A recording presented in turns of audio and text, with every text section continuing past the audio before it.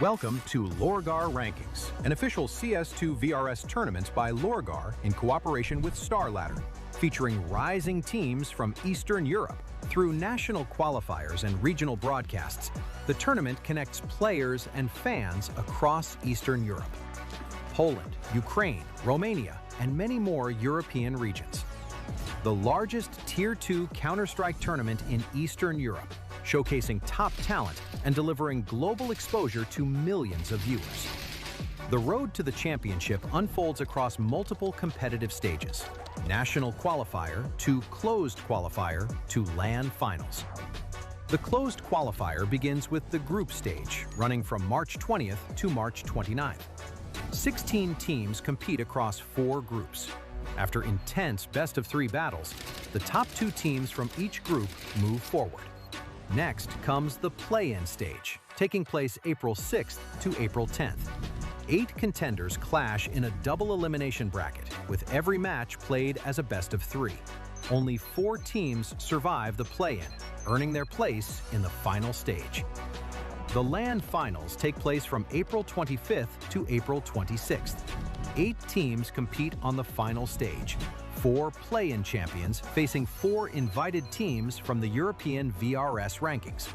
All matches will be played in a single elimination best-of-3 format. 2 days of high-stakes Counter-Strike, the best players from across Eastern Europe competing for glory, and a $50,000 prize pool on the line. Stay tuned and watch the action live.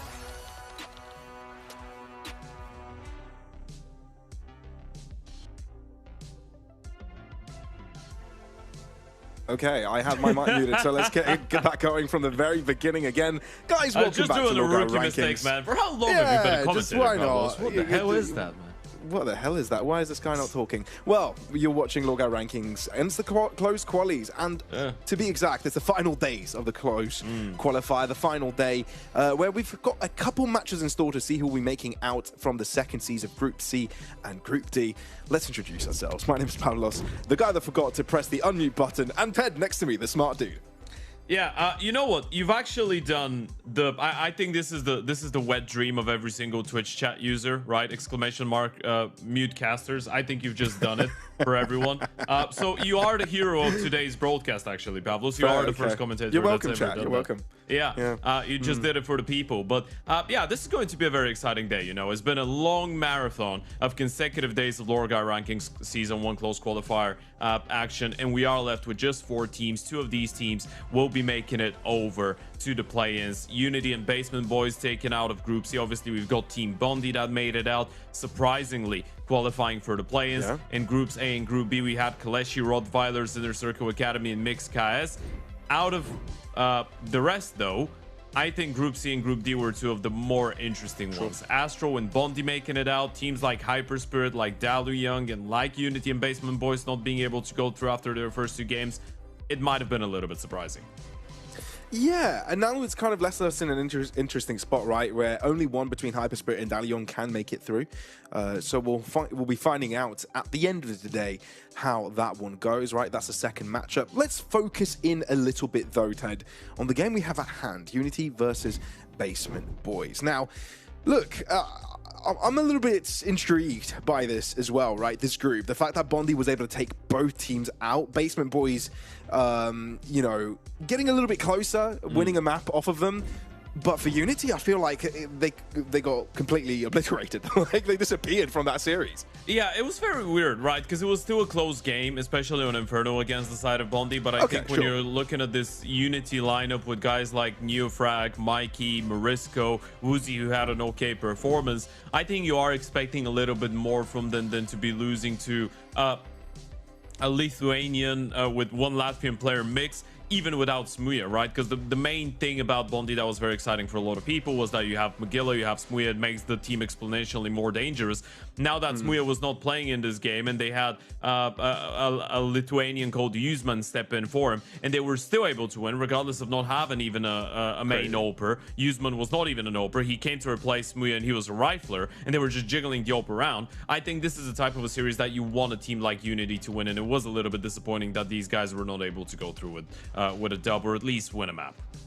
Yeah, that's fair to say. Fair to say. Now, I have been a little bit surprised by some of these individuals. Mikey, for some reason, as we dubbed them, Big Man Mikey, in the early stages of the group, had some really high-standing performances. Was cool to see. On the other end, though, Owner seems to be in charge of the rest in regards to that fragging capability. A lot of standout moments from him overall. I feel like you know, Basement Boys have shown up as one of those teams with a lot of potential here in this 2-2 scene that can upset quite a lot of teams, but like so many others, plagued with that inconsistency. Yeah, it was a little bit of a mishap against Bondi in the first round, right? We all remember that overpass game that went into overtime. They win the nuke afterwards and they lose on Engine. So in reality, it could have been a 2-0 win for the Basement Boys if it wasn't for the great performance coming out of Smooya, Streaker, and the others over at Bondi. But after that, I think they've been able to rebound very nicely. A 2-0 win over Qualifier, 13-8, 13-6.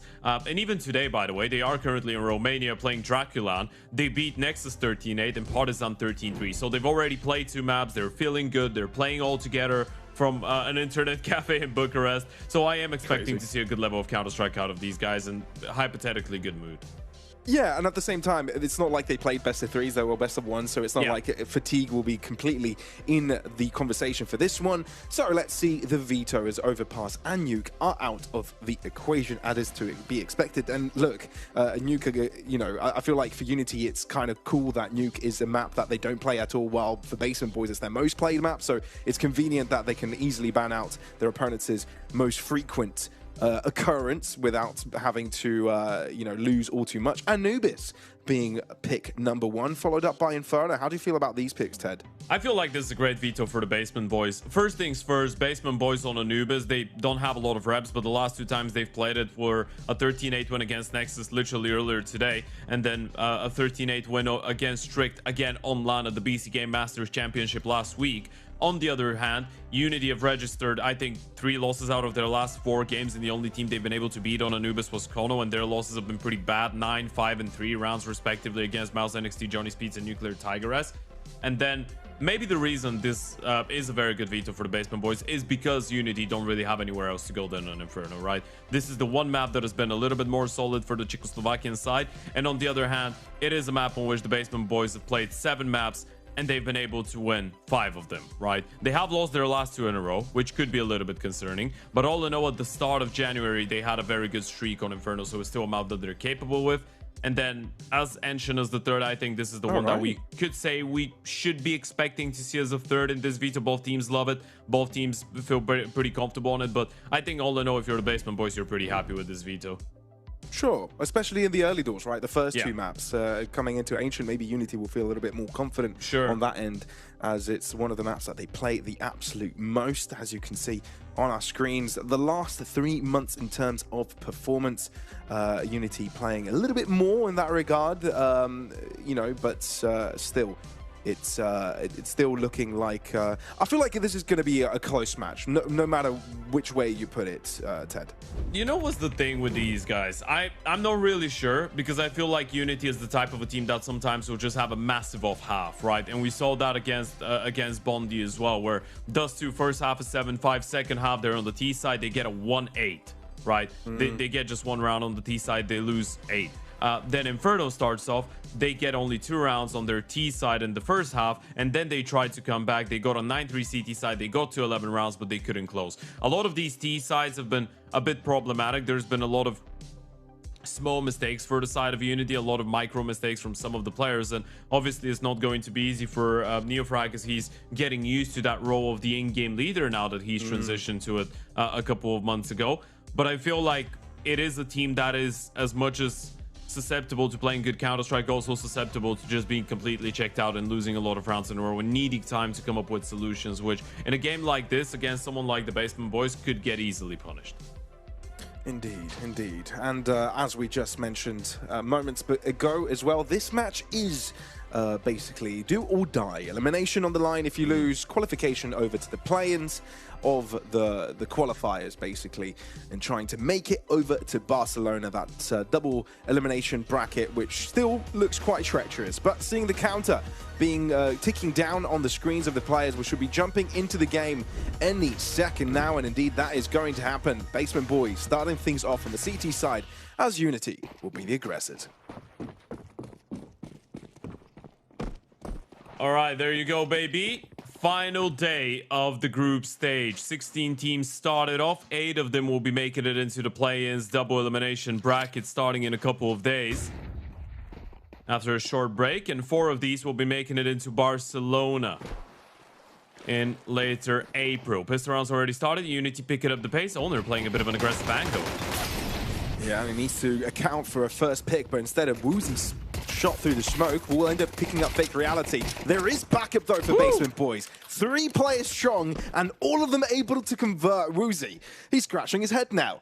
He's standing in front of a pile of bodies, so he might be thinking twice before trying to approach the smoke, but it will fade out, dissipate. Ooh, grab a nice little think, but considering there are 3 players that he has to handle now, it is a far-fetched ask. Especially now that he's down to 19 points of health. What a glorious hold from Basement Boys, though. They were fully under control the entire time. I'm not quite sure what types of utility they use there, Ted, but the crossfire setup looked quite decent. We're gonna see it on the replay, I think. But there was one smoke in particular that really screwed up the tease. I'm still curious to see if Uzi's gonna be able to find another kill. That could be the difference between them going for a force buy and just playing the full eco in the next, even without the bomb plant. I might have the money to get something. Going all the way around to potentially stop Woozy from dropping back or maybe creating a backstab. Indeed, Woozy wanted to prolong it, try to see if Basement Boys give him anything. Yeah. But, no, not going to happen. We're going to spot it out on the replay now. This is, I think this is good prep out of the Basement Boys, honestly. You started off with a smoke in towards the B-bomb side with a bit of a stack, and they re-smoke connector. Now, this is the main difference maker, right? You saw the left and right-hand side smokes on the bomb side for the T's to get in. But then that's a split, right? You have a bunch of players coming in from Canal. So the moment you smoke them in connector, they can't play through the smoke. They're blocked. The main players are very easy to isolate, and it was just 2 of them. So it was a very weird dynamic for Unity to make their way through. It's just that one smoke that screws them up big time out of the Basement Boys. Ted, I'm upset. Why? You promised me a replay, and it didn't show. Well, I gave you an audible replay. It's an audiobook type of replay. Fair. And it was enough. You're enough, Ted, in case you've ever heard that. More than enough. First time in my life. Sometimes too much to handle, to be fair. You're quite annoying in some occasions, but other than this... My mom told me she hopes that I would be one day, if that counts. Your mum hopes that one day you'll be enough? Yeah, yeah. Ah, okay. Well, Unity, well, they weren't barely enough. No picks for them. Just walked into a meat grinder, tried to combine it there somehow. Segue it into the game itself. But I can segue it into the LORGAR platform. You can get yourselves any type of peripherals you want. Anything having to do with gaming. Just equip yourselves with some top-of-the-line specs. Yeah, they have racing cockpits, which is the coolest thing ever. That's one of the things that I would put in my man cave one day. Has anybody ever tried using that for a surfing server? Surfing in CS with a racing cockpit. You know what? You might have just come up with a fantastic idea.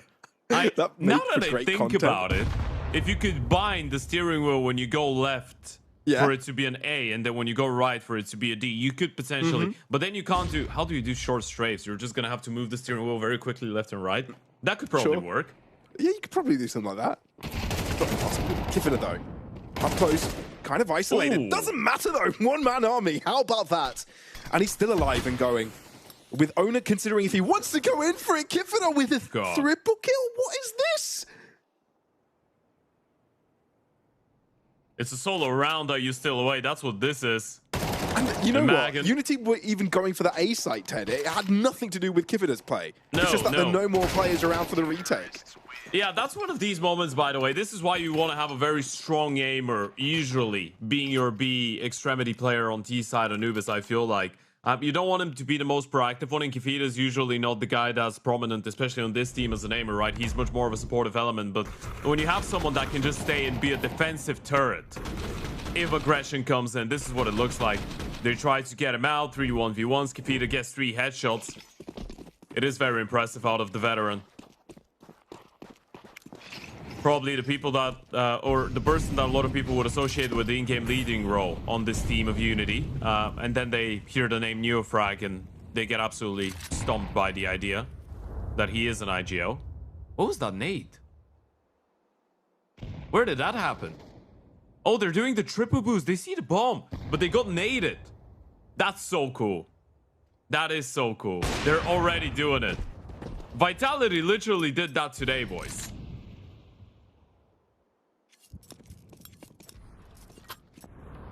So now, That back is into the mental. breach. It's crazy, right? Yeah. Here we go, though, now. This boost is it's actually very crazy because Vitality literally did that boost, I think, yesterday or today. I think it was yesterday they did it for the first time. But I am trying. Now, the hunt here is to realize which team has done it in Prax against Vitality. Because Flamesy did say that they've seen it in Prax. Someone did it to them, and that's why they did it. So I wanna know who created that. Who created that monster. What came first, the chicken or the egg? I mean, we know what came first, but we want to know where it came from. You know, who is the creator? Yeah. Who's the creator? Yeah, and they've just won a full buy in a 5v5, just walking into a bomb site, by the way, which is a bit iffy for the basement boys. I guess they hold on to the guns, which is not too bad, but this is making you feel very good if you're the IGO of Unity right now. Maybe even better than just going and killing them. You get such a free round on the board. So this changes the game quite a bit. Solid stuff from Unity. Seeing mounts and heaps of damage dealt by nades early doors as well.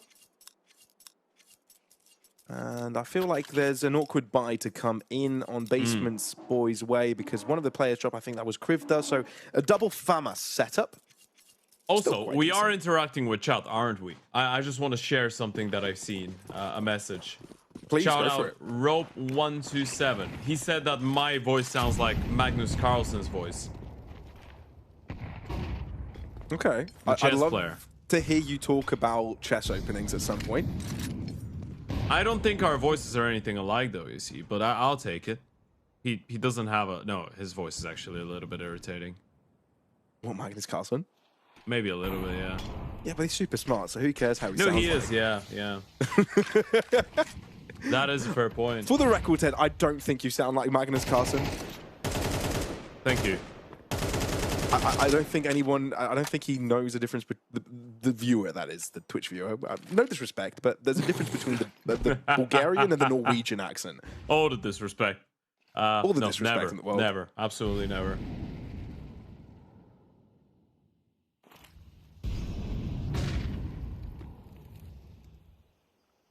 So a lot of mid-control to come Unity's way if they're able to make it through doors, and that's exactly what's going to happen. No resistance. Practically working is splitting the map in two, and if Owner's not cautious, he might even have a backstabber in the making that he'll have to deal with, and indeed does turn around. Good decision. Ooh. But being distracted by the B main push, smoke flashes, this could be troublesome. Boost in play. Fake Reality and Maggot up there. Owner finds the one. Does he see a situation in which a second can appear? Neofrag joins in. Can he help break through? The boost has to dissipate, has to fall. Fake Reality holding on for one, but so many stamping AK-47s on the ground, Krivda.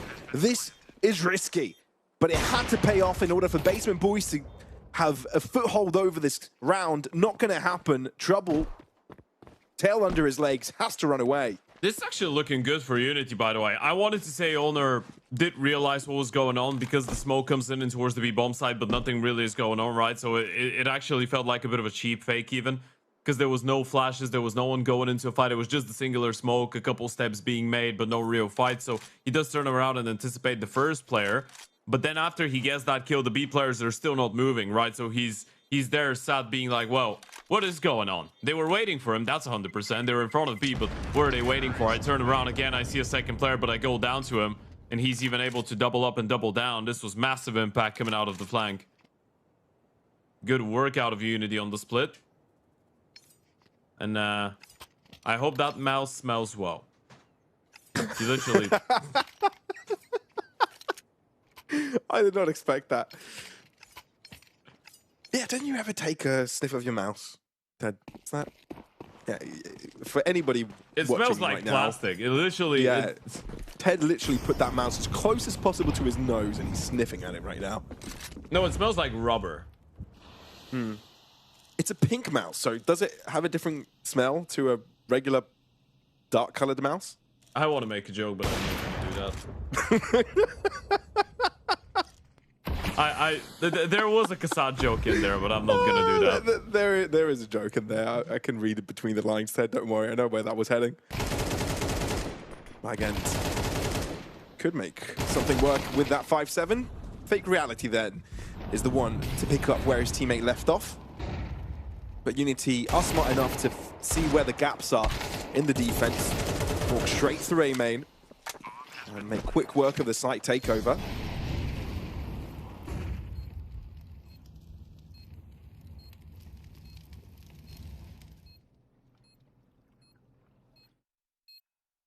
Already looking like a good T side. What I like right now is that there's a very set idea of what Unity want to do. And I think, actually, there is an interesting point of view for this map for Unity. The reason I think a team like theirs could be decent on Anubis is because this is a map on which the T side requires you to have a lot of set calls or enables you to have a lot of set calls off of spawn, right? So you can have a very set idea of what type of a round you want to play, how you want to split, where you want to execute from the very beginning. And you can just go and proceed with it, and it could be very successful. I think for someone that is going through the transition of learning how to be an efficient in-game leader, even though he has been for a couple of months now, it's still probably a fairly new thing, it feels like, for Neofrag. I think this is very beneficial. If you can just have everything pre-planned, right? Or if you can just stick to the plan. You know you've got a bunch of rounds, you read the game, you see how the CTs react, but you can call something and everyone knows what type of responsibility they have in this specific round. You're calling, for example, we're doing, I don't know, Spirit A-pop, and everyone knows what utility they're throwing, what pathing they're taking. It does make it easier when you're a new in-game leader to play a map like this.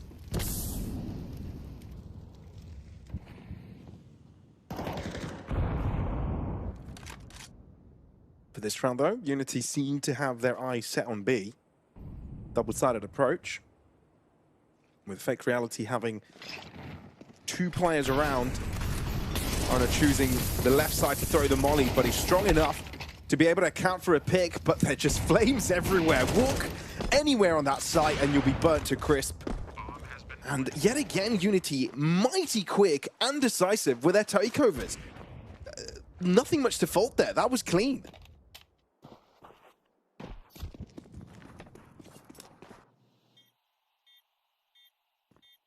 Sure, Basement Boys have to go back to saving. That will be 3 rifles for the next. That will keep them going. But Unity are starting to make these mounts up.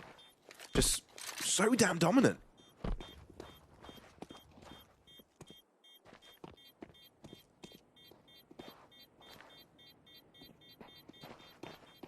So now, looking on to the next one, you've got Fake Reality and Ona in a difficult position. Sure, Krivda can drop something, so not the end of the world, but you know, the CT economy is a little bit too tough to maintain. So they can't keep and afford for these things to happen. I wonder what the solution is. Generally speaking, it's probably aggression, right? They've been trying to play proactive, well, not proactive, but reactive Counter-Strike. Just play on stacks on the bomb sides, rotate based on what the T's are doing, try and, you know, lean into some gambles at times. I feel like they wanted to start it off proactively, but then the pushing towards B lobby came in and Kefida had that triple kill, so they got a little bit discouraged. I think get back to being a little bit more assertive in the way that you're looking for information. Try and shift the odds in your favor. Yeah, I'll turn your attention to, I think it was round 3, Ted, where 3 players just explored outside of B main and Kefida was there to stop them. So, yeah, I don't blame them for feeling a little bit rough about That's going for interesting, something by like the this. way. The T started the round with 4 smokes, and now they're going for a quick pop. They don't God. have any more smokes left. They need to get the kill. Against center side. Good for the one, There's but one give it more. up. Also to trade it. Fake Reality causing some trouble. And this time Unity are able to take the site, but with less ease. Now left with 2. Mikey trading right back. 3 more, but 2 different locations he needs to account for. Oh, what? Jumping high, that was awkward, but at the same time, Krivda is around to help. So Basement Boy is able to break their silence. It's a very interesting round out of Unity. Now, what they did was they threw 3 smokes in towards B almost instantaneously. They had a left side smoke, right side smoke, and a connector smoke. So they made it look like they just want to go out, plant the bomb, and then, you know, try and go B lobby or just defend, kill them through the smokes or push through a smoke with a flash. I don't know. And then they had a deep smoke in towards a lobby. So on minute 25, they just decided to go for a walk down middle, but they still had to smoke camera, or not camera, tempo, sorry. So they go into the A bomb side after using 5 smokes, and they just had a bunch of flashes and a bunch of mollies. And they nearly make it work, by the way. It's all on the back of, I guess, that player in towards A main being able to get a kill on the aggression, but it was a very uncomfortable bomb side to be on. You had the bomb side and nothing else, and you didn't have the smokes to secure or delay some of these positions. Nor the backup, really. Yeah, you might want to hold on to a little bit more utility for later on in the round. See? That looks much better. You just smoke console, you can take water control and have comfortable players in towards A main. You smoke B main, you deal with Krivda, you push the Oper back. It's a much better start of the round. And that first fight is clean as well. Trouble never got an opportunity to trade back. That's a re-smoke, bloke off, but smoke blokes don't stop Mikey. Ooh, Woozy is also playing around doors. Fake Reality to punish, and Mikey trying to use that to his advantage. Not quite able to exploit the distraction. And Owner tries to play catch-up, and he's successful with it. The thing is, Basement Boys are very spread apart from one another. So Unity can try and take advantage of this spread. And that's exactly what they're trying to go, quickly into this B side. Sure, you've got Owner closing in the distance, but now Fake Reality has been isolated. Down low on HP. Owner jumps in just on time. So Unity have got the site control, but now have to play catch-up 2v3. Didn't really feel like they needed that aggressive move out of Kefira, though. He gets punished. Now you have a 2v3 hold. Good thing is, that player in towards Canals is going to be very late with the OP. So as long as they win the fights against the Tempo players, they should be alright. But Trouble's actually taking first contact. He's making all the noise. The Temple players are low. So Trouble trying to distract, but there's still more players to account for. The Palace angle. Owner will get shut down, albeit giving it his best go. Unity holding that one down, and that's down to quick reactions in the start of and middle of the round. Very good work out of Neofrag, by the way. Sometimes people will forget that he's actually a star player, even though he is an in-game leader. He still has the aim, still has the mechanics. Big double kill towards the back of the bomb side, supported by Morisco as well. One of the main weapons of this team of Unity is the fact that you have 3 players that used to be the #1 star on the team that they've played on. Morisco at a certain point was the star for Sinners. Neofrag obviously was the star for Sinners, and then he played on teams like OG, for example, even ITB for a little while. Mikey, the star, coming out of the Czechoslovakian scene literally 1-2 years ago, but unfortunately things didn't quite work out for him on an international level. But he was part of that Unity team that made it to an RMR, I believe it was, the entire story. But he played on eSuba, he played on Enterprise.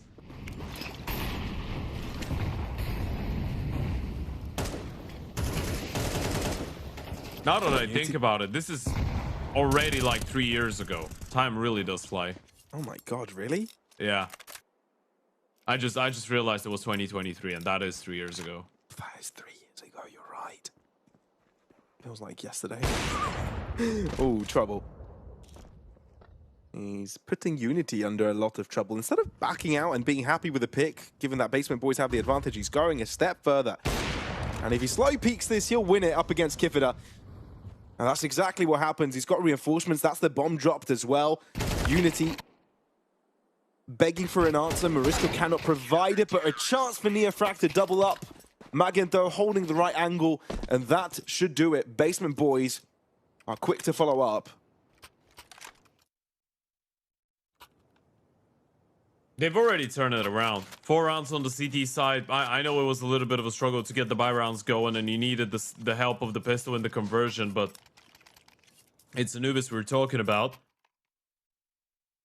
And 4 rounds already with the potential to get a 5th. That would make you feel great. It would make you feel like you've done everything that you had to.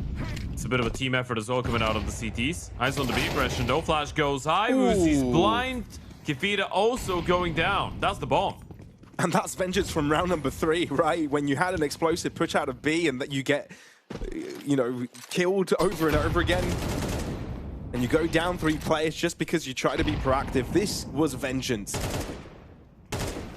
And with that early aggression, you pretty much unlocked the round.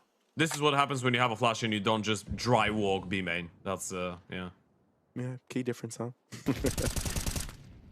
Krifta doing his due diligence, checking every sort of nook and cranny. I won't fall victim to that off play.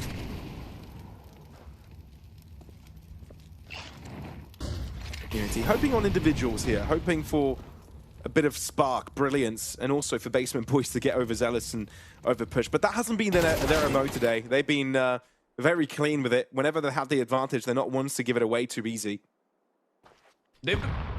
They've been successful in turning this up around. I think that at this point, you can say Basement Boys are the big winners out of this. Sure. And considering Unity had a sequence of rounds where you could say the calls were good, the individuals were delivering, it was looking like a very solid team effort. Now the Basement Boys have really stepped up the game. Owner with another double kill. We're seeing 2 very fragged IGLs on this map so far. Neofrag on 7 kills is the top fragger for his side, and Owner on 11 is the top fragger on his. But Ted, let's face it, this wouldn't have been the case if Basement Boys hadn't won the pistol in the follow-up, right? It kind of shows the importance of those early 2 rounds to in how relevant you are in the game itself. Because when it came to the buy rounds, Unity had a massive streak of form there, right? Yeah. It felt like Basement Boys were very late to the party, but because the pistol and follow-up were there, yeah, the difference doesn't look too good.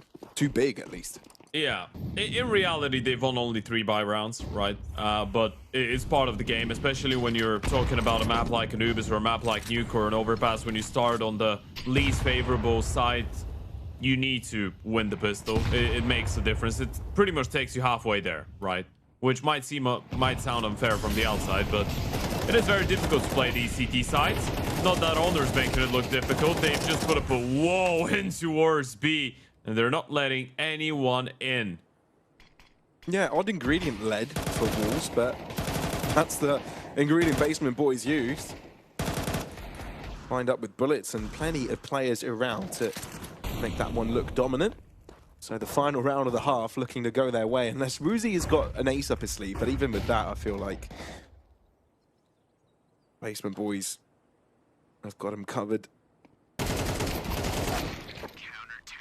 Yeah, they did go for the peak, try to go for the chase, but it is the gap closer. Full equilibrium by the end of the half with Basement Boys closing down the difference 6-6. And now they can focus on being the aggressors. It's such a big first half out of Owner as well. Look at these holds. Look at how sharp he's looking, the in-game leader. One of the last people left out of the original Basement Boys from a couple of months ago. At this point, it's just him in trouble. Magan, Kriv, the Fake Reality, all of them a little bit newer to the team. And Owner is still only 23 years of old, by the way. Is the same person that was on Spirit Academy in 2022, 2023. Played on Bait in 2021 for the first time. He's been around and about. Even played on that Hellraisers lineup, which was, I think, the last Hellraisers lineup in Counter-Strike, which left CS in March. Oh, no, it was February of 2022, actually. Oh, man. Dude, you're finding more ways to make us feel old. Yeah. Just think about that. He played with Wonderful on Hellraisers. And that was 4 years ago. What? Morris goes in trouble. Yeah, he was dinked early doors, so quick pick. Pistol shot. We're going B. Put him to the ground, and it is going to be a B push. Thing is, Unity have stacked up here on Connector. Cannot convert though. Owner and Trouble are an unstoppable duo. Has the timing built enough for Kipper to drop in? No. God. The answer is a resounding no, because Trouble, with on that P250, he's an absolute madman. Yeah, I have no idea how he's able to get both these kills. Even if he does go down, his teammates are still in an advantageous situation. They're just winning all of these fights right now, and Neofrag's got a little bit of thinking to do. What do you really do in this situation? You can't... I don't think you can go for force. I think it might feel a little bit too risky, but in the same time, do you want to let the Basement Boys run away with a 2-round lead here? Trying to put up the damage, trying to fight back. But just getting repetitively shot in the face. And I feel like this is one of the biggest weapons of this Basement Boys lineup. I think this is the type of a team that is actually better on LAN than they are online. Even when they are playing an online tournament, when they're all at the same place, I think they're the type of a team that feeds off of the energy of one another. And that's been the case with them for a couple of months. I mean, it makes a Basement massive Boys. difference. No matter what team it is. Sure, we kind of see it reflected quite a bit for Basement Boys, but yeah, being able to be, you know, held accountable for picking up your phone, for example, losing focus for a little while. Yeah. You know, having someone right next to you trying to boost up your morale. A pat on the back, a fist bump. Makes a lot of difference. Makes it lively.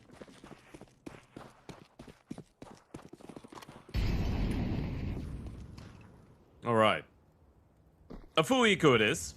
So we've just got the D on Neofrag, the good old Zeus on Mikey, and the good old bullet through the skull of Kavita. I was about to say. Oh. The exact same thing.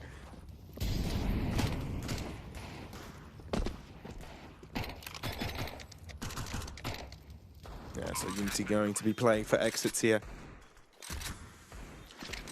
Unfortunately for Mikey, no one will be walking to him in the close quarters fight.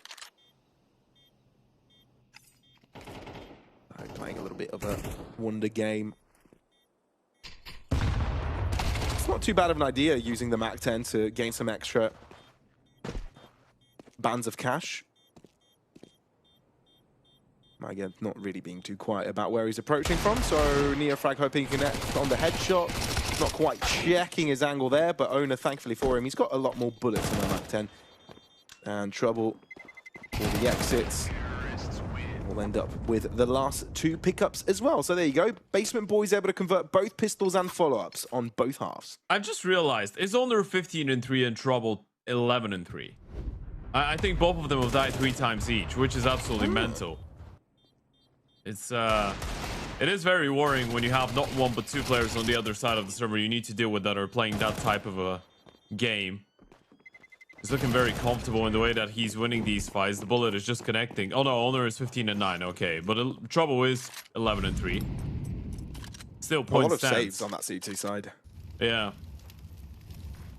I mean, you can clearly identify the Oper.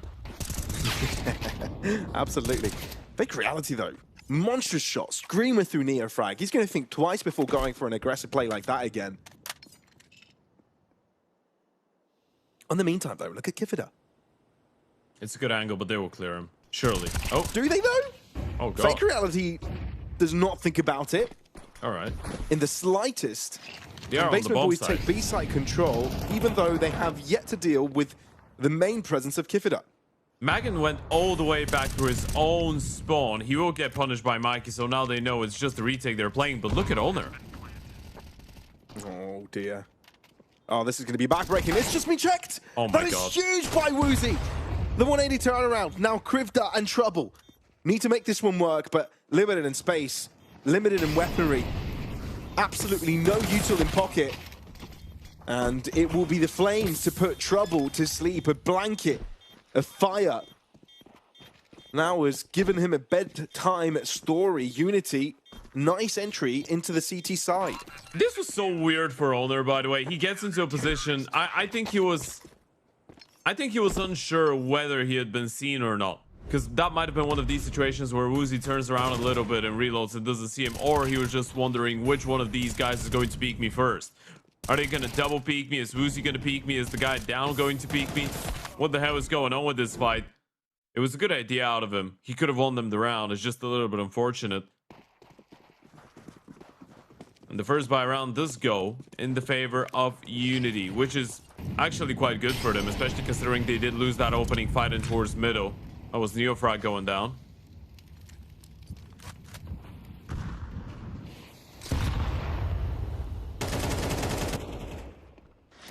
Again, Unity trying to play preemptive Counter-Strike. Yeah, it's also the late drop in towards canals, right? You're going on the second timing, not instantaneously. You're allowing one player to go out, then you go for the late flash and you retake it. Makes the T's a little bit more uncomfortable. Issue is, they hadn't really progressed too deep in towards canals at the point in time. So you couldn't really catch anybody off guard, but you did use the majority of your utility. You don't have a single smoke, a Molotov, just flashes and 1 HE left on the CT side, which could be problematic. Tough.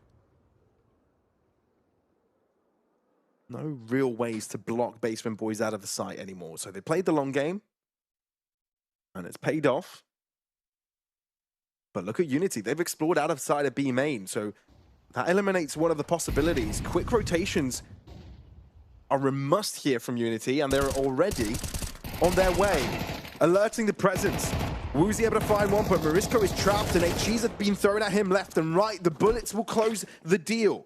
Now you need to get the bomb into the ground. Neofrag trying to catch up and stop this bomb from going down, but the spray is rough, and Fake Reality will exploit it. Unity have to wave the white flag. Yeah, that's tough. That's very tough for Neofrag. It's probably a kill that he's going to get 9 out of 10 times. It's also the fact that they were contacting main, but Morisco couldn't get the insta headshot onto the Mac-10, so then the player reacts, swings, and he's stuck towards the back of the pillar. I was just going to say, this is the perfect way that the round could have gone for these two players on the A bomb side. The Basement Boys just fake middle with a little bit of util, but they just contact out A main. That gives both of them a fighting opportunity towards A. Couldn't really take advantage of it though.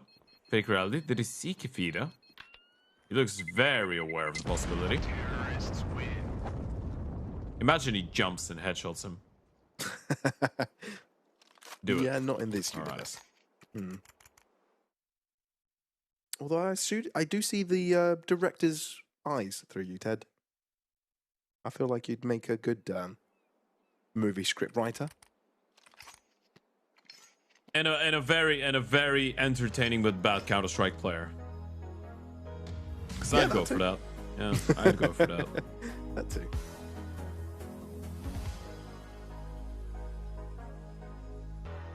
All right, first tactical timeout for Unity.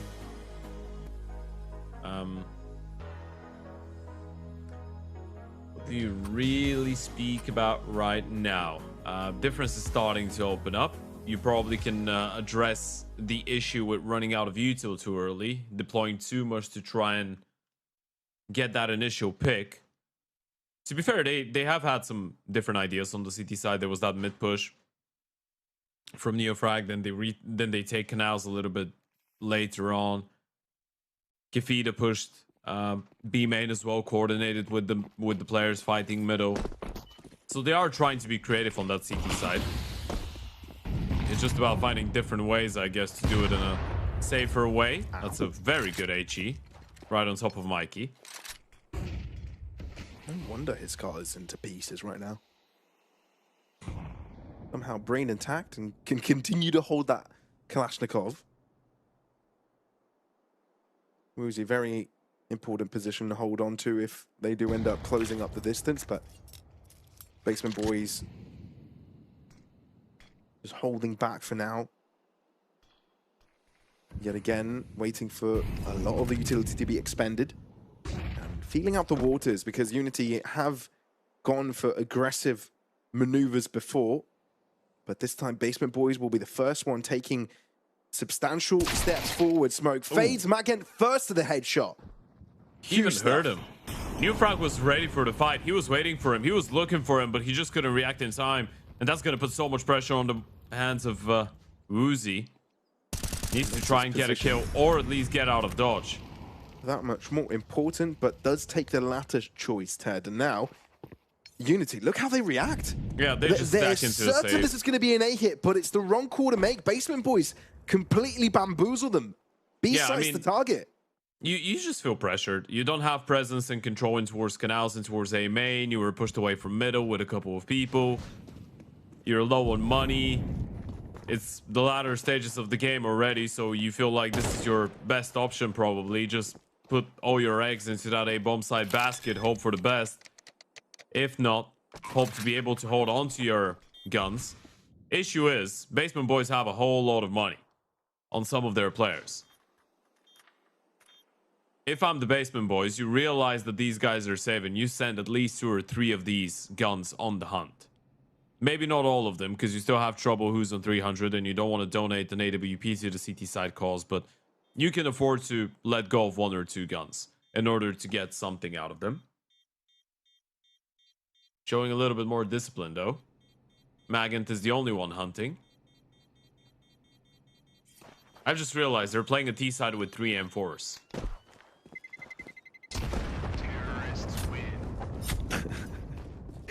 Yeah, and they'll be able to hold on to them later on. It doesn't make sense to reinvest. Yeah, the CTs, the Ts went around, and then the CTs and the Ts have the exact same amount of AKs. And the exact same amount of M4s. This doesn't happen too often, does it? No, not really. At least for 2 rounds consecutive. Will Unity switch something up? You've got an early aggression with 3 players into B. No one from Basement Boys around, though.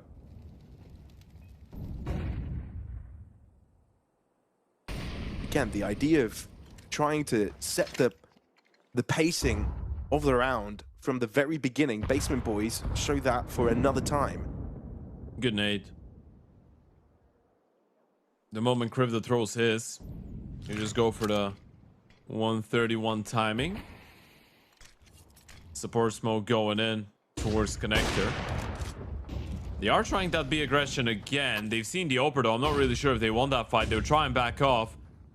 And again, the only issue with this is that you are expanding utility, trying to be aggressive, trying to net that opening kill, but Basement Boys have been doing a very good job at not letting you win anything on the back of these aggressive plays.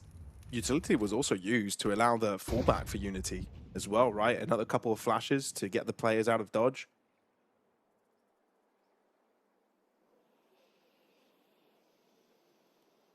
Basement Boys have been brilliant with being able to find little advantages here and there, get a pick untraded, or create pressure in certain areas of the map, and they're doing it this time over in mid. Look at Krivda flying under the radar completely. Mariska knows there's a possibility and gets there first. In the meantime, though, Basement Boys have stolen away site access. There's a molly to block the 2 CT players away. Bomb can go down. A 4v5. This is going to be epic. Yeah, no utility on the T side to delay as well. Just 1 flash into HEs on the CT side is just going to go down to the gunfights. And you're waiting for Woozy to go around the world here. He's taking so much time. Fake Reality realizes a situation like that could be at play, but Woozy will be able to win it. Trade out from Magin, not going to plan. So Owner has to stand tall here. That doesn't happen. Instead, Trouble realizes he's stuck between a rock and a hard place, and it's a bulldozer to take him down.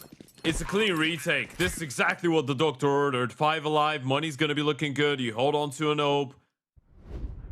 You get the AK upgrade as well. Lovely reaction out of the A players. Morisco just pushing in towards main alongside Neofry, getting that kill. This double kill out of Uzi as well was great. It's such a clean round out of Unity, so well contained. We're the Basement Boys. You give them the bomb side, but you don't give them anything more, anything else. No exit routes, no post-plant aggression. You just keep them trapped. Finally getting rid of the M4s on that T side. Don't know if that's a good thing. Well, it's good that you've won a round, but... Ooh, he was holding for it. One tap headshot, indeed. Was he? All too aware. Or that must have been a very quick flick if he wasn't. Sure. Both possible.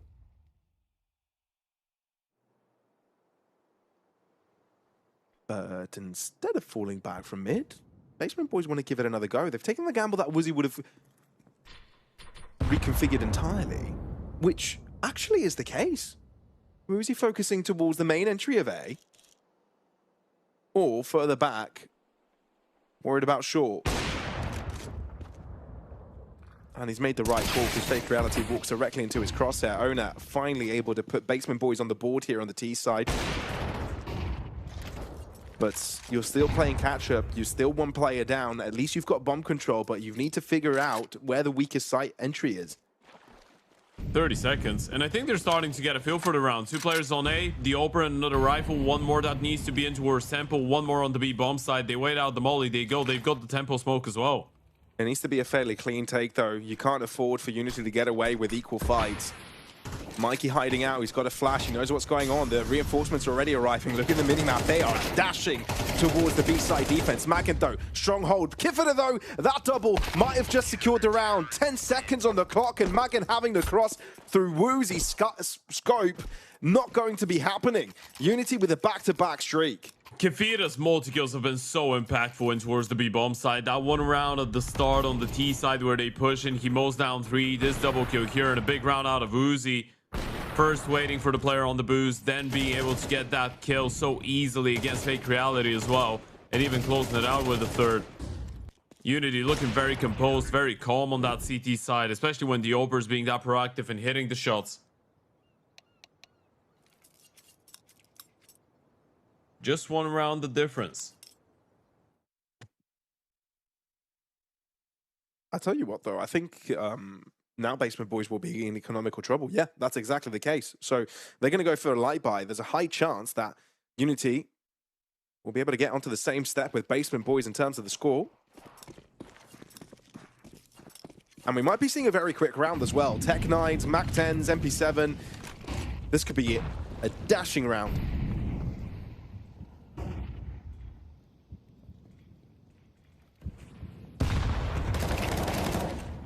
Oh. Great HE and great follow-up by Neofrag. Doesn't get much better than that. Cleaner than that. Yeah, very disruptive. Lurk smoke comes out. There is a bit of a gap on the left side. They've not seen him yet. That was just a protocol spam. Now they have. He does get the pickup onto Neofrag, but with the refrag coming in straight away, it doesn't really change too much for the round. That is, of course, unless those 2 players in towards middle were able to somehow get the kill onto Kefira, get the AK, and then run down Morisco. Then it becomes very funny. Thing is, the best chance they have doing that is before Mikey gets here. If he gets here in time, which indeed is the case, then they do not stand a chance. Won't come down to that, because Kefira takes a moment to swing at that corner himself. So the double kill is his. Equilibrium is true. And Basement Boys basically beg to find an answer here, a way through. Yeah, they're really struggling. Currently stuck in the basement. Which is quite literally where they're playing from, by the way. It's, you know, Dracula's cave, Dracula's basement. Not a pleasant place to be, though. B-pop coming out, utilities in. Can they hold on? Yeah, figuratively. Sure, it's a nice place. IRL, Mikey. Ooh, even blind, able to convert onto a second. Sure, he goes down, but the damage has been done. The job has been successful. Even though he burns from the underworld, Mikey's able to get a double kill. The mollies were so good. The execution was great. They were just blocked off by the smoke, though, and couldn't jump out. Mikey stops the first 2 players, and this was just down the entire play. So what's next for Basement Boys? Do you already think about the next round? Trying to keep rifles into the next one? Okay, you're taking it that a step further, really. It's been very difficult because they are trying different stuff, but I really like that CT side out of Unity, to be fair to you. True. We've seen good reactive Counter-Strike. They've had different ideas of taking initiative and being creative at different rounds. Now they know this is the first full buy in 2 rounds for the Basement Boys, and they've struggled to pick up some. So they might try and simplify things and just hit a bomb side hard with an execution. Wow. So they start 3 in towards B and 2 on A, and they leave middle. It's just very basic but diligent type of approach coming out of Unity in a lot of these rounds. Some good reads on the situation. individually sound on every level too. I don't feel like anyone from the Unity squad is lacking. I mean, these usually go together. I think they go hand in hand. When you have the right ideas and everyone's communicating well and you know exactly what is going to happen, it's a lot easier for people to just be locked in and feel confident in the setups that they have, the position that they have, what is going on.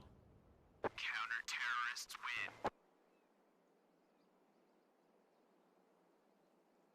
Alarm bells ringing for Basement Boys.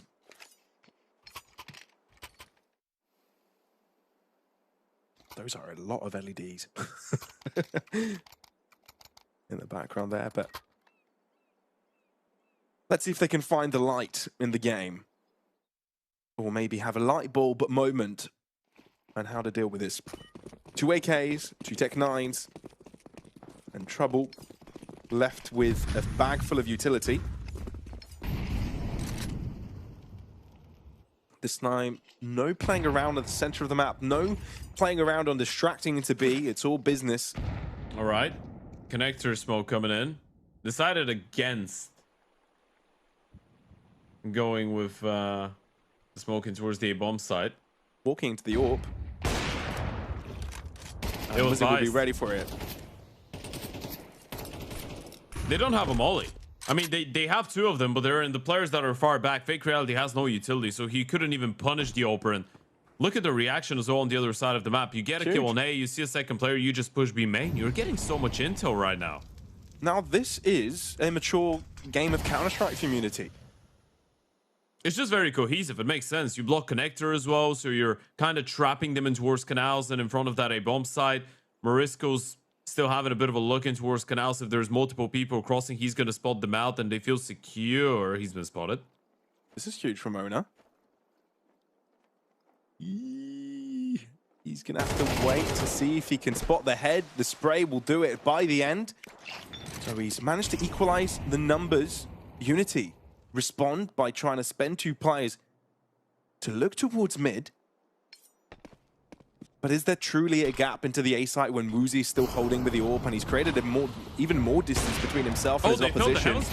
Still able to find one, and indeed, without being able to smoke this, Woozy has a free position. And indeed, 10 seconds. You're not going to be pushing into the A site anymore. The choice is to hold back, save the AKs, but this provides a round to Unity. I can't believe one failed smoke is what is going to cost them, and Trouble might even go down after a time if they were a little bit quicker on that push. Neofrag is not going to be able to get there in time. Oh man, that smoke. Uzi opens things up. Then Owner gets that kill. Molly's in towards camera. That opens up a gap. The Oper was all alone. You smoke him up. At least you can get onto the bomb side. At least you get a plant. That wasn't blocked by Woozy. That was just a straight up failed piece of utility out of the Basement Boys, and it cost them so much. It might cost them the entire map.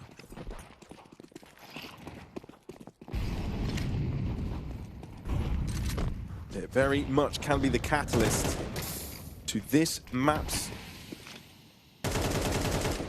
result. And that is their map pick as well, let's not forget. This is the reason we thought this veto could have been very good for them, because they usually like an Inferno and an Anubis, but that Anubis has not been going their way. Look at Neofrag again. He's just dropped down canals. They've not heard him. The deep smoke might give it away, but he could be getting a free kill. Oh, he could Honor seen him. Shut down and heard. He made a step. He made noise. 1 for 1 by the end, though. So Basement Boys have got something to work with, but Mikey being an additive to the angle is what keeps Unity ahead. And Basement Boys trying to break into this B side, but do they expect Kivita to be crouched into the angle? Fake Reality does. So Mikey now crunched in, finally shut down, and Basement Boys are winning their individual exchanges. That reload baited him into the crosshair of Kivita, but he just couldn't win the fight. Mikey's not able to get the refrag. He's too pressured out of the water player of Owner. He's going to throw Morisco into the clutch. They've got plenty of money for the reinvestment into the next, meaning Morisco could give it a go. He will land the headshot, but a headshot from the M4, not really sufficient to confirm the kill. So 1 round the difference. I did make a joke before the start of this broadcast that I am ready for an overtime on the first map. And I think you could be correct, or maybe entirely correct.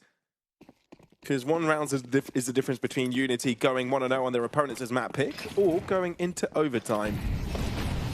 We said many good things about how structurally sound Unity has been on their bye rounds, especially here on CT. To be fair, they were in a very good position to even win the previous one. I'd say they've been playing a very, very good defense. As the middle again, something creative might be cooking up. Do they want to break the smoke? Do they want to fight on the fade? What's the plan? I think they're pushing. They're walking forwards. Yeah. Ooh, smoke phase. Magan has realized he's calling in for help. Fake reality on the other side. Good flash. Yeah, Unity realize this is a bit too shaky. They have to back off. It is a good call to back off, right? You haven't lost too much. You've just used 1 flash for this entire play, and you get spotted out. Player hides. There could be some support there. You can still be competitive and win the round. Playing with just 1 player in towards B as of right now, though. Neofrax somehow stays alive. Should go down. Indeed. Tries to throw in some nade before he has to see the end of the light. But unable to do that. Basement boys have got 35 seconds though. Where's the timing gone? Now they need to figure out what to do. And I think they've now realized that the best call is to go to the left-hand side of the map into this B site. Currently only 1 defender, but the fact that Mikey's circulating over will make this more structurally sound. Oh, that's a big kill. Doesn't have to worry about connector anymore. So all eyes on main. Flash to delay. The swing comes through from Kipper, a self-assisted flash and 2 elbows in front of their faces. Unity. What a performance. Sure, they lost both pistols and follow-ups, but when it came to the bye rounds, they definitely were the strongest team. Yeah, that was probably one of the cleaner performances that we've seen out of Unity in this tournament so far, right? Kefita with a great performance. He finished that map on 16 kills. I feel like all of these were just double and triple kills in specific rounds. Neofrag's calls looked very good. The CT side was very proactive. They were constantly on the look. There was a lot of cohesion. There wasn't a lot of these moments where you would say that on a micro level, the individuals would just not be on the same page. It was a very, very solid map out of Unity. And as you pointed out, and truthfully so, losing both best rounds, but still being able to win your opponent's map pick, that does tell you something. It tells a lot of things. And I think one of the skepticism we had about Unity was the fact that they had a lot of players that played similar positions, that were used to being the stars, and we didn't quite have a cohesive lineup that worked together in tandem. It didn't always feel like a well thought out project. But in this match, it felt like everybody had their role. Everybody knew what they had to do. In no moment did it seem like players were lost. It was very, very, very well played. And yeah, I'm impressed that if they can continue playing like this across all maps in the series, then I feel they can not only make it out of the group, which is what they'll do if they win the match anyway, but have a strong chance in the play-ins as well to have a decent result there too. I mean, technically, if they continue playing like they did, they wouldn't have to play all the maps in the series. They would just have to play 1 more, right? They still have their map pick coming up, and it will be an Inferno. I think Woozy's performance was a big difference maker. He's usually a little bit more frisky with the open. Every now and then, you're going to see him do some silly moves and miss some shots that honestly should be a kill 9 out of 10 times. On Anubis, he was just very solid. He was getting the kills that he should have been. The moments that they felt utility, he was able to punish them for it, which was quite vital for Unity to get round number 12 in the end of the day on that CT side. So yeah, pretty pleased with that performance. I think they will be as well, especially moving into Inferno. Yeah, because if winning the map isn't good enough for them, they've got their own map pick to go into. So folks, we'll be finding out how that one goes and if Basement Boys can keep up with the pace right after this.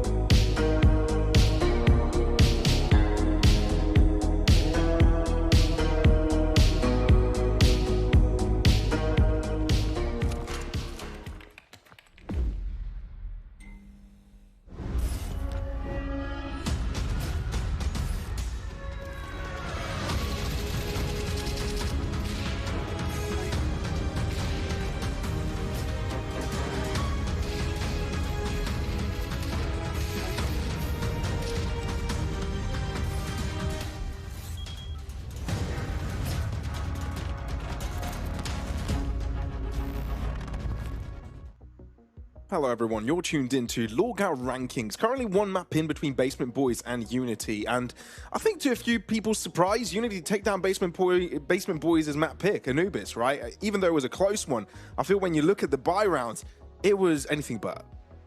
Yeah, it definitely was. I mean, both pistol rounds going in favor of the Basement Boys. They started off both house in a much better way, but then Unity, the moment that they get the guns, we saw proactive play, we saw a lot of different ideas. Again, the same struggles when it came down to having a very dominant T-side performance, which has been a reoccurring issue for them all tournament long. But all in all, the moment that they went over to the CT side, we saw a step up in the level of depth. We can say for the side of Unity. Good preparation, a plethora of ideas, a lot of players stepping up. Uzi having a good performance on the op, Neofrag in the killing department, as well as the calling one. Kefita with a couple very important multi-kills.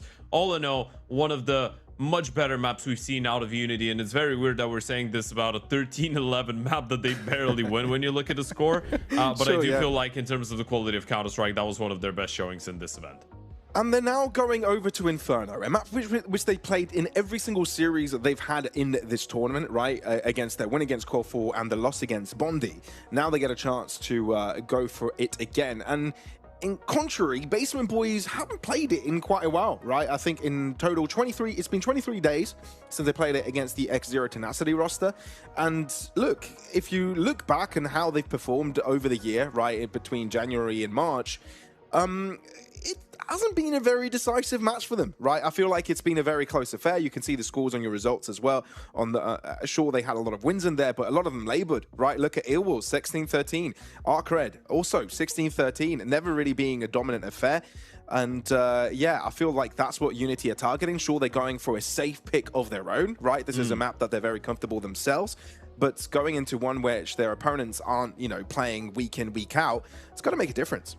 It definitely will, right? It's that type of a map that they had a very good streak on at the start of the year. But as you pointed out, they've not played it in a while, and that does make a difference. Whereas when we're talking about Unity, it is the go-to for a map pick right now. And it's one of the few maps on which you kind of see the big trio of the team. The people put in the best positions to be performing very, very well. You've got Mikey on a 118 rating on Inferno in the last 3 months. You've got Neofrag on 115, and then you've got Woozy on 114. And obviously Morisco and Kefita are a little bit more passive, a little bit more supportive.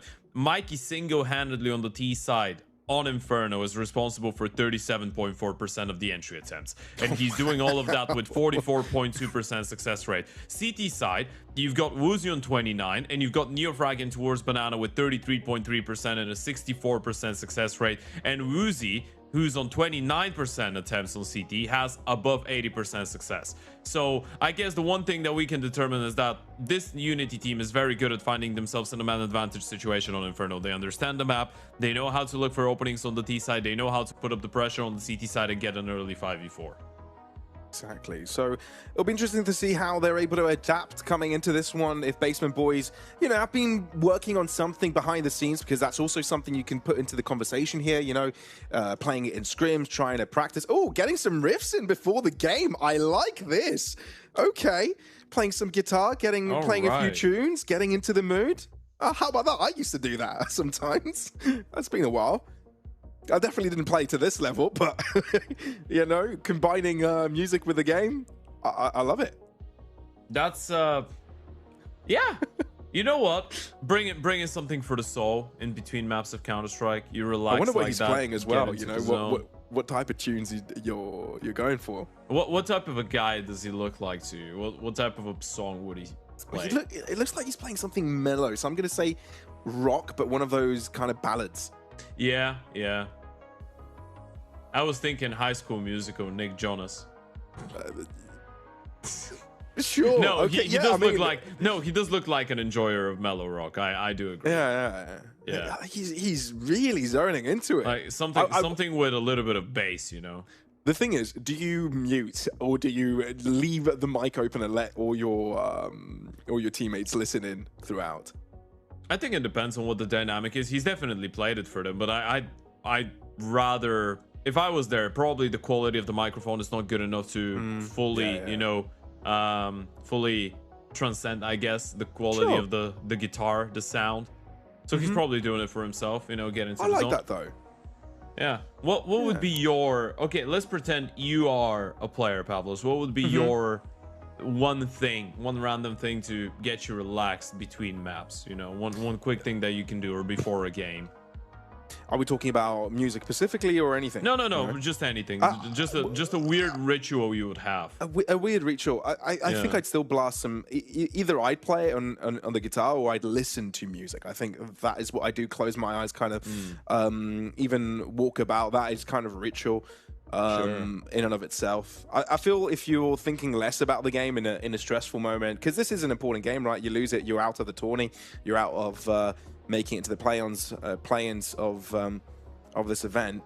So yeah, no, I think something along those lines would suffice. Do you have anything interesting in terms of pre-game ritual if you ended up being in a situation like this? I do. It does involve music. Mine is more of a like a 3-4 step thing. Well, not 3, maybe 2-3 step.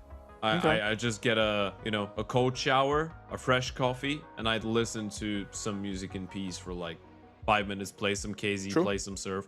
If it's between maps, probably couldn't pull off a cold shower, you know. Then I don't know. Maybe I could. It depends on whether you need to speak to your teammates. If you do need to discuss you've lost the map or something, right? You wanna shake it up a bit, you know. Yeah, exactly. It is quite good for you, especially when you're not really troubled by having too long of a hair cut. Yeah, you just throw water over you. You don't have to wait for your hair to dry. A problem Ted won't have, but we'll see how this one works out for the squad. If the pre-game rituals of Basement Boys have put them in the right mentality to take this game on. Down currently one map, losing their own map pick, but I don't feel like it's impossible to take over Inferno here. There are definitely ways we could see that happen. We've seen the teams now just play out the knife, which doesn't make a difference to where each team starts. Basement Boys will still be choosing where they will start from, and I am assuming they did go for CT. But other than that, we should be ready to go into the game itself. Unless they face the tech pause, which is why I see a pause on the screen. That could also be a very real possibility. Yeah, there's been a fair share of these over the course of the last couple of days, but online Counter-Strike. We move. Okay, so according to the information, shout out to the production team as well for giving us this info. We're just waiting for one player to arrive. We're just, you know, maybe a prolonged toilet break, or maybe they have a hair that they need to dry after a shower. You know what we can do? you know what I'd want to do? This is an extra idea of content before the start of the map that I have, but we can just do it right now without approval from anyone. Yes. Can we do a review and just rate the combos of the players on the server out of 10? Just look at the knife gloves and glove just give combo. them, give them a rating out of 10. I think that would be fun to do. I'm giving base knife, a 10 base out gloves. of 10. I say 10 out of 10 there. we agree on that one. This is based. This is based. How does he even play Counter-Strike? I don't get it. How do you play Counter-Strike for so long and you're playing with no? Oh, Morisco's combo is great. Look at that. But yeah, we can definitely see the combo here. Yeah, brilliant. It's so good. It looks like a divine light. It's just shining. So 200 out of 10 for this combo. Yeah. I'm not sure how many of them we can see from the angles. I'm gonna... Okay, here we go. I see a red... No, this is a skeleton. Christ. Stop shaking it. I want to see the knife, mate. No, okay, I know what it's a slaughter. I just forgot. It's a skeleton slaughter, and I think the gloves are either snow leopard or king snakes, which is quite good. I think we are ready to get into the server though, folks, so this is enough of us talking about skins and the beginning of us talking about actual Counter-Strike being played. Unity one map up, one map closer to the play-in stage of the LORGAR rankings closed qualifier. Basement Boys on the map pick of their opponents will need to go absolutely huge with a 4-man mid-rush. That's the way to go. But the thing is, Unity have spotted out very early and have backed up completely. So Woozy would lose his life. Nearfrag is there as a distraction while the rest of the squad does a lot. Nearfrag gets a double kill. And Unity have crossed onto the A site, bomb to go down, 3v3 for the retake. That's not bad, especially if Morisco's able to find that kill onto Trouble. Yikes. Does so. They don't have a defuse kit. Just a smoke. So you need to move in quickly. Fake Reality to take contact by himself. Morisco thinks twice before peeking again and drops back to the safety of the site. There's even a lurk in the making. Kiffer going all the way around. It's the right choice to make if you want to add to this. Might not even need to go around, actually. But here we go. Pace has gone up. Owner with a double kill now. Fake Reality needs to pick up the pieces, running out of bullets. Has to reload. Oh, dear. And there is no time to defuse now, even if you get the pick. That is the job done. Kiffer knew he had just to walk around in circles, run around, dance into the smoke. It doesn't matter, as long as he doesn't get killed, and Unity get away with round number 1.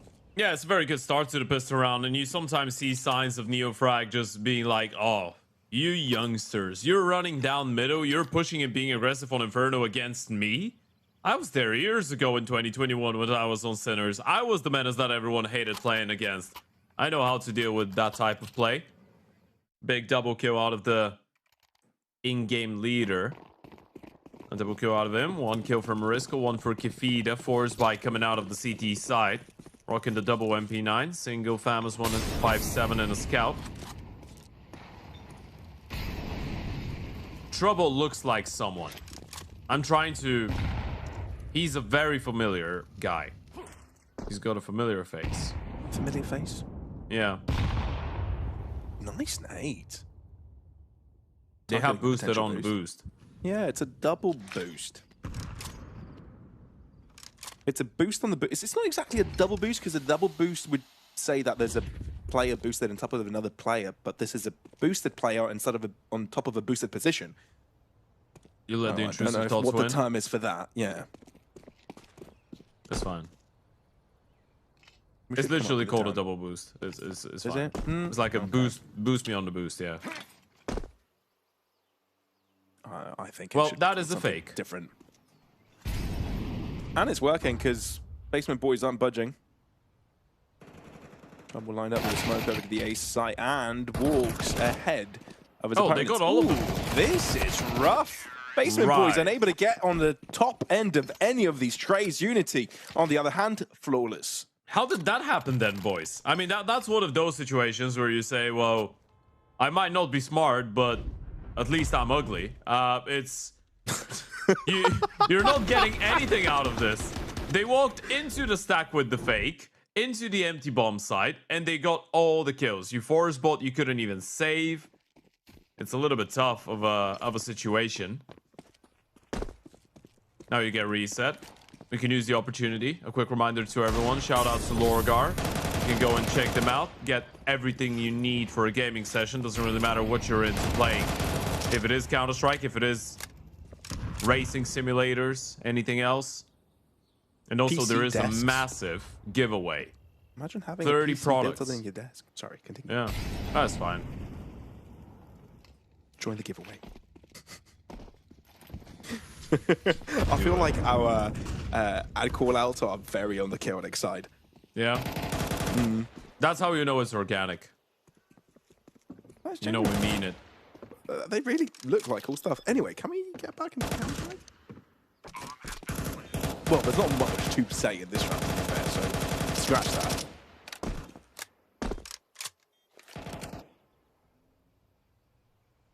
No, what you can be talking about right now is the fact that Mikey is on a 5-1 start, NeoFrag is on a 4-1 start, and those are the two players that you don't want to be feeling confident on Inferno when you're up against Unity. Sure. Basement Boys will have a very tough time of getting, or a very tough task of getting that first buy round on the board. And they need a cleaner one, right? You can't let Unity run away with a big lead towards the start. We did mention that they've had some struggles with their T sides over the course of the last couple of games where they need a very, very long time to come up with a solution. Now, there is a different side to it because of how much time they've needed to actually turn things around when the other team starts well. We don't really know how things go when they start well. And now they've picked up their first buy round of the series. Remember, Basement Boys won both of them on Anubis, even though they did lose. And Unity pick up that pistol. They get a 3-0 lead. There's enough money for the CTs to go for a full investment with an OP, with the M-Force, and with a little bit of util. They decide not to go for a defuse kit, which could come back to bite them in the ass later on. This is the round that they need to win. They definitely have the firepower for it. Can they make it work?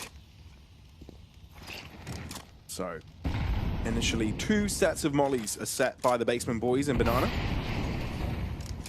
And once they settle, another one is popped. So they really don't want Unity to be walking up here for free this early. They will go in eventually. Some distraction smokes and mollies and flashes are coming over to this A site. Kiffin are trying to sell the idea that it's going to be an A hit. And it sort of sold it correctly. 4 players of Basement Boys have already rotated over. This is huge. Only 1 player around on B, and that's Magent, and he's only with 1 foot through the door. The other one's already on the foot back. They have no utilities to defend this. The moment that this smoke fades away in towards B, Magent has just got a single HE. And unless he gets a triple kill with the HE and the spam, this round is over. They should probably save. I don't know if they should be going for that type of a retake. Maybe now they can give it a go. They've got a 5v4. It's still not going to be easy. Remember, they don't have a defuse kit. They have just 1 smoke left on Trouble.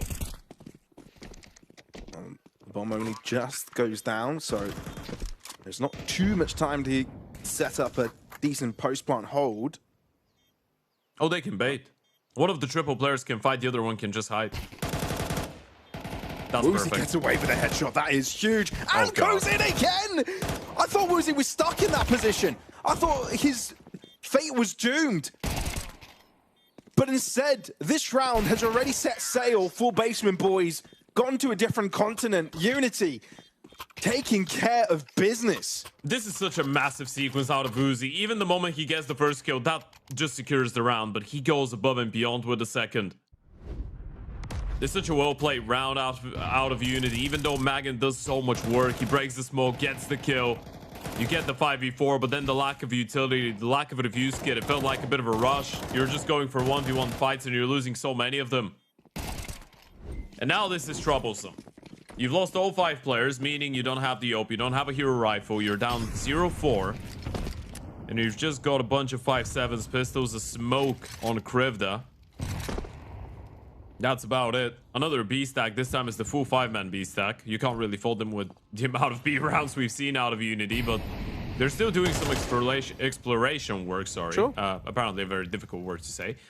In towards that A-bomb side. So I don't think this will be a blind round into B here for the T's. And even in the rounds where Unity did go B, there was always an A element, right? Last time it was a bit of an obfuscation, but you still had, I think it was a Neofrag that walked in deep as well earlier. Yeah. Or was it one of the others? Either way. You already made sure that there was some sort of resistance here. There was a reason why they'd end up on B, and this time they are having 0 resistance. They're allowed to walk where they please. And the only thing that settles is a smoke on B, which Mikey is happy to entertain.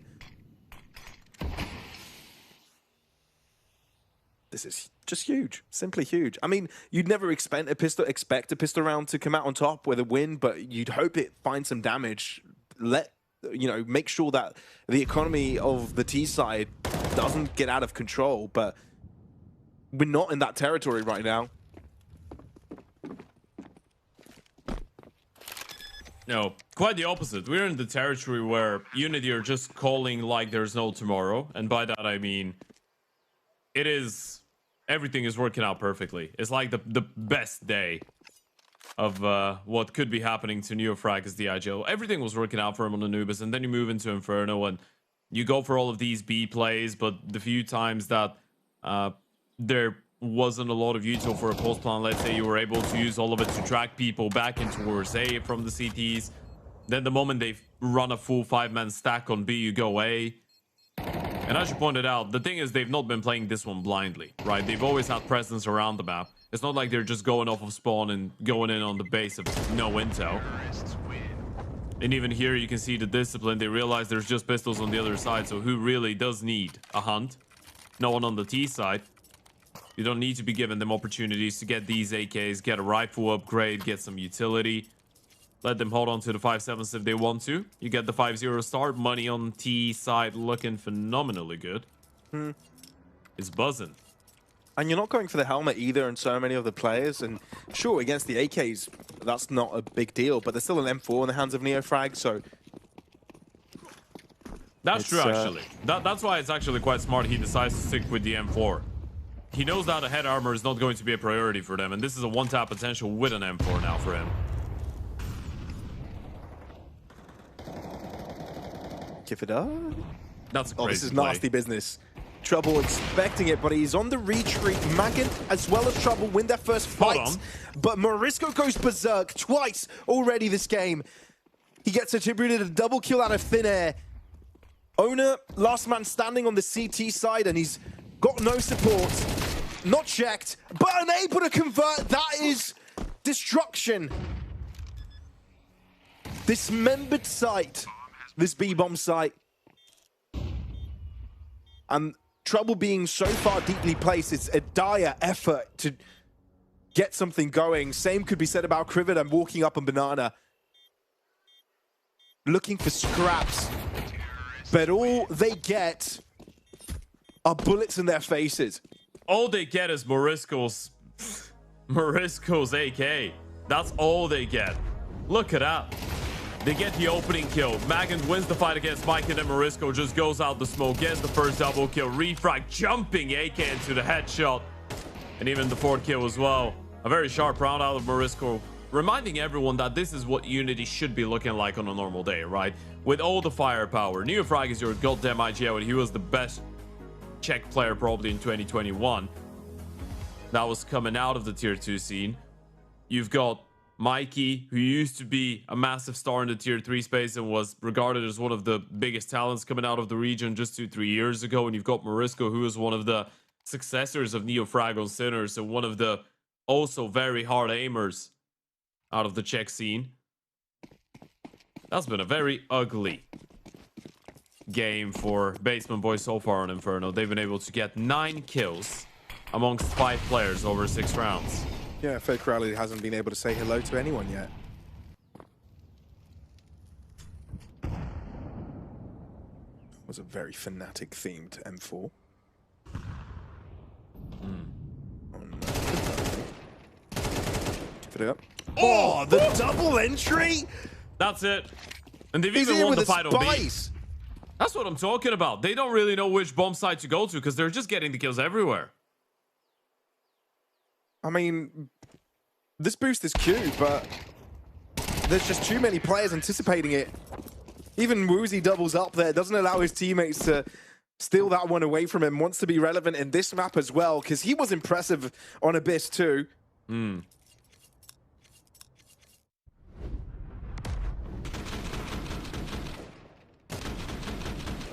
Look at him go. Another multi-kill. Another big moment out of Kefida. And this is a full buy round for Basement Boys, by the way. This is a full investment. And they just lose it in a matter of, what, 25, 30 seconds. They all get mulled down. Look at him go in desperation, running down middle, trying to push through the smokes. Throws batter into the work, just getting non-scoped, farmed by the AKs. This is such a quick T-side as the CT just running towards their zone demise. It's disheartening if you're Basement Boys. Gut-wrenching in a way as well, because you were not far off the mark on Anubis, even though it always felt like you were playing catch-up. But Unity are feeling very, very confident. And sure, a factor of it has to be that Unity love to play this, you know, day in, day out, but it's been weeks since Basement Boys have, you know, dabbled on Inferno, but you expect some level of comfort, some go-to play, but the fact that Unity are just rolling with the tempo and loving it, Basement Boys have not gotten a say once in regards to the tempo. No, not at all. They're just getting dominated right now. Unity are running all over them, and I've loved what I've seen out of Kefida, out of Neofrag, out of Morisco, Mike, out of all of them. Look at him go. Mikey's just taking Banana like it's his. From the moment he was born, he's just going forward. Morisco doing the same. They're just playing with so much assertiveness. 135, and you've just pushed the CTs away. They can't really think about fighting. And Kefida might be tempted to repeat what he did in the previous buy round. Surely there's no way. Oh, he's heard the O probably. Most likely. Yeah, the fact that Unity are doing such a ruckus on the other side of the map, on the other side of A, on long, does beg them to turn their attention towards him. And here comes a turnaround. Trouble turns back, and Kiffida's timing is impeccable. Woo! It is scrumptious. An all-you-can-eat dining day for Unity. Just look at him Basement go. Boys are the meal. Yeah, they really are. And it feels like all of them are having a live game right now. No one's missing shots. Everyone's having big moments. Neofrag is just flicking people, headshotting people left, right, and center. Mikey's doing the same on Banana with the entries. Morisco had that one round with the 4 Ps on B. I mean, you can even see it in the score, right? The lowest amount of kills is 6, highest is 8. There's not much of a disparity. No, not at all. They're all tuning in right now. All charming in with kills, with damage. And then you're looking at the side of the Basement Boys. Magan is the top fragger with 5 kills. Owner's got 4. Krivda's got 1. Trouble's got 2. Fake Reality yet to register 1. For those of you that can't do the maths, that's 12 kills over the entire team over the course of 9 rounds.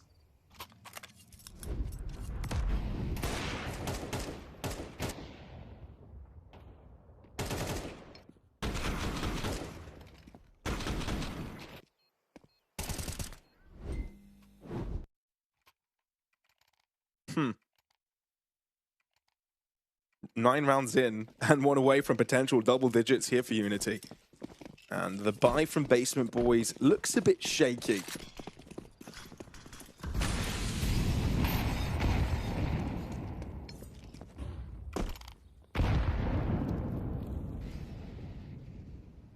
This high-low could be impactful.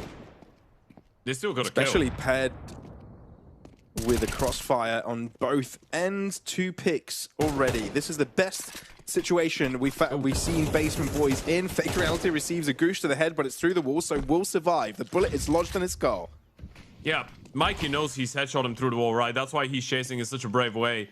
HE might fall right on top of Neofrag. A moment of hesitation. He could have mollied and naded him, actually. He could have prevented the bomb from going down. Sorry, Bonplant has provided the chance for Unity to get back into the round. But this is as good a chance as any. We've seen a 5v4 retake before, but last time with no util. Now there's plenty of it. As a check-in squad look to reposition off the back of the mollies. We're targeting one area of the site. Mikey doubles up, and he's even alive to tell the tale for a little later. Neofrag and Muzi have got the perfect crossfire for Owner's angle. Neofrag knows that the timing is an issue, so he takes the fight head on.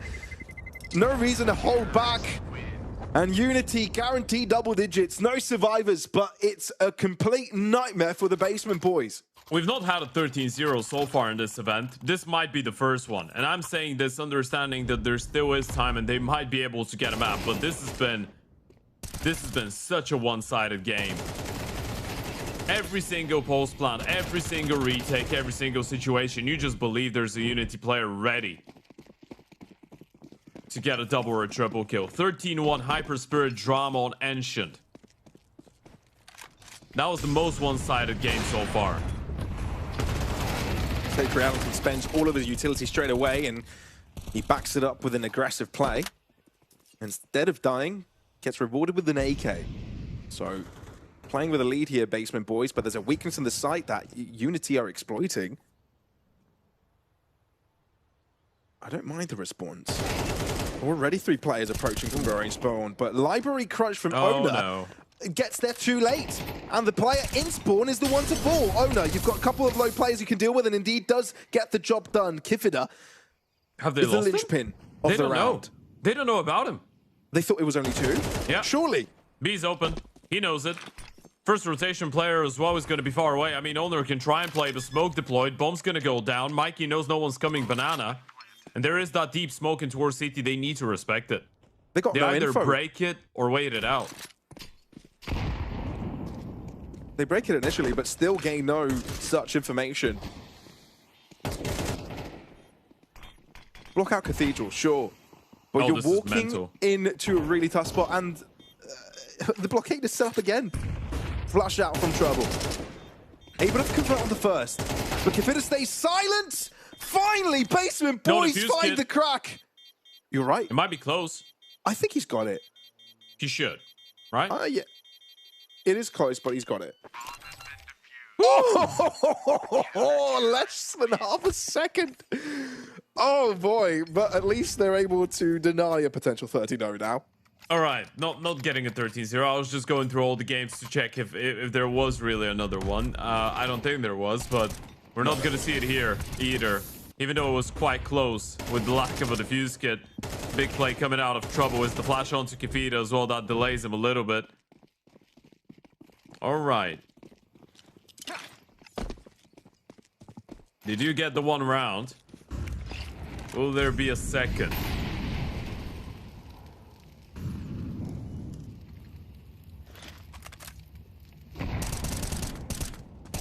There can only be a second for this half at least, but Woozy doesn't need to see his opponent to get a good idea of where he could be. And Basement Boys don't react by putting more players to this B-side defense. And Morisco again wins an individual fight while he's lurking. It's not been a fun day on the office, or maybe fun day in apartments for Basement Boys. It's just unfair. Look at the way they're getting the kills. It's just so crisp. Look at the headshots. They just never end. You cannot play Counter-Strike against this. Sometimes you're just gonna be going through the motions like that, and someone on the other side of the server is gonna be feeling himself, and you won't be feeling yourself.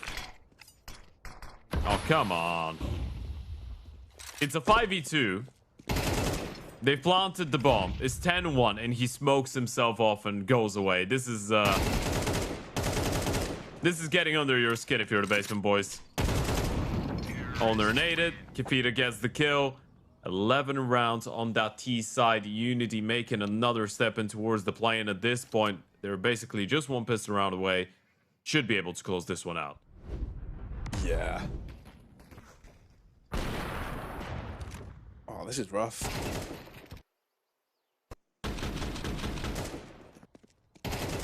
I don't think anybody expected to see what we're witnessing right now. Sure. We thought it could have been a close affair. Unity, you know, some would place them as favorites. Not all. I feel like there's a conversation for both, but Basement Boys, far off the pace. They've had a successful day other than this, right? They had a couple of wins on LAN. It's unfortunate they'll have to close it out with a loss.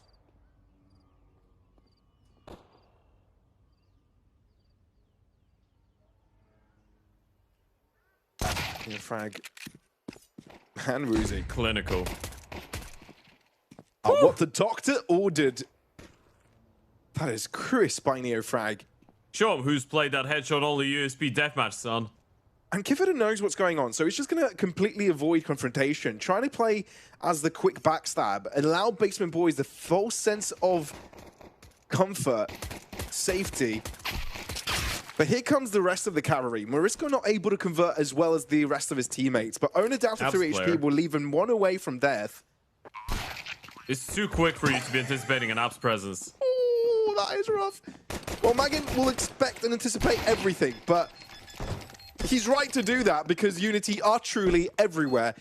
Pissed around win.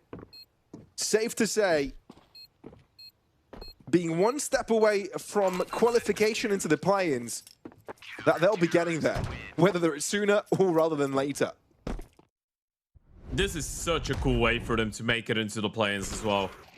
One of the teams that we wanted to see play like a favorite in this entire qualifier probably is Unity. And after the very lackluster start they had, there was a lot of questions surrounding their performance, surrounding their chances to make it into Barcelona. But you play like this in the play-ins, you could get an opportunity. There's a reminder for everyone. Kaleshi, Rottweilers, Mix, KS, Inner Circle Academy, Bondi, and Astral already in that play-in stage. Unity will have to win 2 best-of-3s to make it into the LAN event in April. $50,000 on the line in Barcelona, and they're 1 round away from an opportunity to go there. Morisco on the hot seat here, but he's in comfort zone. Tech9s have found a lot of damage. And even though Morisco goes down to the flames, suddenly Basement Boys get themselves in a situation where this is doable. 2 rifles collected. The bomb still needs to go down, and they've mollied out one of the entries where Kafida wanted to move into.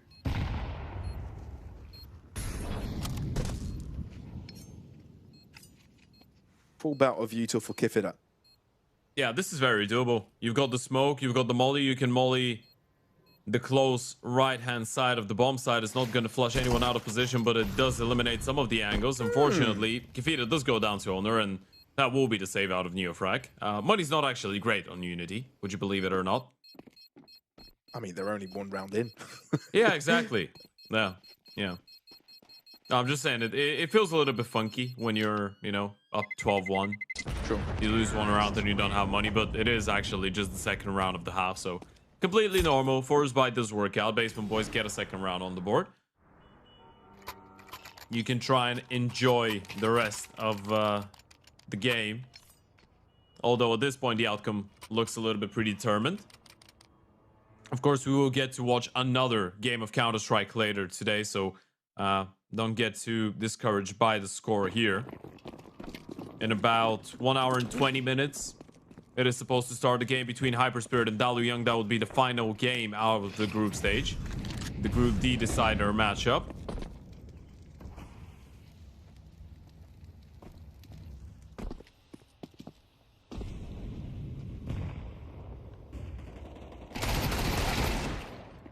Ooh. I didn't expect Maurisko to win that fight. Right. It took him Careful, 3 bullets, boys. but he still got it. They take down the lurk on B. Woozy trying to see if he can take anyone down with them. That will not be granted. So 3v3. And still a world in which Unity can win. Yeah, I think they're calling this one off. They don't really have a fuse kit. It's probably better to play the retake. If Uzi's able to get attack, then you could give it a go. But now it would be very difficult for the MAC-10 and MP9 long range to get a kill, right? So you go, you save. Again, you have so many rounds to work with. You can save for probably 5-6 rounds in a row before we even start getting worried, remotely worried, about their chances. And this is just a very smart way of managing your money. You want to keep yourselves dangerous at all times, even if you are losing. You need to realize these guys need to go quite far in order to be a threat to us. So we can take our sweet time. I'm giving Owner's combo a... I'll just give it a 4 out of 10. I'll give it a 4 out of 10. What's the knife? You'll see it now. It was a Karambit Crimson Web. Thing is, when you're rocking the amphibious, gloves. Yeah, you can't go with the amphibious in a Crimson Web. It's just two good skins, but you put them together, it doesn't work. Blue and red, never a good combination. No, quite literally, they are going against each other most of the time. Sorry, Crystal Palace fans, but I'm not about that life. Sometimes it does look good on their jerseys, though.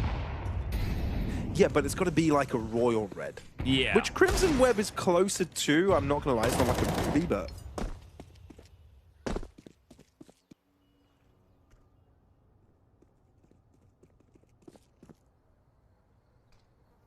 All right. So, opening kill gathered. Now, the issue is Neofrag's already rotated they're back walking on. into a trap. Yeah, and the M4 is here as well. Oh my god! Rifle on the side. They might run in. Won't be ready for him. After seeing so many players, they might not be. You've got to do your due diligence and check everything. Does pre-aim it, and he walks deep as well, making it impossible for his opponent to track it. So Unity unable to convert the trick, but Basement Boys starting to gain some comfort, right? Starting to feel like they can frag back. The thing is, like you said earlier, Ted, this mountain is very much a very tall one. I mean, in reality, they've won a force buy, an anti-force, and an anti-half buy, right? They've not won a full-on buy v buy. This is the first one. Uzi on a nope, and force for everybody else, full utility. If we want to give them real credit and real opportunity to potentially get back into this one, I feel like you need to win at least 2 full buy rounds, and then you might be in the position where the idea of you toying with the idea of a comeback would not seem too ludicrous. Ooh. Trouble They've hit him, hurt, but I'm not sure if they've realized it. They still have 2 players looking, so it doesn't matter. Basement Boys running in circles around the A site, but can they find the direct line? Oh, they definitely know Morisco's deep here, so the pre-fire is certain. The thing is, Morisco doesn't have reinforcements. They know there's an AWP around. So do you choose to peek it? They have too much util. The issue is Krivda doesn't have a lot, but he can still flash pit from maps if he really wants to. Yeah, there's no smoke available for Woozy to get him out of harm, so he'll try and frag his way out of trouble. They've stacked A. It's the right call to make, but at the same time, Basement Boys are winning out on these little bits and bobs. Oh, the timing! You'd never no. anticipate Kivita just taking a dry peek like that. Woozy can hear the commotion dropping in from apartments. Molly being an issue though, he's got to run. Oh, he Still got the gets kill. away with the pick and is alive to tell the tale. Krivda needs to put the carry pants on. Take a deep breath. For 15 seconds, you don't really have the time to breathe. You've got to clutch your butt and see if you can take this one to the other end. No You've way. given time to your opponents to reposition. You're not going to check pick, which is exactly when Neofrag is lurking. 13-4 will be the score. Unity, you've shown up, and I'm so glad you've done that after what seemed like a poor start to the tournament. I think now you've definitely stapled yourself as one of the favorites going into the play-ins. they absolutely have. That's a great performance, especially that Inferno. I think Anubis as well, if they had won at least one of the pistol rounds, it could have been a much more dominant fashion win, but in general, definitely the best series that we've seen out of them. Very good calls out of Neofrag, a very good floor out of everyone on the team, right? We did see the individual highlights as well, the headshots, the multi-kills, but I think in general, the level of Counter-Strike that we did see out of Unity today was on a pretty decent high. 100%, 100%. I feel like we were looking forward to seeing if they can replicate it across different maps, but one thing that held true is that all of them were online in this one. Everyone felt like they had their role and were doing a great job at delivering.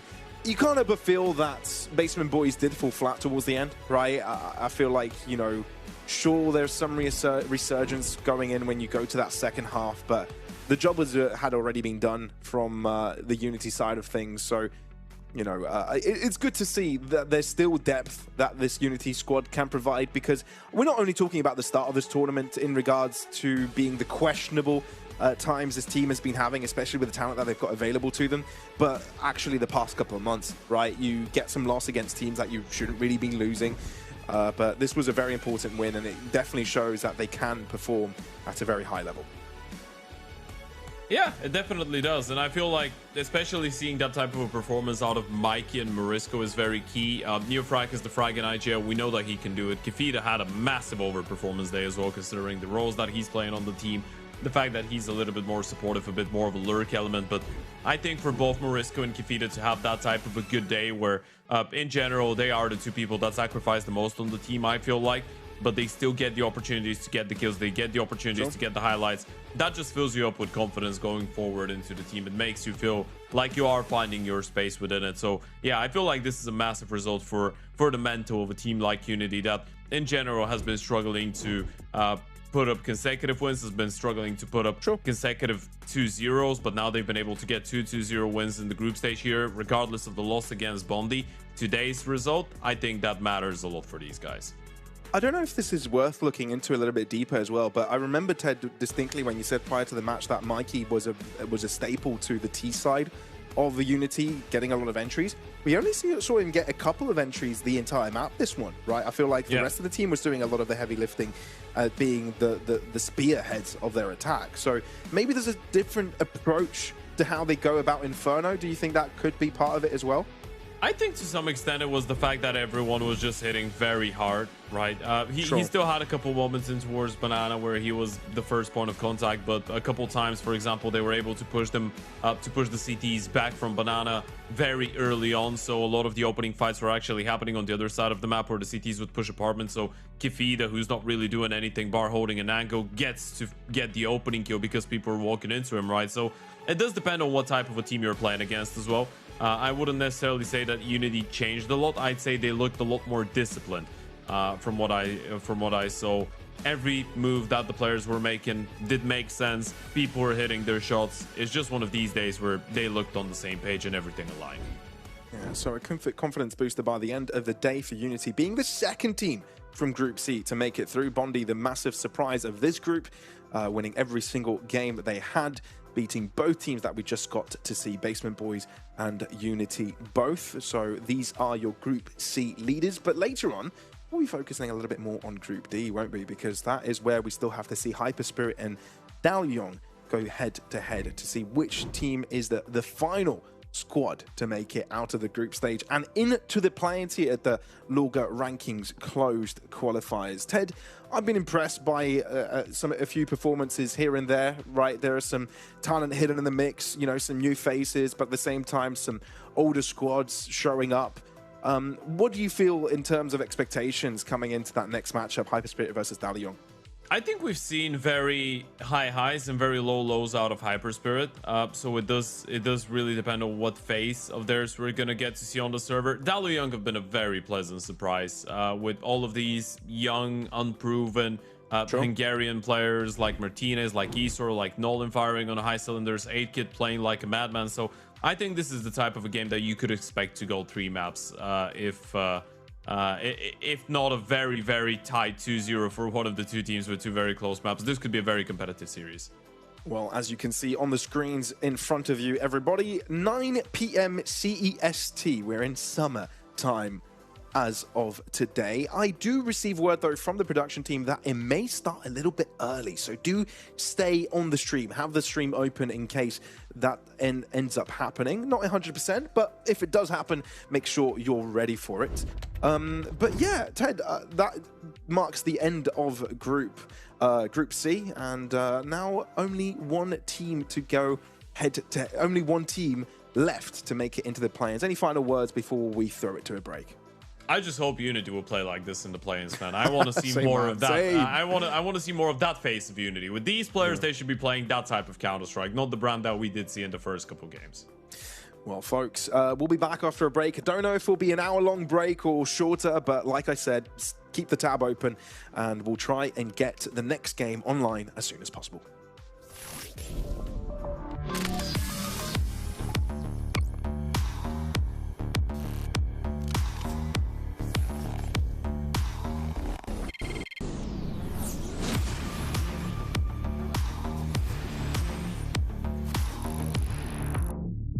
Welcome to LORGAR Rankings, an official CS2 VRS tournament by LORGAR in cooperation with StarLadder, featuring rising teams from Eastern Europe. Through national qualifiers and regional broadcasts, the tournament connects players and fans across Eastern Europe. Poland, Ukraine, Romania, and many more European regions. The largest Tier 2 Counter-Strike tournament in Eastern Europe, showcasing top talent and delivering global exposure to millions of viewers. The road to the championship unfolds across multiple competitive stages: National Qualifier to Closed Qualifier to LAN Finals.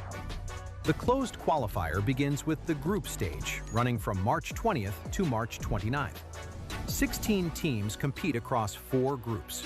After intense best-of-3 battles, the top 2 teams from each group move forward. Next comes the play-in stage, taking place April 6th to April 10th. 8 contenders clash in a double elimination bracket, with every match played as a best-of-3. Only 4 teams survive the play-in, earning their place in the final stage.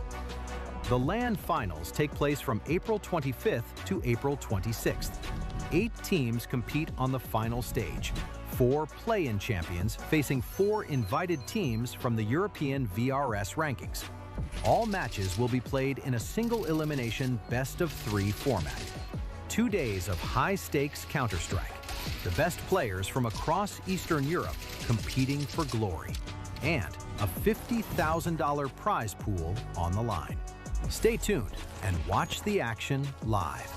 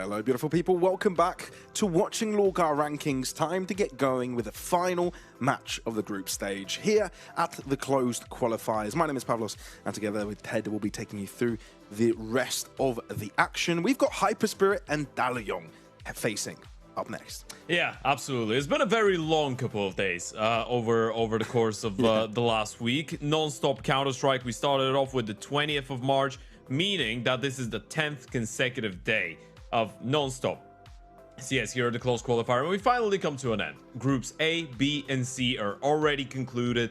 It's just the last and final game of Group D that we're left here with Pavlos, and I am really looking forward to this one in the sense that I've grown up to understand that it is very difficult to have any realistic expectations and predict what is exactly going to happen in a game of Counter-Strike when it comes down to such a close qualifier. DALUYONG, one of the teams that I didn't really have massive expectations of, were able to get a map off of ASTRAL, beat Drama eSports in a very impressive fashion. HYPERSPIRIT on the other side, after a great start against the Serbian side, absolutely capitulated against ASTRAL in the winners matchup. So I don't really know what to expect out of today's game. Yeah, I think you're right in saying that, right? I mean, coming into this one, some familiar faces, you know, have been around the block in the tier 2 scene, looking at Adron, looking at Chocardo, looking at Raga, right? I feel like that we've got a few players that have got a lot of capabilities. And, you know, coming into this group, you know, many would have thought, okay, HYPERSPIRIT probably one of the favorites to get out of this one, if not the favorite. So them being on the chopping block now, they've got a lot to do. That being said, this is not the first match they've got of the day, right? They also had other matches to play, including LAN, right? They had a BO1 and best of 3. BO1 went okay up against Infinite, but had to play a BO3 against Drama that they ended up losing. So, you know, coming off the back of that, I'm sure they'd want to redeem themselves with a win to close out the day. Yeah, I feel like going into a game like this one, obviously one of the main things that we should be talking about when it comes down to DALUYONG is the youngsters and the unknown entities of this lineup, right? Aaron bringing in a lot of experience as the in-game leader. 8kid, I think all of us are very familiar with him. Coming out of the North Macedonian scene and the way that he's been around and about the Balkan scene for the last couple of years. Nolan, Esort, and Martinez are the new kids on the block when it comes down to this project, but firepower-wise, they've been excellent. They've been providing a decent amount of X-Factor to the equation as well. This team in general, as far as it has been a little bit inconsistent, I think has been a very pleasant surprise, especially considering the fact that they did have their mishaps as well so far in the tournament, but they never have been completely blown out of the water. They're always able to put up a fight. All right, let's talk maps. Best of 3, so both teams get to ban out a couple of maps to get going. Obviously, we're not going to have too much information and sort of know-how on where DALUYONG like to go to, only the events that they played in this event. So they'll be removing Anubis, and HYPERSPIRIT will be also removing Inferno on that matter. Look, we got Mirage coming in first. I don't think that's a surprise. DALUYONG have gone for that every single time, which has given them success every single time as well, right? So hopefully they can get starting on this series with the right foot. I mean, the interesting thing is that, yeah, they've played it twice. One of the times they didn't even pick into it. It was Astral's pick, but they were able to win it. We've seen a Mirage and an Overpass out of them, but as you pointed out, Mirage has been the most solid map for these guys, and it doesn't really make sense for them not to bring out their best in a game like this. Ancient is a very interesting one, because I feel like it used to be a little bit better for HYPERSPIRIT than it is as of right now. I know they beat Drama in a 13-10 fashion and a 13-1 fashion as well the last 2 days on it, but some losses against Gentlemates, TDK, Infinite have made me a little bit worried. But in general, this is probably the map on which you get the best out of HYPERSPIRIT, and then it is a map that DALUYONG lost to the likes of Drama, so you are getting kind of 2 birds with 1 stone, if you get what I mean. Yeah, it's a little bit of the old reliable as well, a bit of that. And I think for Drama, a series that went wrong today, it was the only thing that went right. So I can completely understand where that is coming from. Now, when it comes to bans on the other side of the equation, DALUYONG still have 1 available to them. They've only been able to win other than Mirage on Overpass, but instead of playing it, they are banning it, thinking that they might have a better chance on Dust 2. Yeah, this is going to be very interesting, actually, because, again, Overpass is one of the maps that DALUYONG have played before. And the fact that they decide to pivot away from it and go for that different third map on Dust 2, I think it is interesting because we have seen only one Dust 2 out of these guys, and when it was a very close loss to ASTRAL in a 15-19 fashion. The Dust 2 of HYPERSPIRIT has been very lackluster in the last couple of maps that we've seen them play though, so I actually like it. HYPERSPIRIT got completely blown out of the water against ASTRAL on it in a 5-13 fashion. They today lost the Dust 2 to the side of Drama on LAN in Bucharest in a 5-13 fashion. And also a very important detail to remember, HYPERSPIRIT are not playing their first game of the day today. They are in Bucharest. They did participate in Draculan. I say did participate because they got eliminated from the group stage. They didn't even make it today too. Yeah, absolutely. They lost to Infinite in a pretty bad way on Ancient, and then they lost the 1-2 series to Drama, which they were able to beat here, or well, some of the teams were able to beat here. So it is a very tough, I think, draw for the side of HYPERSPIRIT to have to play two different tournaments at the same day, two of them with elimination on the line. And I feel like for DALUYONG, this is probably one of the reasons why you want to switch it up a little bit for the last map, give them a bit of a taste of a map that they've just now lost to some other teams.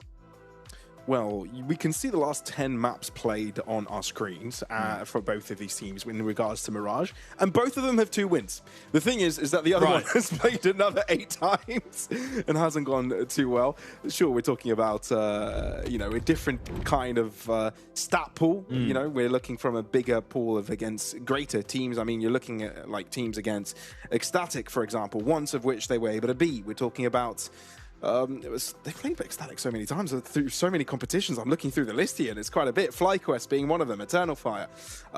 So yeah, we're talking about a different caliber of teams that you're able to play up against, and the reason we mentioned different caliber because DALUYONG hasn't really yet got that many reps as this 5-man in terms of officials. So we'll see if they're able to prolong their official campaign, right? Winning this match, this series could potentially get them into the closed qualifiers, into the play-in stage of the closed qualifiers, which could get them that much closer to potentially playing in Barcelona. Now, we do like a fairy tale run, but it's not going to be easy, right? A lot of teams on the way, and this one is the first of which they'll need to upset in order to get there.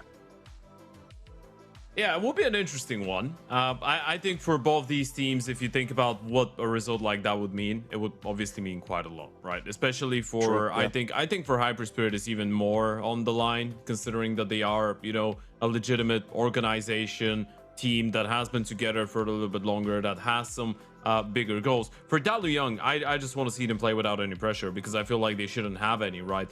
To begin with, they were supposed to start this entire tournament with Svet ahead on the lineup alongside Aaron and 8kid, and now they're playing with Martinez, who surprisingly has turned out to be actually quite exceptional for them. So for this team, this is a bit of a mix. They're playing for fun. They're putting up some good fights. They're playing some good Counter-Strike. They're obviously giving it their all, but I think if there was to be any pressure on anyone in that type of a game, it would be on the side of HYPERSPIRIT. And this is the moment when you'd want to see these guys show that they are a team that is ranked a little bit higher, that they are a team that should be respected on this level of competition. Because in reality, when you're looking at this group in particular, and you look at the teams, ASTRAL, DALUYONG, HYPERSPIRIT, and Drama, HYPERSPIRIT should be probably, if not a top 2 for sure, then maybe even a number 1 team to go out of Group D.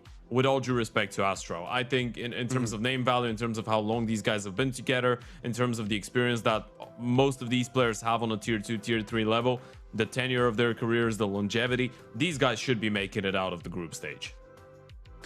Well, this is going to be an interesting matchup as we're ready to get into the server, everybody. Thank you for your patience as we are about to get rolling as well with the first map. Mirage is going to be the first map of the series, and this is where let's run quick fire predictions, Pavlos. I'm just gonna cut you off and throw you under the bus. Who's taking this one, and how are they taking it? So you're asking me fully predictions because you got caught off towards the end. Oh yeah. Who's taking it, and what will the score be? Ooh, okay. Well, I've got to go for HYPERSPIRIT. I'm not going to go for a Dark Horse matchup this one, and I'm going to be saying 2-0. They're gonna be able to break their demons, you know, surpass their demons on not having such good performances on Mirage. I'll hit you with a DALUYONG win then, so we have a little bit of friendly competition. Okay, I believe they can upset them. With that being said, though, thankfully we're already on the server, so no more yapping. Score, Ted. Give us a score. Is it a 3-mapper? Is it 2? I think it will be a 3-mapper. Okay, and it all starts here for DALUYONG, as they are the aggressors in this instance. Straight into the A site where Chocardo will get instantly knocked off his feet. Adran knows very well what's about to happen, but on the retreat, able to scrap up ahead of Nolan. And HE did so much damage, so some of these players are a lot easier to collect. Assault isn't one of them, the healthiest of the lot, but again, gets a bullet to the eye and falls splat on his face. Same thing for Aaron Martinez in dire straits, being surrounded. Adron with quite a monstrous performance. That's a massive 4-piece coming out of Adron. He's had so many of these very impactful multi-kills over the course of the last couple of days. You started off nicely and cleanly from the pistol.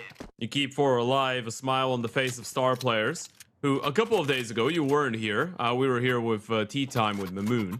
Star Players was playing, and you see his camera angle. It's a little bit from below, right? So you can see the wall and the ceiling behind him.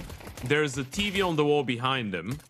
And a couple of days ago, he's playing in a very dark room. There was a Turkish telenovela running on the television behind him as he was playing the game.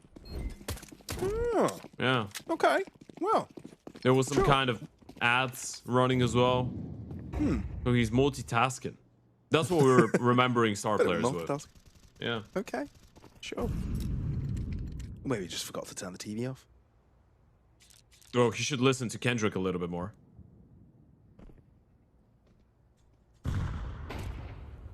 It's all right. We can start a whole debate here. A 7 out of 10. Well, it's a full sprite from DALUYONG, and so far they get attributed a first blood. Make that 2. So HYPERSPIRIT could be in trouble unless they're able to find their way back into this. Adron losing a lot of health with a fight through the smoke. The decision to go to B is probably the most correct one. They're also low, though. The potential for a multi-kill is still there. That's the dangerous part. There goes a double. Refrac is good enough, and now he spotted the player in towards the window. Bomb still dropped top. Man, that's a lovely pickup out of Aaron. Frag and IGL in a nutshell. Aaron, how about that? I mean, I mostly paid attention to him when he was playing in GG How, right? Yeah. Having a bit of a stint there. Didn't last as long as I thought it would. But yeah, at the end of the day, struggling to find a home. And after spending just a month in Dynamo Eclat and, you know, dancing around, you know, unofficial rosters, might have found a home here. Still, though, that's explosivity in mid was dangerous. Yeah. Been a while since we've seen Aaron actually reach what was, I want to say, the heights, the pinnacle maybe of his career. That was around 2024 when he was able to make it into EPL season 19, right? With the side of Para. We all remember that Para lineup. It was a very weird group of players, but he was IGL in it. He was part of that team. If I'm not mistaken, he played on that team with Bibu, with DGL, with Poirier, and with Choker Dao, who's on the server against them. They've played a season of ESL Pro League together. Ex-teammates. Now mortal enemies. Not quite mortal enemies. They don't hate each other. It's just, you know, just for the plot. Yeah, we can bring out plots out of thin air, right? Yeah. We can make shit up. Yeah. Ooh, yeah. See, I'll make up something right now. Aaron's cheating. That's why he's getting these kills through the wall. That's why he's spamming it. Look, Nolan isn't. Oh, no. Ooh, he's got the help of Chocardo, at least did. Past tense yet again, as Chocardo did fall quickly. At least some damage is done, and star players closing in on the back line. Nobody's really looking in his direction, so there is a chance he gets a pick or two. Want to get planted, and surely Aidkit will turn his attention towards ramp. And there you go, Aidkit. Nice headshot. That delivers DALUYONG the lead. It's a very good start for them. As we pointed out, this is their map pick, first of all. Second of all, this is not the map on which we're expecting to see the best out of HYPERSPIRIT. So these early signs are very good. 8kit to get onto a good sign. Aaron as well has been very impactful. We're kind of talking about him. He's been able to pick up the slack both IGLing wise and fragging wise over the course of the last couple of days, especially in important moments. His impact has been quite severe. Middle bro on the anti-eco. Damn. Love to see it. This is what happens when you lose the round after the pistol, right? When your opponent's force up and they have a good result on it, it just cascades because you're not able to fully buy up the next, but also ecoing doesn't make too much sense. So a double eco is sort of required if you're not getting too many picks in the process. So without even seeing a buy versus buy round, we see DALUYONG with a 2-round buffer. Okay. What's the plan for the first buy round? Looks like a B-pop out of DALUYONG. Something very explosive, trying to hit him hard, break the money instantly, and not let him play their default. At least the bomb is there. They will double clear under, though. I like this. You're throwing a little bit of protocols in there. You can show a little bit of presence, maybe even try and boost the player up window and then go for the B-pop. Or just let Martinez slide through a smoke. Oh, God. No one's looking. Oh, what? Oh, my goodness, Martinez! He's a flying Dutchman. They're He's all not dying, even though. Dutch. It's ridiculous. The rest of the team not having the same luck. 8kit No way. is acting as a distraction, and Martinez goes in for round 2. Big molly. That's going to slow down Choker Dow. Adron might have to take contact, but he's even going to get smoked off. He's funneled towards the door, and there's someone waiting. And that someone is 8kit. Connects. And so does Martinez, shutting down a buy from HYPERSPIRIT. Now, this is a team that is looking like it's got more pedigree than we thought it did. I mean, you told they didn't. I called them to win the game, man. That's all I'm Sure, saying. okay, yeah. Look at Martinez, man. This, I mean, jokes aside, he's just so sharp. The first kill is mental. It's actually hilarious. Bullet accuracy in the air, man. I think I need to pick up the MP7 more often. Yeah, that was your Volkswagen 2000s trying to go up in winter. That's exactly how you react to that type of a kill, and he was able to win the rest of the game so flawlessly. But yeah, in all seriousness, these guys, they've looked very sharp on the side of DALUYONG. These guys can shoot. They really can. Well, they've got 2 high-octane shooter maps in this series. First blood. No cutting corners, checking every side. Thing is, damage is being inflicted, and Raga's also connecting on the scout. Recovering an AK is what you need, but now the remaining players, star players, they've only got a 5-7, and that distance doesn't favor it too much. Knows one's about to approach. Flash coming in as well.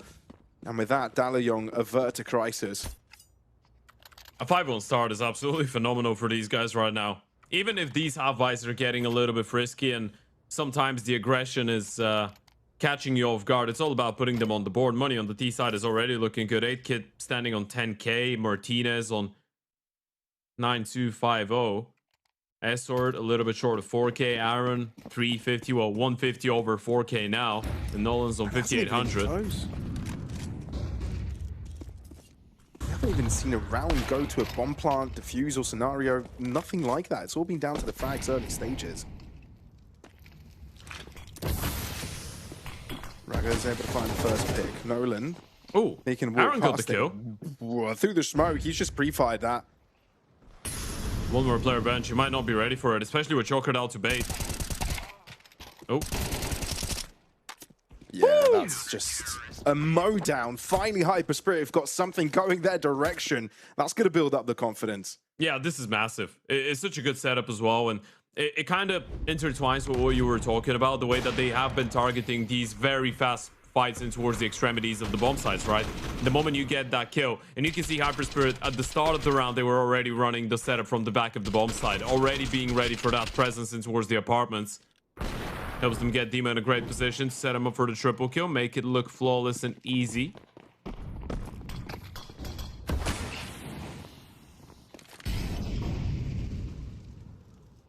And it was also important to have many players alive by the end of it, because you need to start sustaining a CT economy.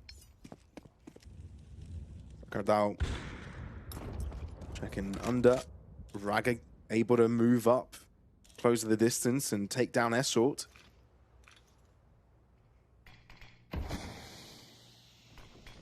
So what's the plan now? 3 players up mid. You've got a Palace lurk.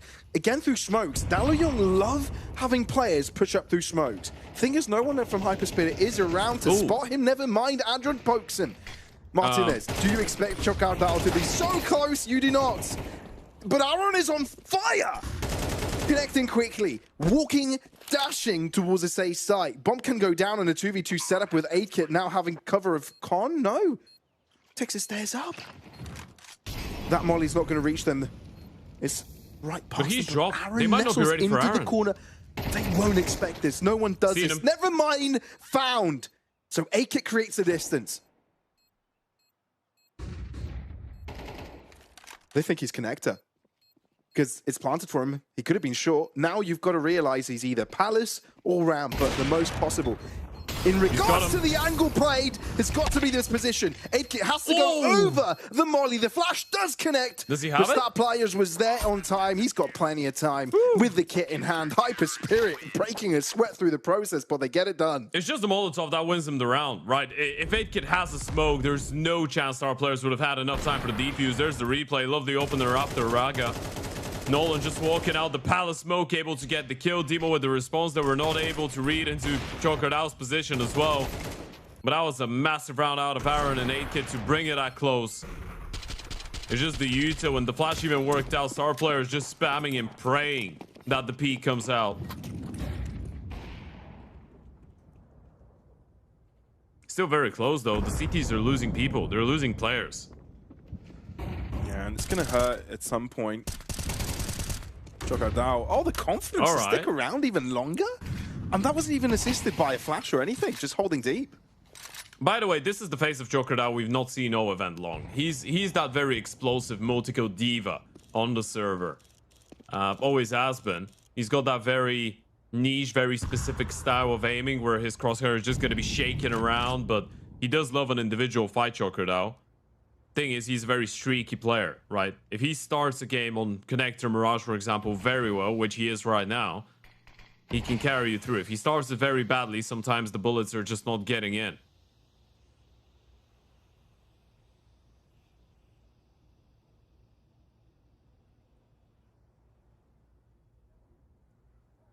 Martinez trying to find a gap.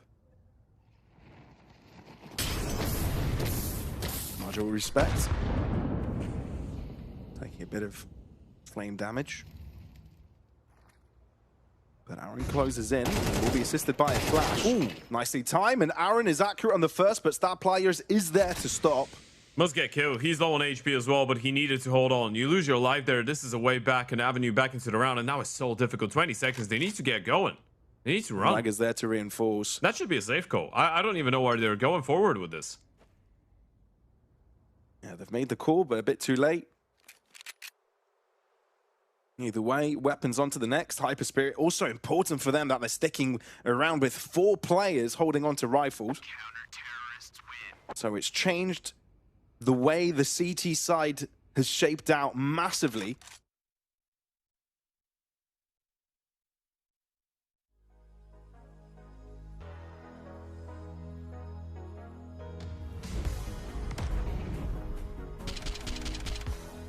Ah, there was a flash. Just didn't show on the assist feed.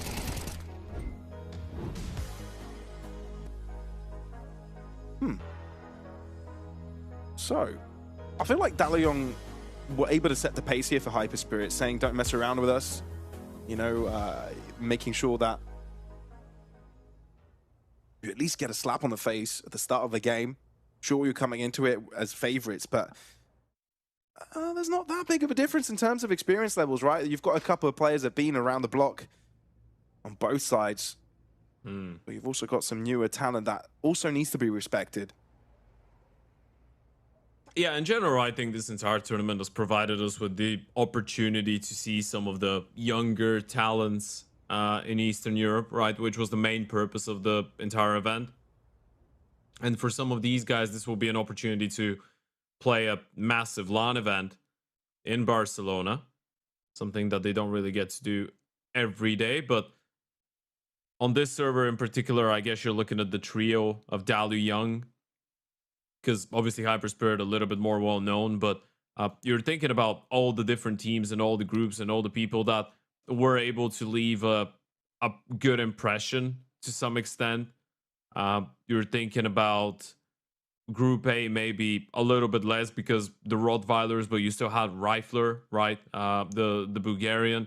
Then you're looking at Inner Circle Academy with Lysyoung, Nice, Dichka, Norvs, and APOC that were able to get out of the group. You're looking at Lewis from the side of Mixed Skies. Then obviously you got Team Bondi with Streak and Rel, Preladin.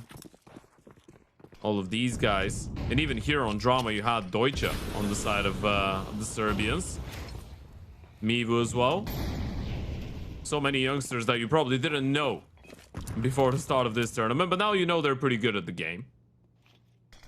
Gonna be interesting to see how they develop in the years to come.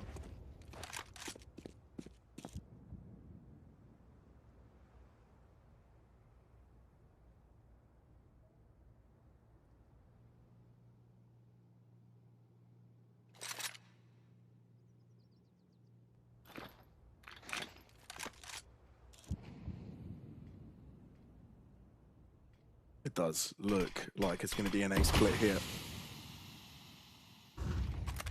But apart from the smokes and flashes in mid, nothing else has been shown from DALUYONG. No intention that they're hinting. Palace all ramp breaking through smoke, and 8 kit, it's there. And now they can break into Palace. Sure, Chocker Dow is from a distance, and he's firing successfully, but ASTRAL needs a little bit more spice, and he's got all of it.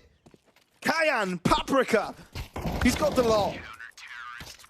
And he's even got a sous chef next to him to tie it all up together. That's a lovely hold in towards that A-bomb side. ASTRAL going nuclear with another multi-kill, and DALUYONG trying to go for such a quick round off the back of a technical timeout like this could be very difficult to react to, by the way. They just run it out, but Crocodile's able to find the first one. The Deagles start raining in, and ASTRAL going absolutely massive with the triple to hold them into this one. No bomb plan, meaning no money for DALUYONG, so HYPERSPIRIT could actually get away with a win here after the first half on Mirage. Let's stress it out again, this is not their map pick.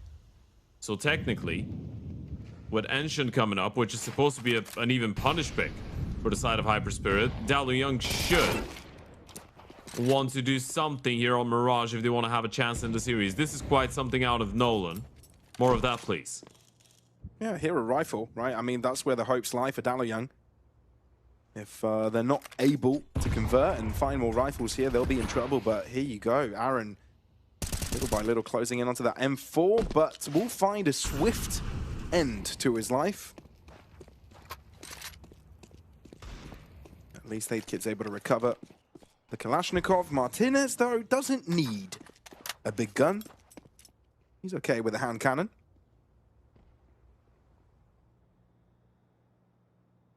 So this has suddenly become very dangerous. Look at Star Players all the way. That's very weird because he can plant on B technically. The bomb side is absolutely free. Star Players is pushed. They think it's A, and they are right to assume so. I mean, even if eSports goes down, this will just confirm their suspicions, I guess. Timing could be rough for Raga. The bomb will get planted. Better end oh no! Oh dear! Oh, you've let him escape. Right way to oh my god! Go about this, and indeed he does get away. At least Star Players comes in, but that's information for HYPERSPIRIT. They know exactly where the 2 CTs are, so now have got plenty of time to set up. That's not a round you should be losing. These guys don't even have armors, but 8kid has got 100 HP and an AK, and if you don't clear him out, he could steal this one away. You should be clearing him out, though, especially with this bomb plant. To be running around with a 5-7, but you got to close up the distance because the bomb is ticking. Dino is of absolute essence. 8kid, that is superb! Double kill spray transfer! Both are shut down instantly, and DALUYONG convert what is around that shouldn't be. That's one of his best qualities as a player. 8kid is not only a capable oper, but he's very goddamn good with the rifle too. Look at how sharp he was, the way that he's just jiggling, playing this one on timing. And as we said, no armor, so it was very important for him to get the instant headshot onto the first player with the rifle. That's exactly what he does. It is illegal still. He's 13 and 5, 8kid. The rest might be struggling a little bit right now, but he definitely isn't. Ooh. Nothing there from Raga. Started to move as soon as Aaron left of his angle. Oh. That's awkward. And nade is too deep, and Adron punishes. Won't be able to survive for too long, though, and it feels like taking over the site is an inevitability. What's up with DALUYONG just pushing through smokes? They're just making it a habit at this point, but it's working. They're on the verge of being in the lead by the end of the half-time instead of star players getting something done here. But no, that shall not be the case. Redemption at the final mark here for DALUYONG. I love the fact that we're seeing a little bit of energy and hype coming in from 8kid as well. He's one of the most experienced people on this team.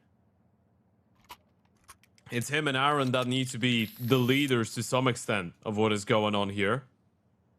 And I know 8kid is just 24, and it kind of feels like he started playing very recently, but again, Pavlos, I will make all of us feel old. It's been 5 years since he was on Earlier, and then on Blue Jays, and iNation, and Gen 1. The years are passing by, but he's been part of a lot of teams over the course of the last couple of years.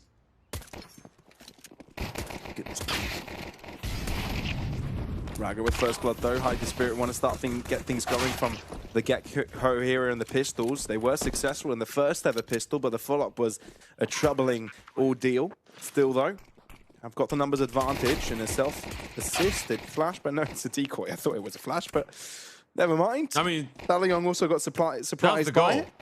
Yeah. That was the main purpose. It means they did a good job.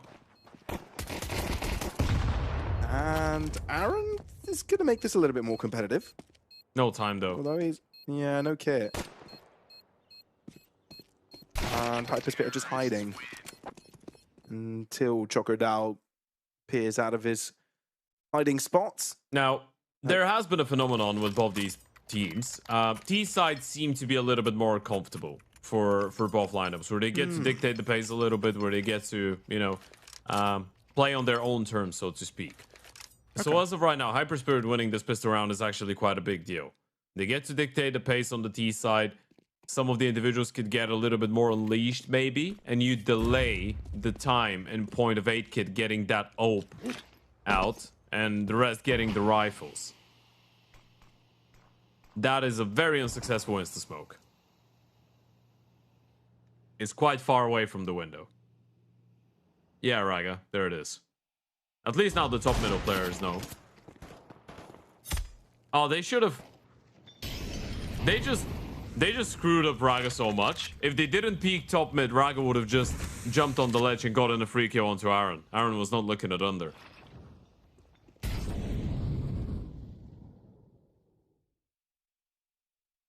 Greedy.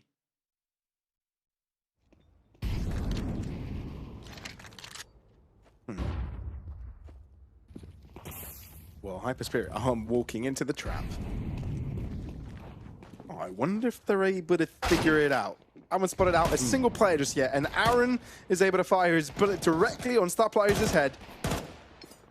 Careful. Now they know. Okay, they spotted out 3 players. That's enough for HYPERSPIRIT to change their mind. Adron sticks around, but he's just trying to keep him busy, deny the rotations. There's still 1 over on A, though. You can't behave as if it's an uninhabited. If Martinez gets a couple picks here, this could be an issue. No one's looking. Now they will. Yeah, that was the opportunity. Needed an instant 1D with the first point of contact. Now they know. Ezra has been taken down. The Digo will get run down. He does get a shot off against Dima. So it is a second kill, and 8kid has been waiting on this boost for this entire round. Oh. Target acquired. Mac 10 spotted. Pickup in process. I feel like you would be a good voiceover for a robot. Target acquired. Target acquired.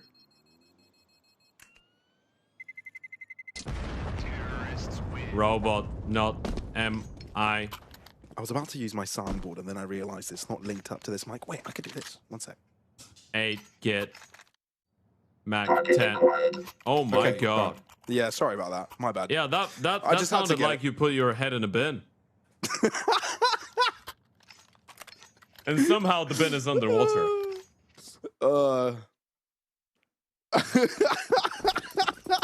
Production just said my heart just stopped. The panic I just caused.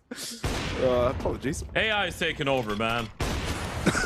We're all robots at this point. Really Martinez does get tagged down at the start of this round. Boost out of the op. Could have been worse. He could have been dead. So Sure. I guess he's still holding on.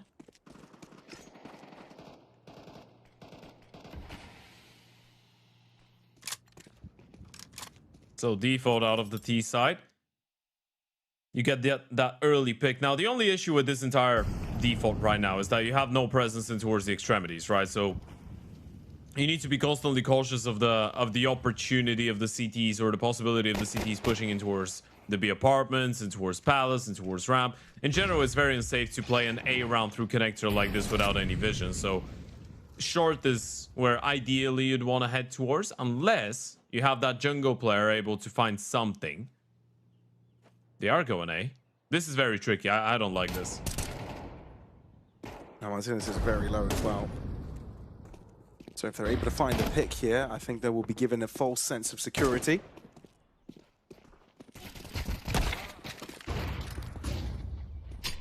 But Martinez is proving to be a very difficult target to take down, but the HE seems to be the answer. Still though, Esort coming in from shore. They didn't quite cover it, or at least the smoke that was placed there initially faded out just on time for DALUYONG to have impact, and they look pumped off the back of it. Yeah, that's the reason I said it looks a little bit unpleasant of an idea for HYPERSPIRIT, because you are going with 5 players up connector, right? They could have pushed ramp, they could have pushed palace. Sure, you're putting money on the fact that with the early tech landing onto Martinez, probably spotting the open towards the ramp and knowing it was boosted, they would not dare push. But eventually, if he's low on HP and they're not contesting middle, they don't really have a lot of choices, do they? They need to either stack up or push, or just do both, but it was always going to be very difficult to come out on top and around like this. And now 8kid's got an op himself. Ooh, you've seen him. Yeah, just is patient. He's been around the block. Knows how to deal with that. Martinez as well pushes up past the smoke. They're making this a habit. Yeah, used to have little, now he has a lot. Well, now HYPERSPIRIT have a whole lot of little. Yeah, Raga needs to get something done here if HYPERSPIRIT have got any chance. But Adron's position is also being watched right now. Oof, not bad. Still a minute on the clock, and if DALUYONG continue to separate from one another, there may be a real opportunity.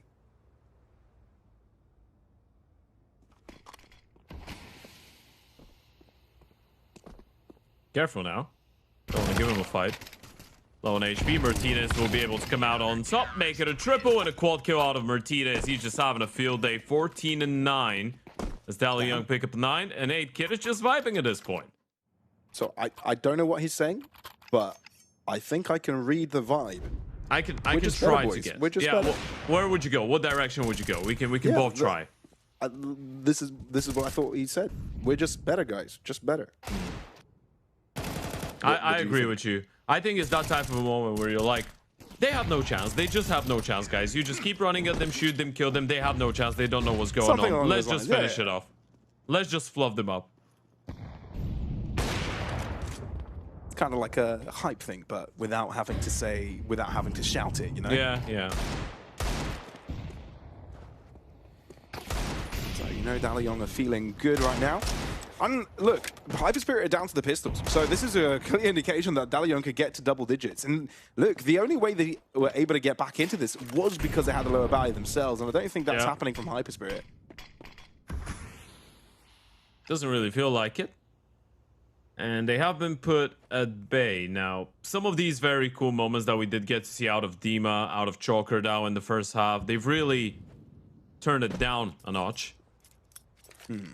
Which is not exactly what you need in a situation like this. And on the other side, you've got 4 players just dominating the competition from the side of DALUYONG. Clean up crew towards middle. Multi-kills galore. But I think you've got 4 players between 12 and 16 frags, which should be saying enough about the firepower that this team has. And now when you look at it, they've technically won the last 5 buy rounds. The only 2 rounds that they've lost out of the last 7 are the pistol and the anti-eco. Everything else they've been able to pick up.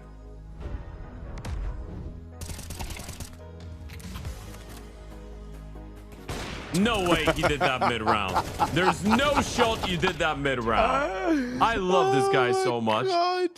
I love Nolan. That's great. There's no shot. We now have an understanding about the vibes of DALUYONG altogether now. Yeah. So it wasn't we're better. It was just, yeah, guys, we were fluffing them. Keep fluffing them. Just like, yeah, here you go. This is what you get. Yeah. You think that you're better than us? Type of thing? Okay, well, HYPERSPIRIT back to the buy round. Safe to say they lose this, that they are in big trouble. On Mirage. And this will likely put DALUYONG closer to the 100% win streak on this map. But HYPERSPIRIT this time were ready for the breakaway. You've got to respect the pushes, but at some point they'll be expected. Are they splitting B? They know the open's on B. They might try and run it down, just assume that Martinez is in towards that A bomb side. This is still a tricky round because they don't know about that AK and ladder. And he could get a kill and just fade away. He's thinking of potentially dropping down in window. I think you just wait, fade the smoke and see if you can get a free kill. If they're walking in towards connector, you can go back short. You have a lot of versatility right now. You just wait, be patient. You could get rewarded for it. And Chokerdao is also very low, so in the heat of the moment, he could go down at a moment's notice. Back into short, can hear some chaos going on. That smoke is good. It nets Martinez obsolete from window and forces the hand into short. Is this checked? Is this watched? It is not. There 2 kills for Martinez, and you're right back in the fight. Surely you read into it. There's not enough time. They can't go back A, even with that kill. Oh my goodness. Oh my goodness! DALUYONG! A 2v4! Surely now this map is theirs! Look at a smile on his face. He can't believe his luck. They can't believe what's just happened, Martinez. We're talking about patience. That's exactly what leads to that triple.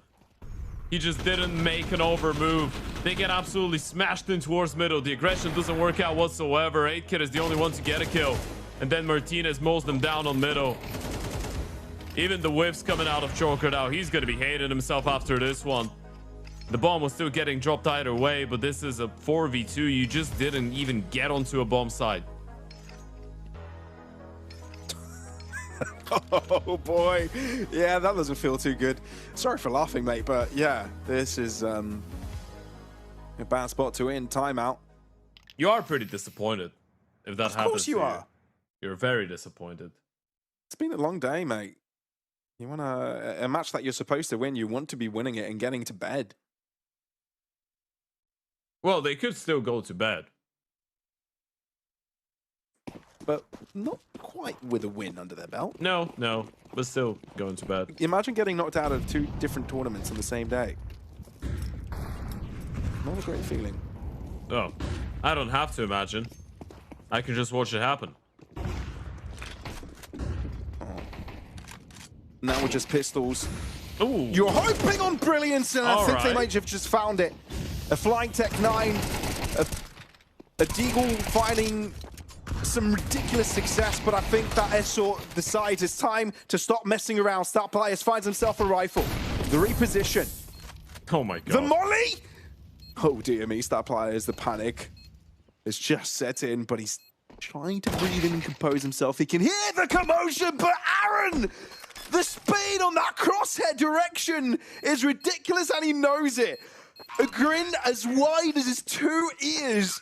And DALUYONG on map point. No matter how close the round is, no matter how dirty and filthy it gets on the bomb side, they always come out on top. What a shot out of Aaron. Star Players plays the situation perfectly. He gets spammed, he gets molly, he's still able to reposition before the smokes fade away. Some blinders coming out of the Deeks and the Tech 9s. But it's still not enough. Look at our reaction. Instant headshot onto the default player. 5 opportunities for a 13-7. Well, 1 opportunity for a 13-7. 5 opportunities to close out the map. It's not even funny. It's because you've given HYPERSPIRIT a potential chance. You're taking candy away from a baby. And that baby is mad. Ragged double kill. And HYPERSPIRIT want it really bad. Massive cross from Connector. So Aaron's reign has finally halted. Thing is, I can never trust 8kit to let this go. Oh. I think it was just above the head there. He's got a player coming out of ramp. This is still doable. They're going to give it a go. If eSports is able to get the first kill, well, he'll get the first. Question is, does he get the second? That was the low HP guy. 1v1 against Jokered out. That would have been the round. Yeah, this makes it tenfold more difficult.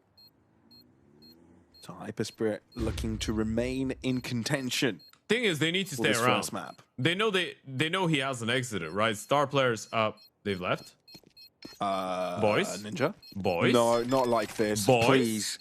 They've just let this go. Oh my god. All right. Okay. Thank God. I thought we were just witnessing a Reddit clip. But, no. Averted. Goodness me. That would have been too much to end the map like this. Yeah.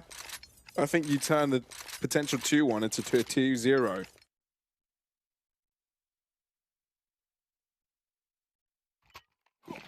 Oh boy. Oh boy.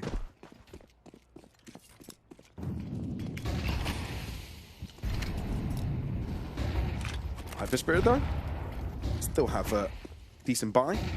AKs all around. 4 rounds to go before off overtime. Brilliant nade. 36 damage off the Star Players. Rebound off the wall into the side of his face. They're refighting middle here. It's just a question of when does it happen. The CTs have lined up in a way that they want to bring the fight to them in the middle of the round. If an A play comes in, you better believe these guys are swinging and bringing all they've got against Star Players and Joker down mid.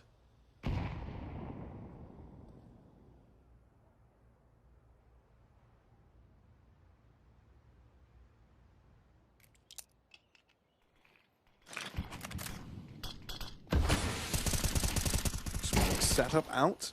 Good bait. Martinez on the off angle. First blood for DALUYONG. Now they don't slow down. They like picking up the pace a little bit. Dimaj does get the HE kill on team 1, but Chokardawi able to get past the cracks and punish. Eventually taken down, which makes it doable for DALUYONG, but a plant will go down either way.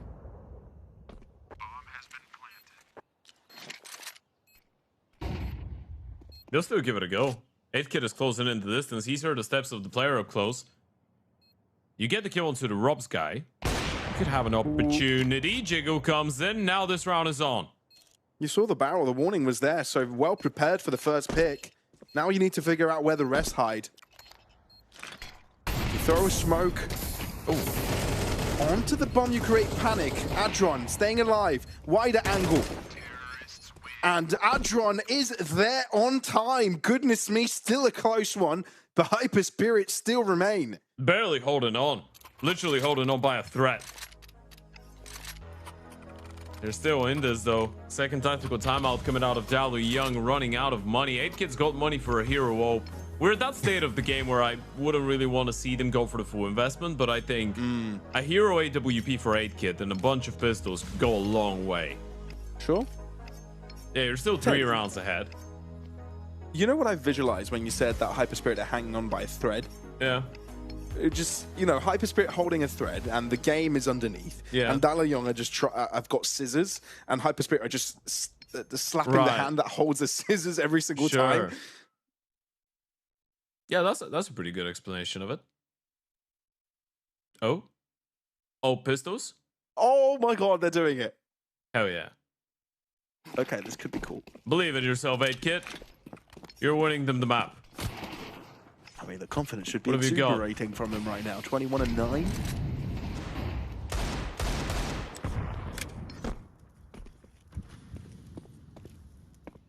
What have you got?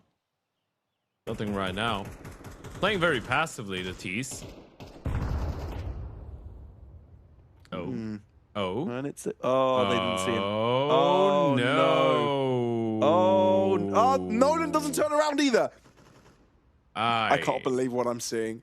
Well, he's going Palace. Oh my goodness.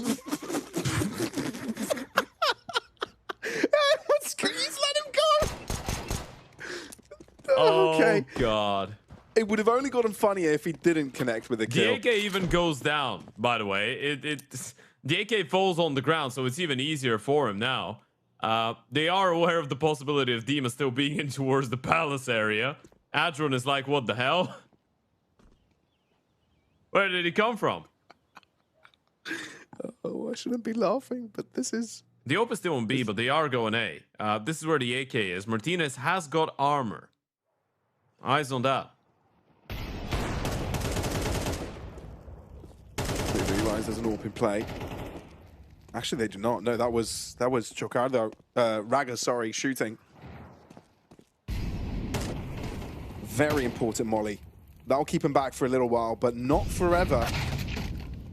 Ooh. Oh, screamer of a shot. Big green down. Can it be collected and retrieved? That's what Martinez is going to try and do. Poor Star Players, though, finds another screamer of a shot. It feels like whoever's holding this big green is doomed. Yep. Pretty accurate.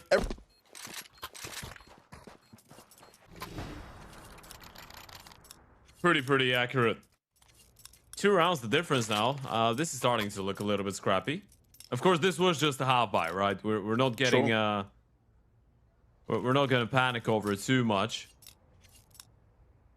I bet EdKit would love if he had that AWP, but MP9 shall do it. Yeah, that's the downside of it, right? You're obviously putting some trust into the fact that you either win them the round or at least you're gonna be able to save the AWP or someone else will save it.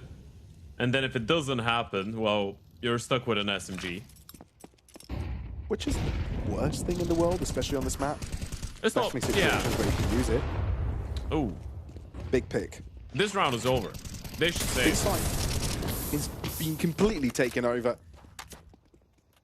They should still save. Be anywhere. If Adron lost his life there, it could have been over.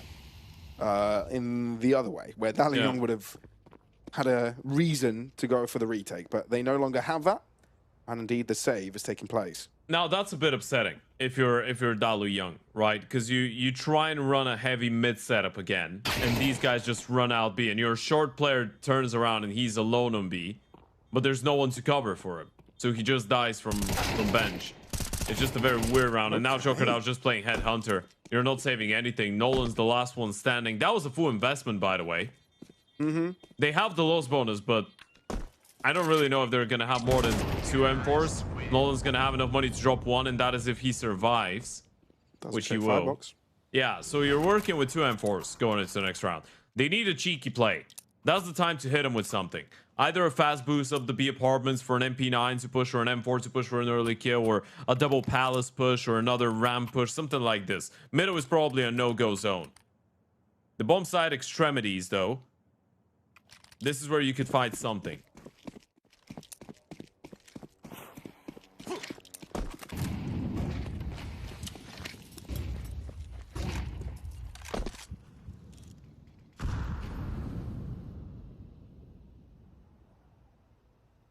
Still, this buy could be much worse. I think what's hurting is the amount of utility available. Only 1 more wave of smokes available on 2. But the incendiary game isn't too bad either. HYPERSPIRIT playing it slow, hoping their opponents can expend as much as that nade bag as possible.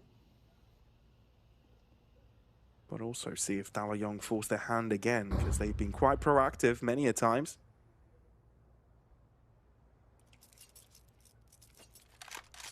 Now Chocolatao has slowly made it through under. John is able to pick out the 1v1 in apartments. But Raga looking in the wrong direction there, unable to convert on the flick, and 8kit uses that situation to close in on him from short. DALUYONG now with the advantage with 40 seconds. HYPERSPIRIT seems like they made the choice. Never mind, I thought they were going to go into B. So what's the plan now, especially with Aaron going all the way around the world here? They're going up connector. This is not too bad. If Adron gets 1 kill onto the MP9, this could work out perfectly. They'll still have to deal with Martinez, though, and he's got such a power spot. Yeah, Aaron thinks it's a B apartments push. And now he'll quickly realize that's no longer the case. Massive. And Adron falls. Dimasha isn't able to catch up to the player. He'll try and take the fight to him. The spray is rough. HE barely tickling him. Oh, no. Martinez holds on. Star Players has to hold on himself. But it's just too much to ask from it. They got too close, but not close enough. DALUYONG, fine margins, wait for the molly to dissipate, and with this defusal, will grant themselves map #1 win. What a tight one to close out on Mirage, a 13-11, and you can see the moment of relief on the face of 8kit. He worked so hard for this one map to go their way, especially looking at the entire veto and the way that this game was shaping up. Ancient coming up for HYPERSPIRIT, you couldn't possibly let them get a 1-0 lead in such an important game.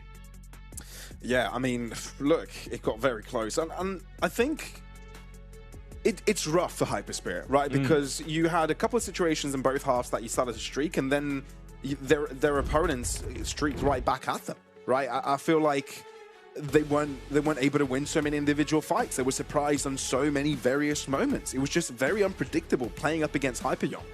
And they were always on their toes, not finding answers. No, absolutely. I think in general, what we did see out of this game was two teams that were very evenly matched up, right? The difference came down to, I guess, some of the more impactful rounds, some of the quick decisions, some of the hero plays. Martinez had a bunch of those. 8kit as well. Chocolatao on the other side was very much unleashed.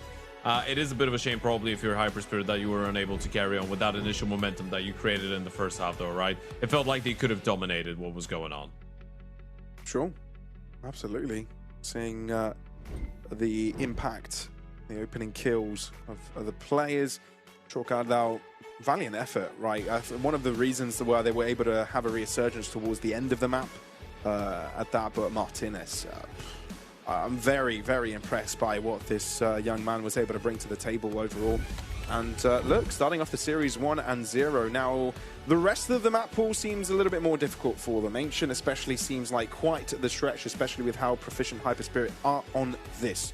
But we'll be finding out how this one goes very shortly.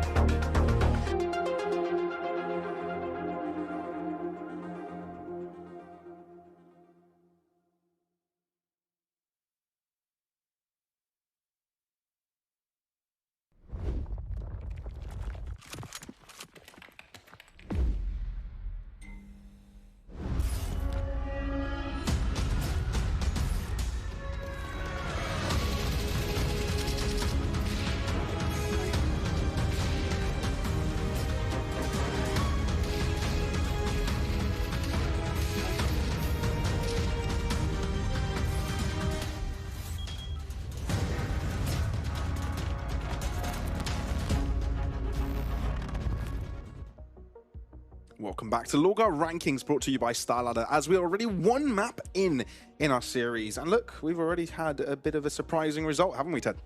No, absolutely yes. At the start of the day, obviously, it is the last day of the group stage, so it's just elimination on the line.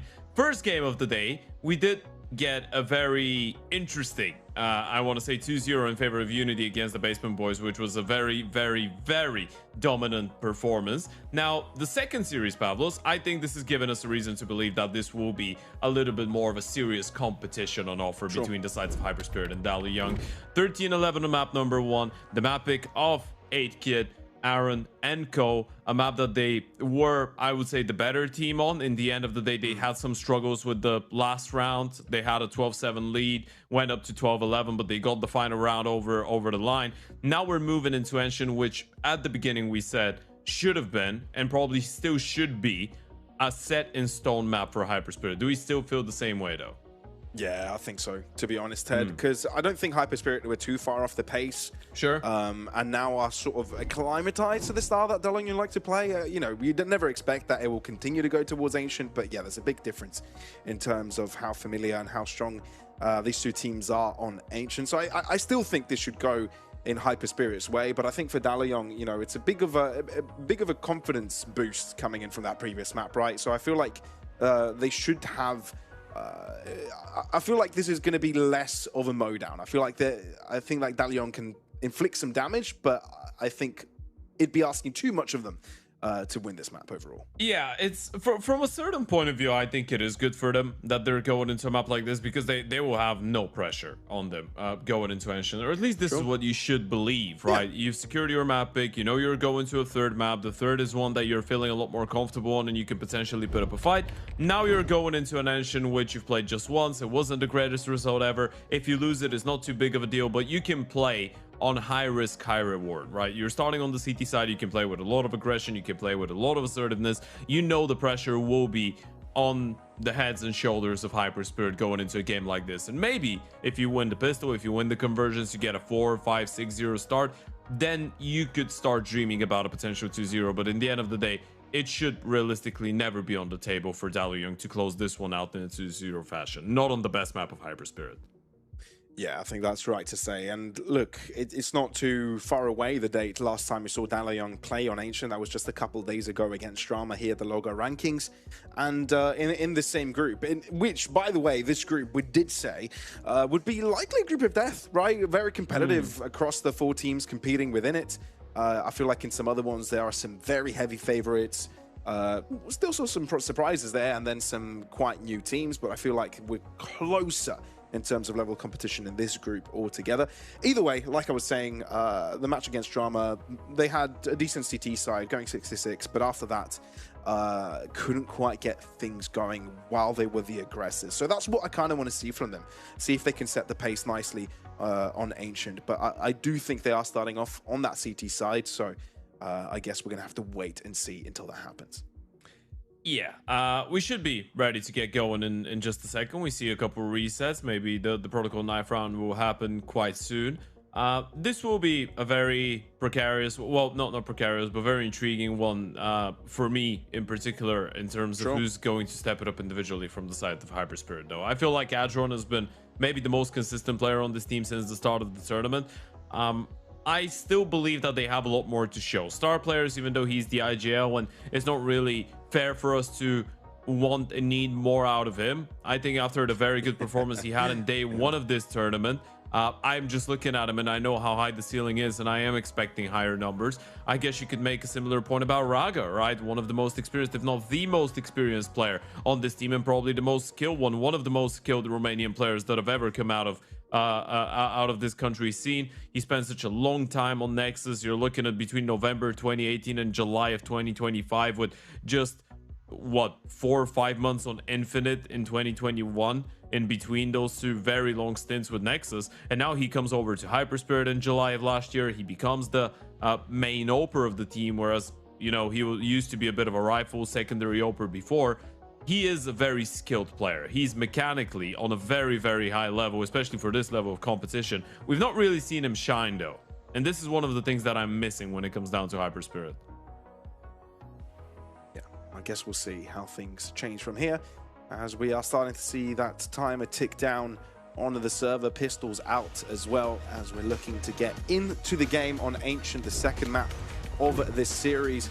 It's been a very interesting first map, 13-11. It really went to the maximum amount of rounds other than overtime. And we're seeing if HYPERSPIRIT can draw things back on their own home ground, or if DALUYONG have got a surprise up their bag for a potential 2-0. Quick push now towards that right-hand side, into the site already. Some respect shown.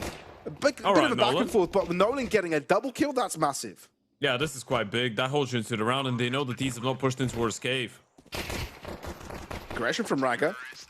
And HYPERSPIRIT, all right, full pedal to the metal, really, towards the back of the site, and crunch down on all of the players. It's a very brave start, right? It's obviously a double-edged sword to go for a B rush straight out the bat after you've lost the first map, because if it doesn't work out, if you just get mowed down, that's going to get the CTs fired up. But on the upside, you could just storm your way in, get all these kills, and then you have financial control from the very beginning. That is the charm of being on the T side of Ancient. You can just rush mid and B every time. Now, don't feed the USBs. Yeah, that can happen. At least that's what it felt like at the start. Now Nolan, last man standing over towards the B site, will just look to see if he can find a few strays. Doesn't look like HYPERSPIRIT are going to split apart too much, though. Or bunched up, not taking any chances. I think what would be good for HYPERSPIRIT is to get a very decisive Ancient collection, right? Because then that hype that DALUYONG felt in the previous map will get thrown in the dumpster, right? Yeah, especially when you're playing against a team like DALUYONG, that's a little bit more of a mix, as opposed to, you know, a stable project, a stable team that's been together for many months. True. Those teams are very momentum-based, right?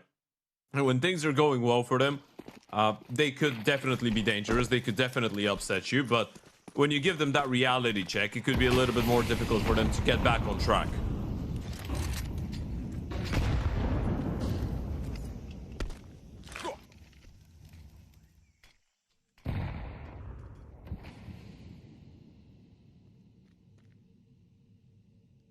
With that being said, we're just now entering the first buy round. Looking like a mid to A play. Walking towards Donut potentially. Double setup out of the M4s though. This is dangerous. Strong stuff from Chocodow. Oh, and he wants to keep it going. Double kill. That's the A-site defenders. No one around anymore. You still have Dimage potentially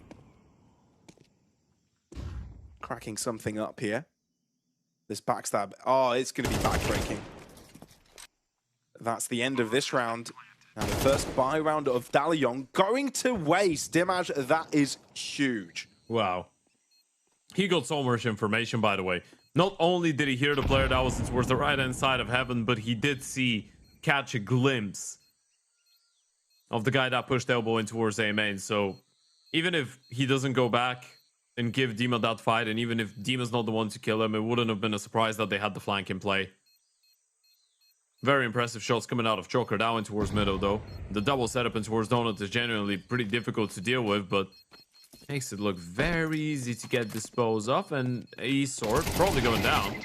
Double peek coming in. Choker down with a third headshot of the round. No M4s held onto, and I think you might have been right on the money here, Pavlo, saying that HYPERSPIRIT could be onto a very swift start on the T side of their map pick.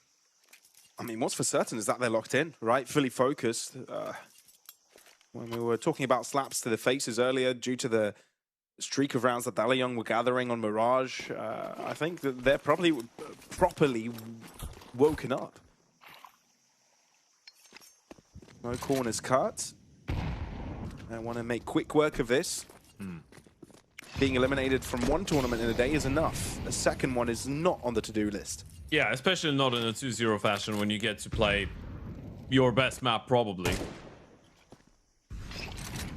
Bar Infinite, and that's local Romanian competition. And then you've got Gentlemates and TDK. Not a single team has been able to beat these guys on Ancient since the 20th of February. That's in over a month. And they've played a bunch. This round could get a little bit hairy. Yeah, especially if that happens. Nades were lined up for Dimash. At least the bomb got planted. Could have been worse. But you're lacking 2 players as you lost an early lurk. That Macton, though, clearing up for Raga does give HYPERSPIRIT some cushioning. And Adron, once that smoke fades, gets the better end of things. Raga, a triple altogether, so a lot more cash in pocket. It's good to see for them. And also a sigh of relief that this round doesn't go awry. Okay, so no potential. God. Maybe not for the defusal, but highlight moment for sure for Martinez. Oh, he was so close to getting that last 1D as well off to Raga. I'm telling you, man, Martinez has got some very clean mechanics. I don't know how he does it.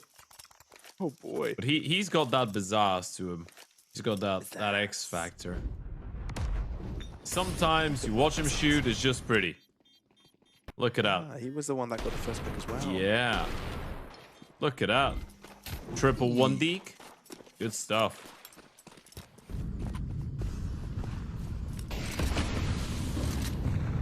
What I'd like to see. Well, if you're DALUYONG, not HYPERSPIRIT. Quite terrifying. Raga receives first blood with the AWP. Although quickly gets shut down by the opposing AWPer. B-site takeover, successful HYPERSPIRIT in a potential late lurk in the likes of Chocardo.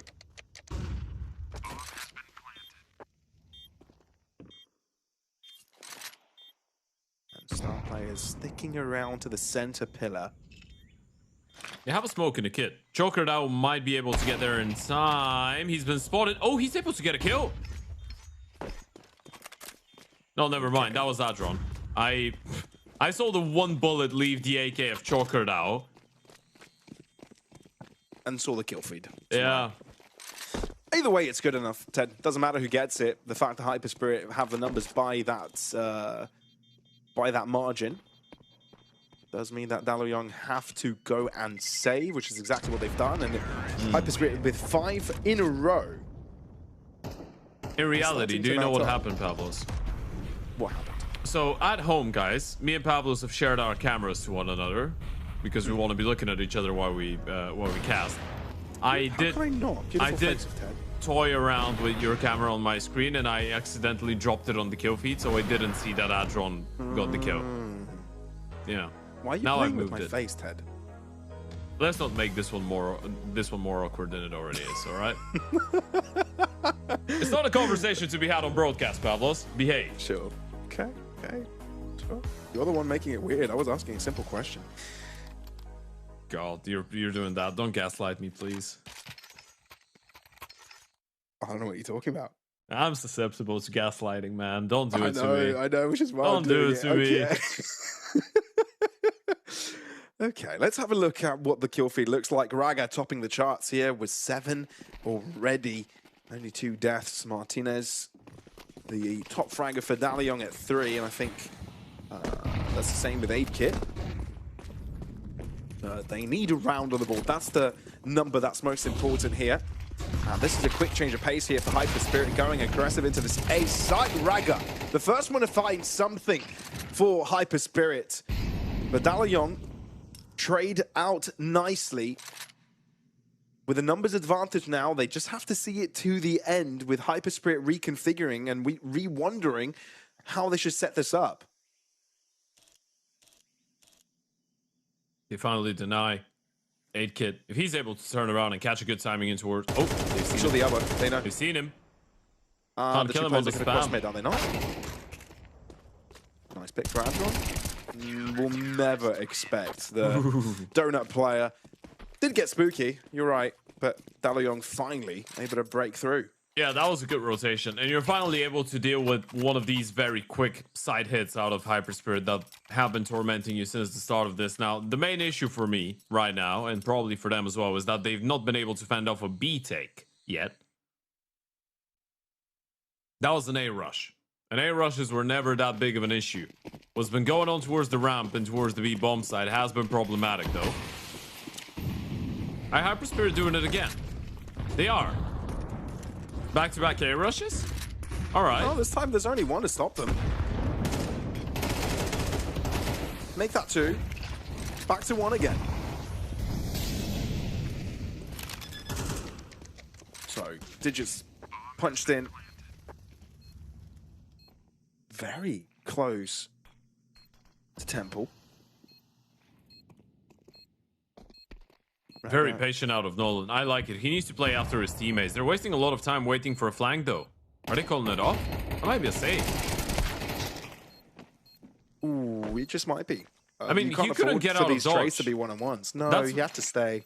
That was a little bit weird, though, right? Because he was very committed. They were very, very committed to going for the retake. That's why he goes into that angle. And then Aaron goes there instead of running back towards CT spawn in B to play for an exit kill. I am not sure I'm a big fan of it. I know the T's don't really have a lot of money because the last couple of rounds have been pretty close, but the CTs don't have a lot either.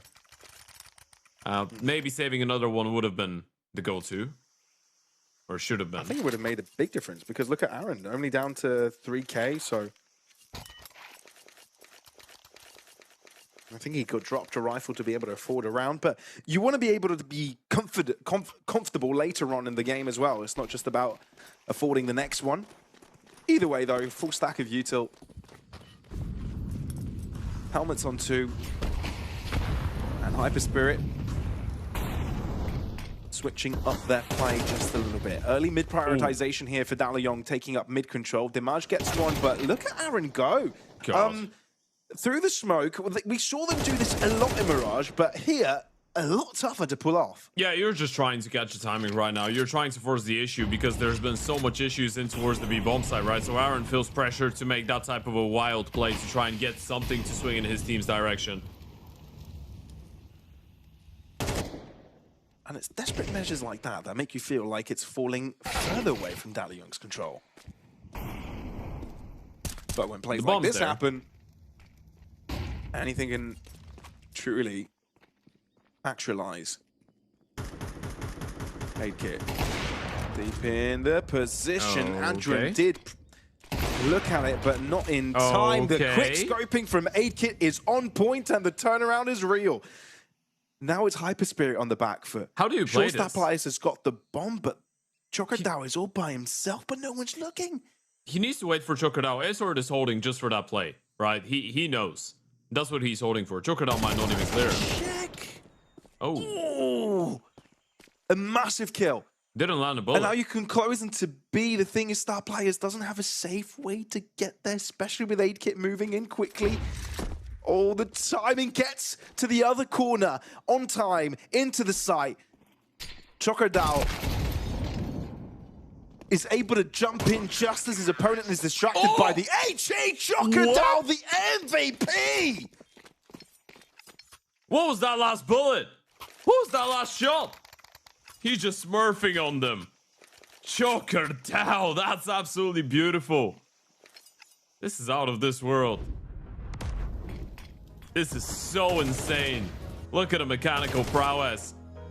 Just bullying them all over the server, even with the mishaps, even with the drop bomb and the efforts coming out of 8-Kit on the big green. Chocodao just makes this one look so flawless, so easy. Take a look at that again. Just admire the beauty.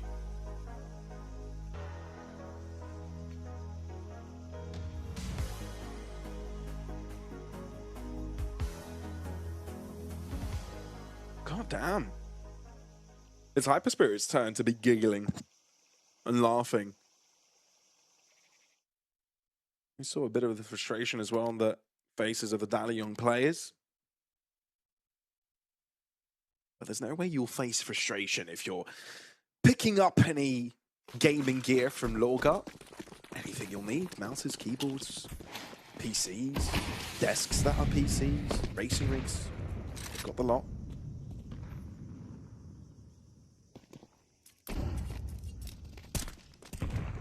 But this buy round could be instrumental for DALUYONG in this game. If they lose it, they might be conceding another 2 in a row, and that would put HYPERSPIRIT on 9 rounds already. So, safe to say, an all-important round, but again, limited util. They've used up most of their smokes. They actually have none remaining, only flashes to work with. So anything they do will have to be off of the shots they connect when HYPERSPIRIT cross into the sites. Yeah, they've ejected star players. Well, Iron, actually, by star players. Again, eSword is pretty aggressive, and Dima's actually going to play before his teammates get here, so this is an opportunity, and he will take it. Does he get out of there? He does. This is a very well-played situation out of eSword. And now they're pretty forced to actually go back, maybe. 40 seconds on the clock. Molly mid. Do they still believe this is going to be a B play, though? I don't really feel like it. Oh, HYPERSPIRIT might Kid's be pushing. overthinking this, but 8kit could be God. providing Did he lag this out? on a silver platter instead.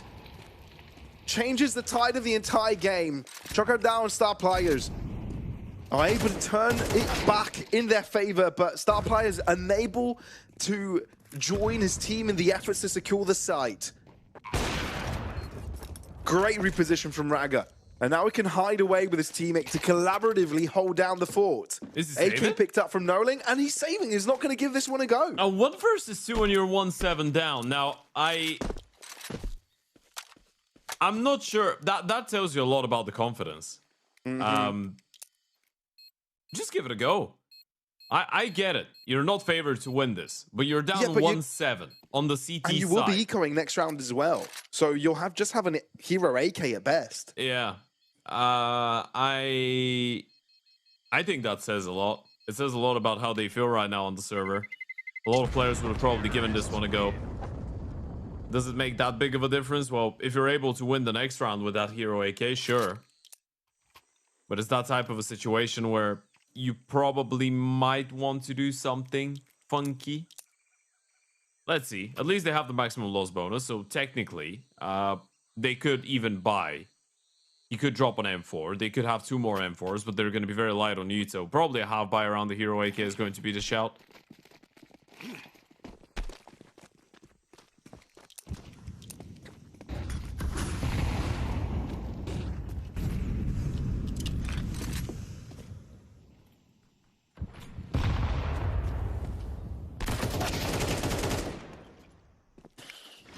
Right. From bad to worse, isn't it? It feels like it doesn't even go more than 25-30 seconds into the round before they get an opening kill, right? And even if Nolan is able to get that refrag onto the AK, now they know where the rifle is. They can just avoid it. I could now expect their sort to be here so quick. Odd how I saw next first. All right. I did not anticipate this would be the round that DALUYONG won, but they are very much close to that being the case. Maybe it was worth it to hold on to the AK, you know? Maybe they know. If anyone did, Yeah. then hats off to them. All right. 45 seconds, star players.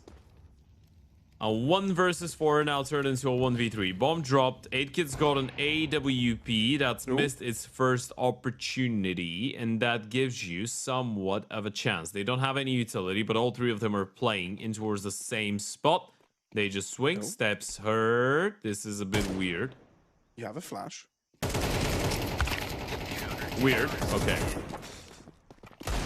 Yeah, it's weird when you see a player walk up by himself, but eventually they're able to group up in the effort to swing. So DALUYONG able to double their round score in a very unlikely round.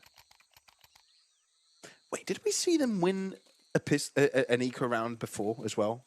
Do I remember correctly, or was it a buy round? I think it was a buy round. No? The first round that DALUYONG won this game? Yeah. Could be. Yeah, probably is. To be fair, it's been very difficult to remember the good things.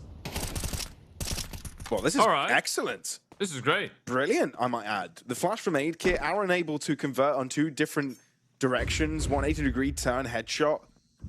That's much more like it here for DALUYONG.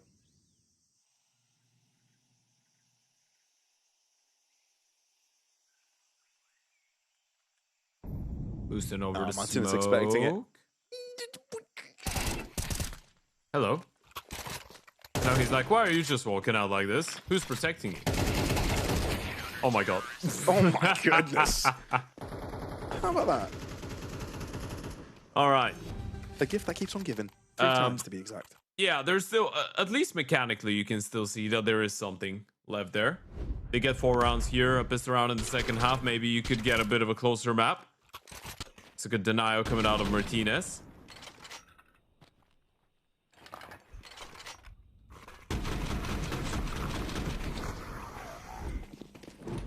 Very snappy aim he's got.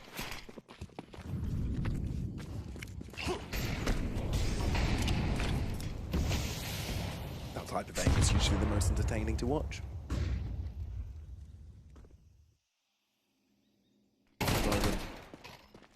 Oh, gets completely deleted. Ooh.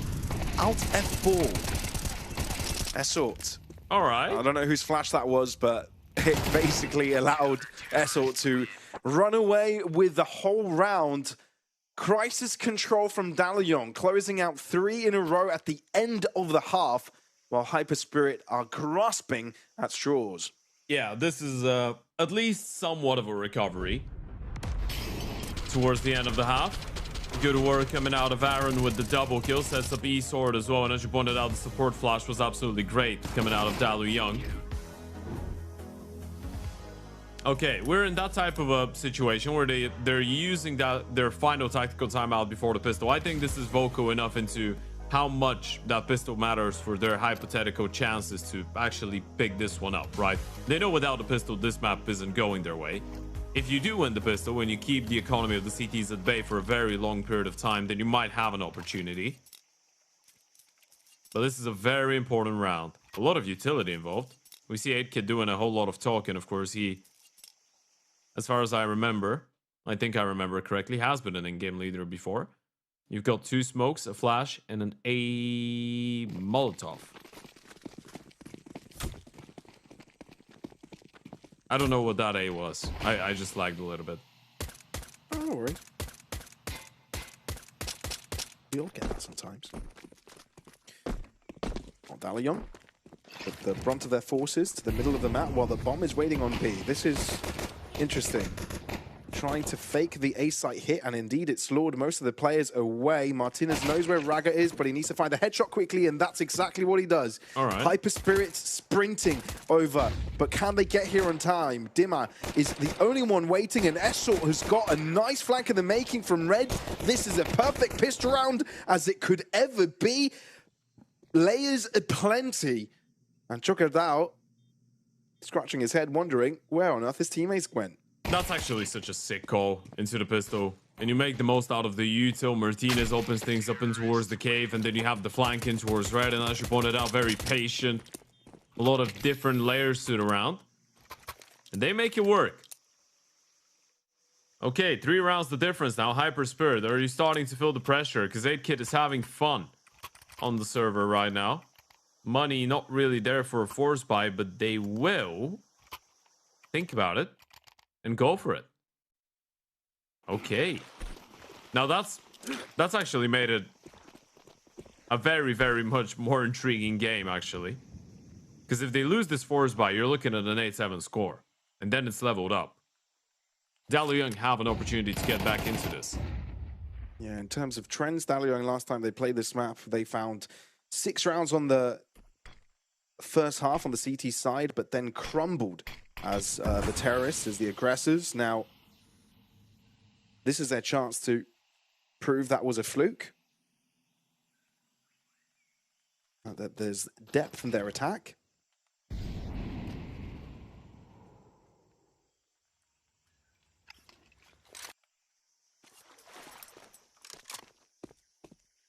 A lot of access granted near Red. Esort making sure that Adrian's walk is limited to just the tunnels themselves.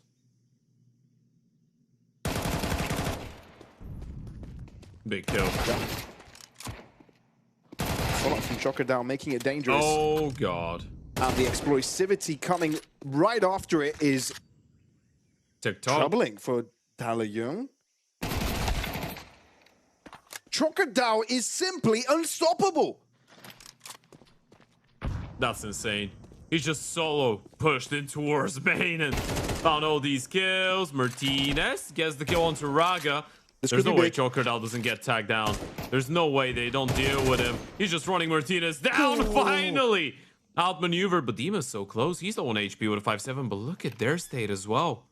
You stop the bomb from going down, you could win this. Oh, but Martinez connects just in the nick of time. That is absolutely crazy. Crocodile was kicking and screaming through that round, but it just wasn't enough.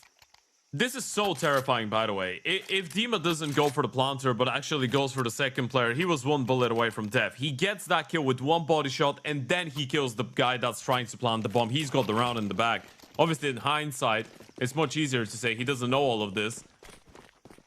But when you think about how fragile of a situation that was, DALUYONG do stay alive. Crocodile unable to get them over to this round number 9. And now the difference is 2. Now we suddenly find ourselves in that universe where there will be only 1 round between those 2 teams. And at one point, it felt like HYPERSPIRIT would just run away with a 13-3, 13-4. It's a much more competitive game now. That is if they don't get ecoed. They are going into the stack. Well, if they play their util game right, it should still be a non-issue. But only the stack can be problematic. Imagine walking into cave and having to deal with 3 different players, 3 different positions. He knows there's plenty of players around now. Swings for both, gets 2 out of 3, and in the meantime, the rest of the players are able to clear out the site. DALUYONG, a very important anti-pistol. 1 round away from HYPERSPIRIT's score. Roll your minds back. HYPERSPIRIT were up 8-1 at some point. Yeah, I wonder when HYPERSPIRIT will start using some of the tactical timeouts. I feel like if you ask them, they will tell you that the rounds that they've lost are just a little bit of BS, right? Because there was a couple of close ones. There was an eco in the first half, and now the pistol in the conversions. If they do start losing buy rounds on the CT side, though, this is where I feel like you start calling for help. Oh, come on. Martinez pre-firing it, but Crocodile had assistance. Adron is also there. And having Dima also in close proximity also helps out. So HYPERSPIRIT having pole position at the start of this round.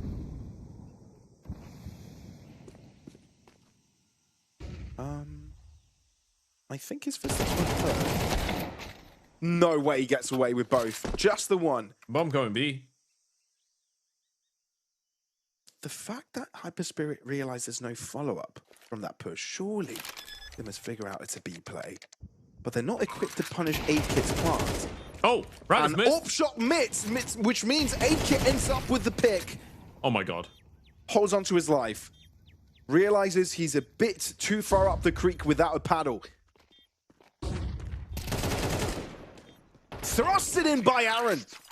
And Aaron also has got a screamer shot of his own.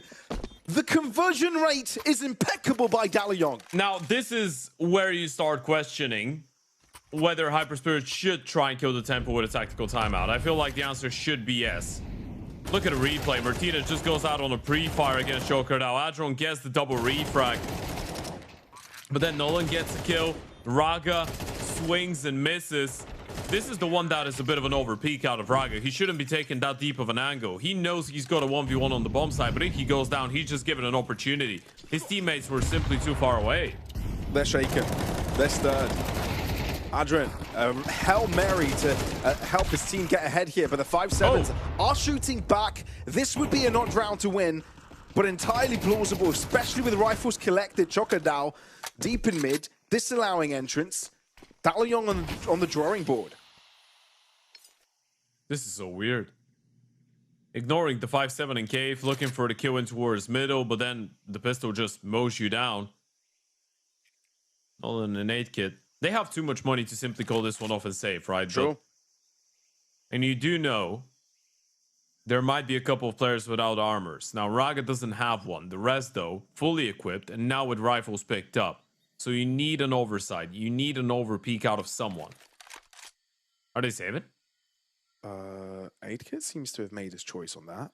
Nolan going a few steps further. I think he's just waiting to see if Nolan can get a kill. Well, with that smoke, he can block. Oh no, he was just lining up a flash. Okay. Opponents out. Dim, I'm thinking if he wants to overseas the smoke. You shouldn't be giving them 1v1s right now. You should even let them get a bomb plant. Safe, knows where one is, but needs to be careful of the right-hand side. 8kit dies, and so the same fate happens to Nolan as well. That's a very unlikely round to win, but finally, I guess, HYPERSPIRIT collect it.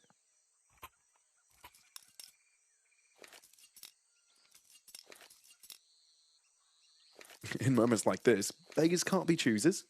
No. Get what you can get. You still get around, and this is, from a mental point of view, it's actually a very important one because the game just got leveled up, and in your head now you still feel like you're in control, right? Let's not forget they had an 8-1 lead. That was 7 consecutive for DALUYONG. And in towards middle they go. That's a big opener coming out of Martinez. Will get shut down, but still the 1-for-1. And ASTRAL has been an issue, or Chocodao has been an issue, sorry, to deal with. So this is a big person to take care of. Oper spotted now. They didn't know about the rifle. DALUYONG are fighting fire with fire. They've upped up the base. With HYPERSPIRIT playing aggressive earlier, they're saying, we can do you one better. Limited on the util department, though. No flashes. A lot of these picks are going to have to be dry now. Raga's in big trouble if he walks in. Oh, Nola's got a kill. HYPERSPIRIT forced the issue. Sure, Raga gets the pick, but what's the answer here? Because you're being pressured into B. You're asked to deliver your players in that location, but DALUYONG read it and quickly convert to the left-hand side of the map. They know where the Oper is. They should be anticipating Raga in towards CT, but they've doubled up to clear middle from red. A, it's completely open. Bomb down, and HYPERSPIRIT realize what just happened. Raga doesn't get peeked here. This is very strong off angle from eSword. He should just hold on. He's got the support of Nolan as well. Flash in. That's what playing anti. Aaron being patient, and it pays off. Sure, you get one, but Nolan is now the final boss, and Raga realizes it might be too much for him to chew. The bite is simply too big, and Raga's head gets ripped off his shoulders.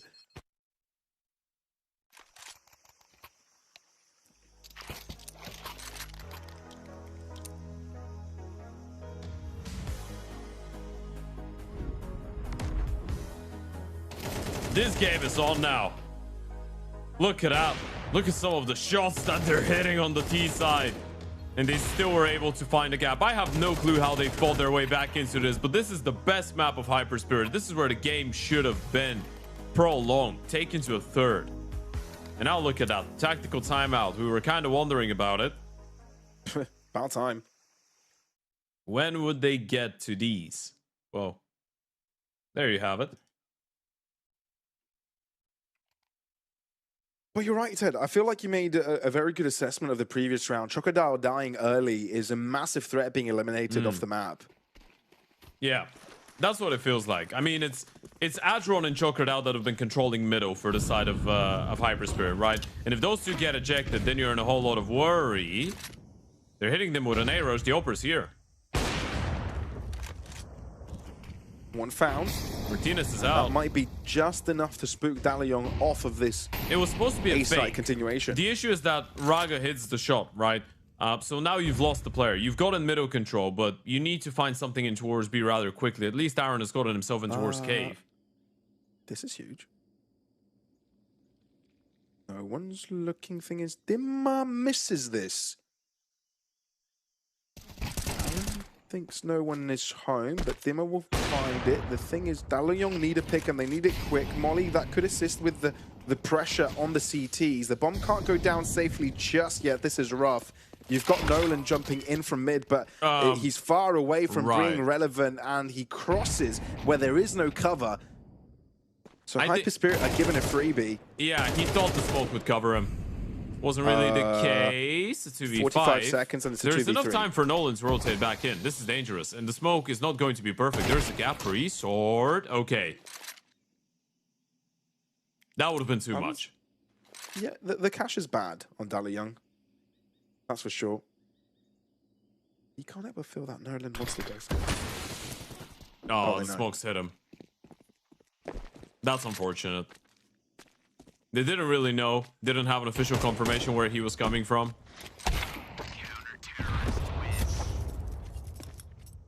Well, don't know if it was a timeout or it was DALUYONG trying to overcook the round. Either way, HYPERSPIRIT are back in the lead.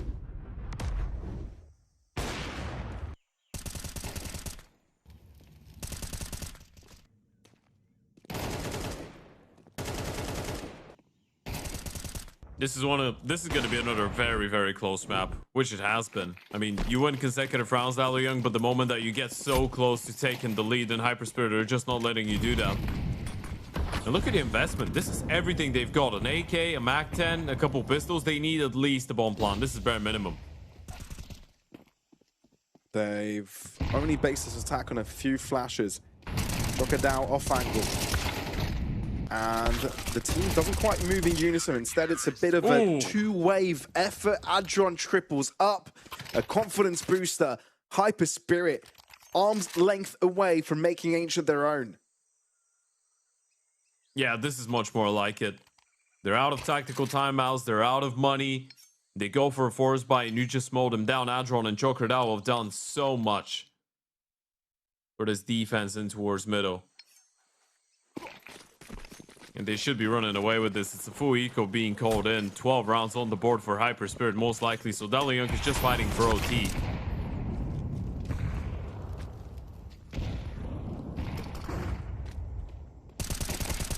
No respect shown from Crocodile. Wants this one to be done quickly, swiftly.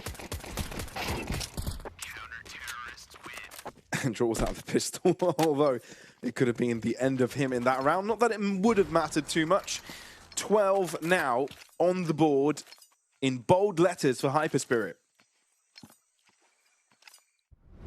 I'm in the mood for an overtime. I'm not sure if it's possible at this point, but I feel like they've definitely been very sharp, DALUYONG.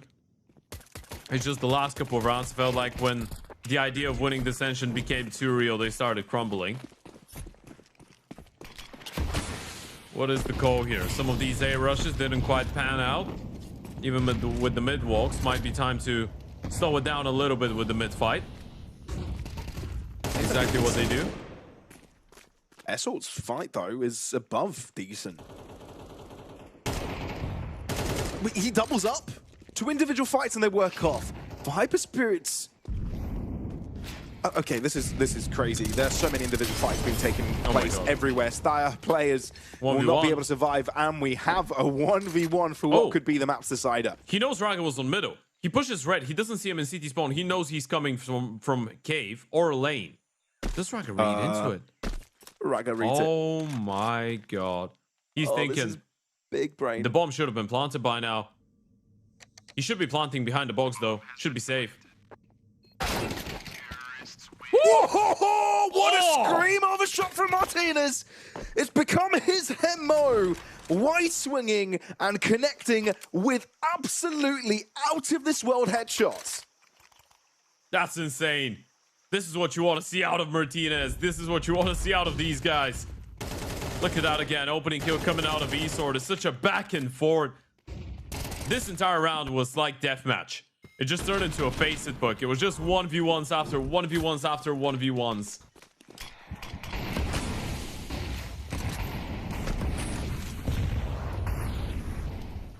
I'm glad we got to see Martinez's perspective on that as well.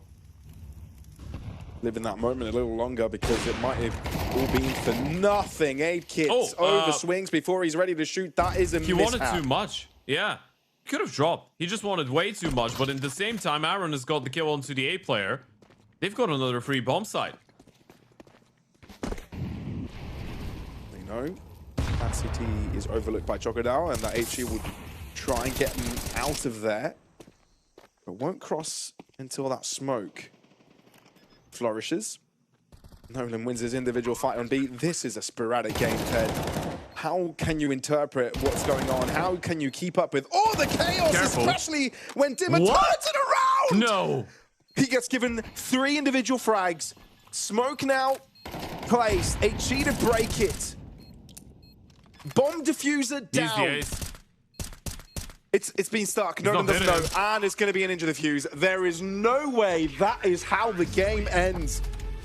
Dimmer with a 1v4. That is ridiculous. That is absolutely ridiculous. And the reason it is ridiculous is because they gave him the fights. Is the 1v1s is what brought them back into the game. The individual prowess, but sometimes you just overcook it a little bit. You overpeak, you get too much into the zone, and that was the opportunity. They had the comeback, they had the overtime, but they decided to give Dima an opportunity, and he grabbed the bull by the horns.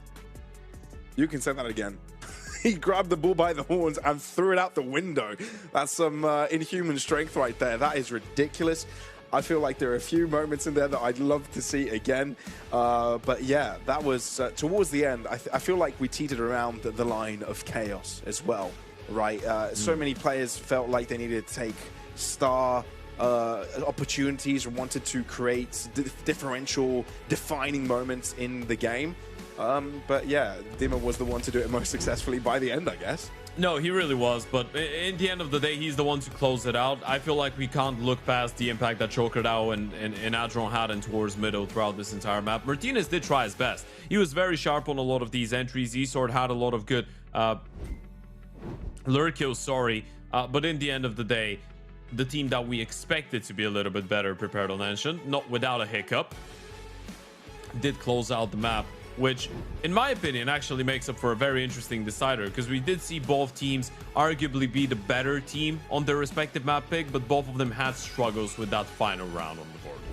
Oh yeah, 100%. And look, I don't know if fatigue is coming into play here. I don't know if frustration is coming into play, but Dust 2 is the fraggiest of maps, right?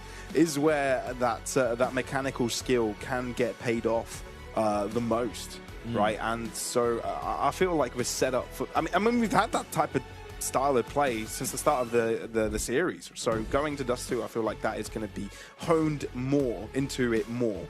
Yeah, we get to see Chokerdao highlighted once again. HYPERSPIRIT have the comeback on Ancient, but yeah, Dust 2 just seems like a very exciting area to go to, folks.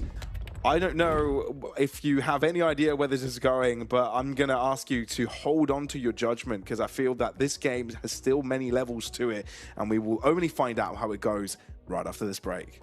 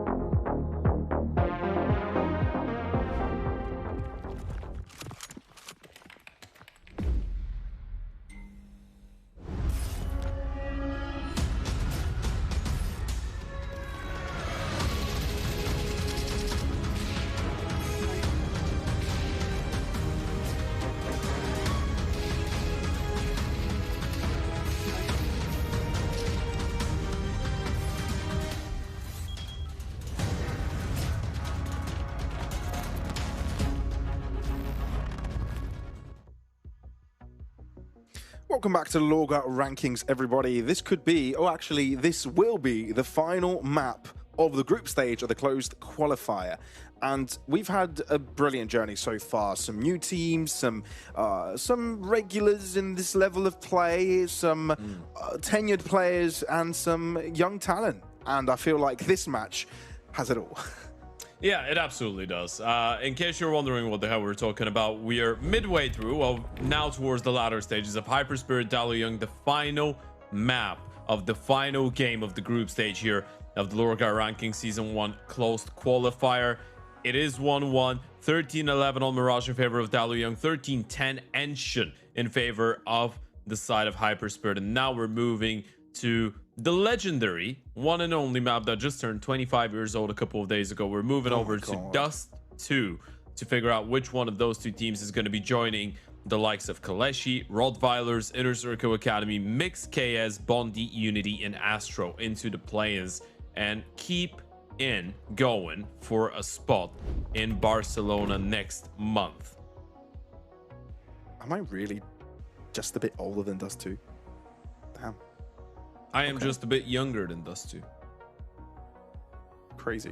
Yeah. Absolutely crazy. Yeah. Let's focus on a little bit on the specifics of this series between HYPERSPIRIT and DALUYONG, because we've already seen Mirage and Ancient, like you just mentioned, Ted. Both teams were able to win their own map picks, but it wasn't clean by any means of the imagination, right? Both of them faced struggles.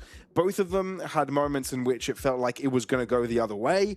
And now on Dust 2, and all of it being very, you know, aggressive, in-your-face Counter-Strike. And now we're going to Dust 2, where it's the pinnacle of this style of play. I think it fits both these teams very well. What we did see on Ancient and what we did see on Mirage, both these teams just like playing that type of up-in-your-face Counter-Strike. I think with HYPERSPIRIT is just the style of play that they go with. For the side of DALUYONG, it's a little bit more understandable considering we're talking about a mixed team. We're talking about a lineup that doesn't usually spend as much time together, and for on-the-go type of calling and on-the-go type of preparation as a team, I think they've been playing a very decent game. 8kid has been honestly a standout performer for the side, and especially going into a map like Dust 2, the battle between himself and Raga, who's always been a very capable Dust 2 oper. Will be quite intriguing to follow. I feel like the reason that this third map is so exciting for me is actually especially the opers. I think we've seen, at least on Ancient, we kind of got to see a little bit more out of Raga, which we were wishing for. 8kid all in all has been very, very solid all around the event. But also because you get to see the competition between Chocordao and Martinez once again on a map that both of them love, right? Chocordao was great on Ancient, especially in towards middle. Martinez has been such a revelation because of this team. He is the stand-in for Svet ahead. He was originally not even supposed to participate in the tournament, but he has been here since the first game that they've played, and he's been instrumental for the good results they've had. It's been absolutely a wild performance. But here we go, the decider of the final match here at the LORGAR Rankings Closed Qualifier. It begins right now, and it's DALUYONG as the aggressors, while HYPERSPIRIT will be trying to counteract every one of those actions, starting with this one. Ooh, okay. The random spam through the smoke does net star players with a kill. eSword will get dropped, so that gives you a reason to be a little bit more careful and worry about what's going on towards short. Aaron's got the smoke double flash, so potentially just a cross smoke with the flashes going over. It will be CT actually that he goes with. Into Catwalk, but Raga seems to be enough of a resistance by himself. Sure, Chocodao can be around to assist, and it's two picks per player. HYPERSPIRIT, this is the second map in a row where they start things off with a pistol.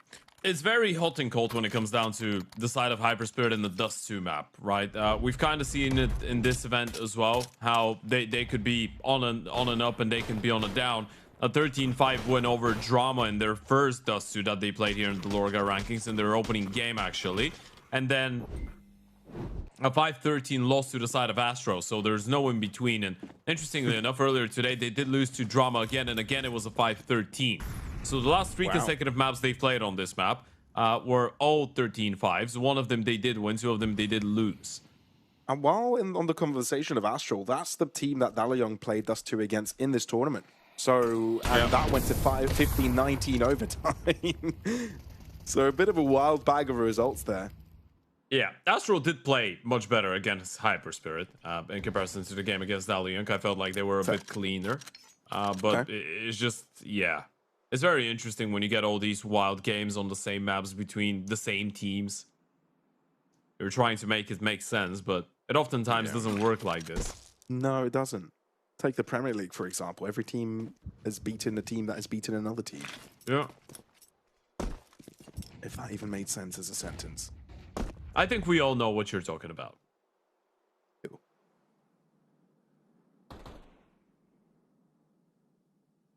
Dimmer's going for a walk. Crisscross smokes in play. B split coming up. Flash from Martinez probably will go up high as they start making their way through the smoke. Oh, it's as explosive as you can be, really. But Adron using the car as cover, and the shots cannot get past it. Clean stuff. Adron was hoping he didn't have to face another player, but he did his job admirably. And the 2-0 is swift. Star Players is actually laughing. He's having a smile on his face. I don't know how Adron was able to survive there. I felt like he ran out of ammo very early, but he was somehow able to pull his pistol out and get a kill. The split doesn't work out. It's a good defense coming out of the B players. Of course, a friendly reminder to everyone at home that all of this is coming to you thanks to LORGAR. You can go and check out the LORGAR platform, get ready to play, and of course sign up for the giveaway of over 30 LORGAR products, which is an exclusive giveaway for viewers of the event. Star Players just signed up, and he's won a bullet. As you can tell, we're pretty quick with delivery as well. Did Raga just get dinged there? Yeah. I think so. Yeah.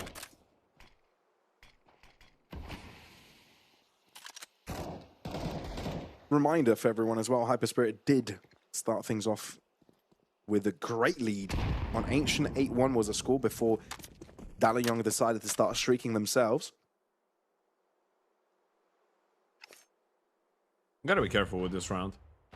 You're already man down, one player's low, and now you're 2 men down, and the low HP player is still alive. Not anymore. HYPERSPIRIT, they've turned it around. And they can take a bit of a sigh, wipe their brow off. Even when you win the round, if you lose so many players, this is still a good round for the T side, right? So if Aaron somehow gets one more kill, even if he does go down after that, this is already a successful, very successful round. I mean, either way it is. Only one bullet needs to connect onto Raga, anywhere on his body, even his pinky, and the job will be done. Just scratch him. Tickle him. Or turn your back towards him. Yeah, that too. But you're not going to get the result you wanted. 3-0, but this one was labored. But now come in the big guns. Nade Kit getting hold of his favorite gun.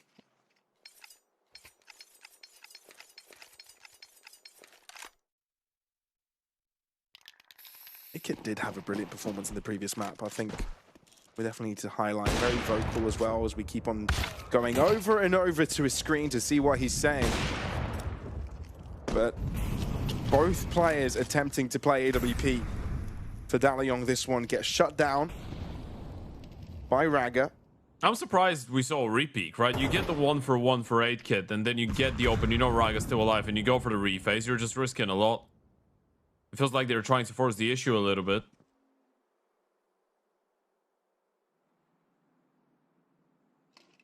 Surely you don't feed Raga more kills, right? Surely you don't give him opportunities. Well, that bomb still needs to be collected, by the way, and it's right... Well, it's in spawn, so not visible. Not the most ideal mid-smoke. Oh, drop again! Raga is being toyed with, but instead, he's enjoying the toys. He's playing with them. He's got assistance. Raga finally goes down, but Chocardo has to get away with a pick.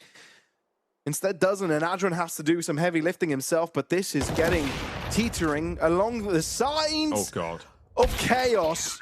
A 1v1, but Dimmer having the angle and needing to connect only one bullet will be enough. But blimey, these rounds are mighty close. That's such a mad play out of Raga. He gets blinded, he hears the steps, he knows they're out. He didn't want to zoom and give away his position, so he's just relying on a quick scope, but he couldn't really lock in on a target. There's the replay. 8kid gets that opening on star players. Raga punishes. A big round out of the Oper, but a big round is all coming out of ASTRAL after that double kill from Martinez. And is the damage done? Very difficult angle to clear out.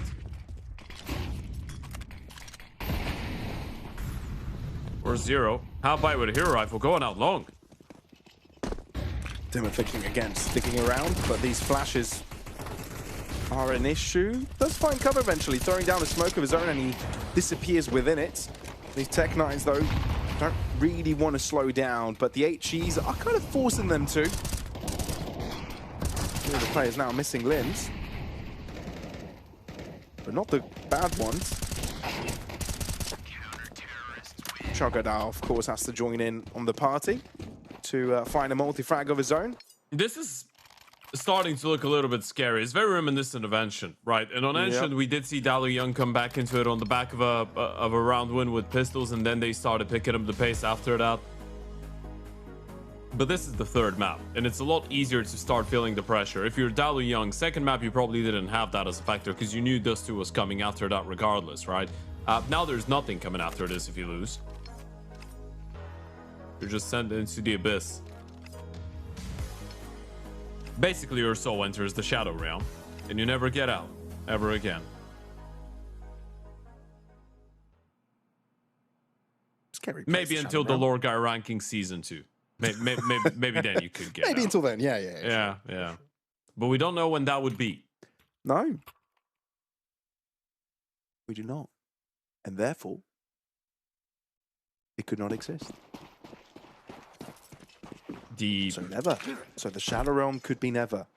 Could be never ending. Yeah.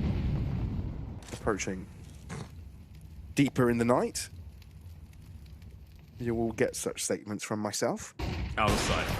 Nice flash. Raga. Couldn't connect. HEs will do a decent amount of damage to Raga, that is. They didn't really land for the CT side, but HYPERSPIRIT's Oper is already out of the competition. They are looking to refight middle again. Star Players has got the short cross. Might be able to catch Aaron off guard. Bomb dropped. He even crosses towards the left-hand side. This is massive. Ooh, he keeps on spamming. They keep on fighting. Look at the util. Oh my God. And the mollies as well, just making it way more complicated for DALUYONG. The damage is done, inflicted, and sure, HYPERSPIRIT have got a couple of players that are low, but surely this must be too much to ask for Martinez, but it is Martinez.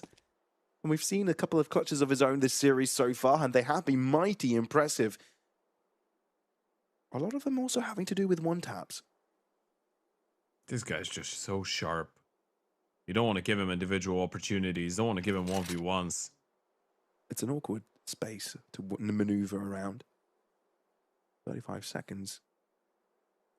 And you don't quite know how deep HYPERSPIRIT might be lurking. Doors, top mid. You know where one is now. ASTRAL playing the dangerous game, but somehow Dimmer doesn't connect the shot. Now Martinez, sprinting towards the site, might have a chance. Might have an opportunity. We'll get there before Catwalk can be crossed. The bomb will go down, and there's nothing that can be done about it. Now, can he win the clutch? Molly makes him low, has to move out into the open and into the hands of Dimmer.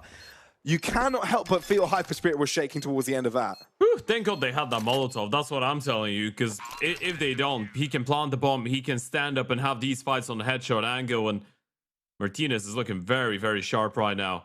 Very capable of pulling off a situation like this. HYPERSPIRIT to get away with one. It is still a 6-0. That was probably the closest round so far, but they keep on racking up. They're almost halfway there already.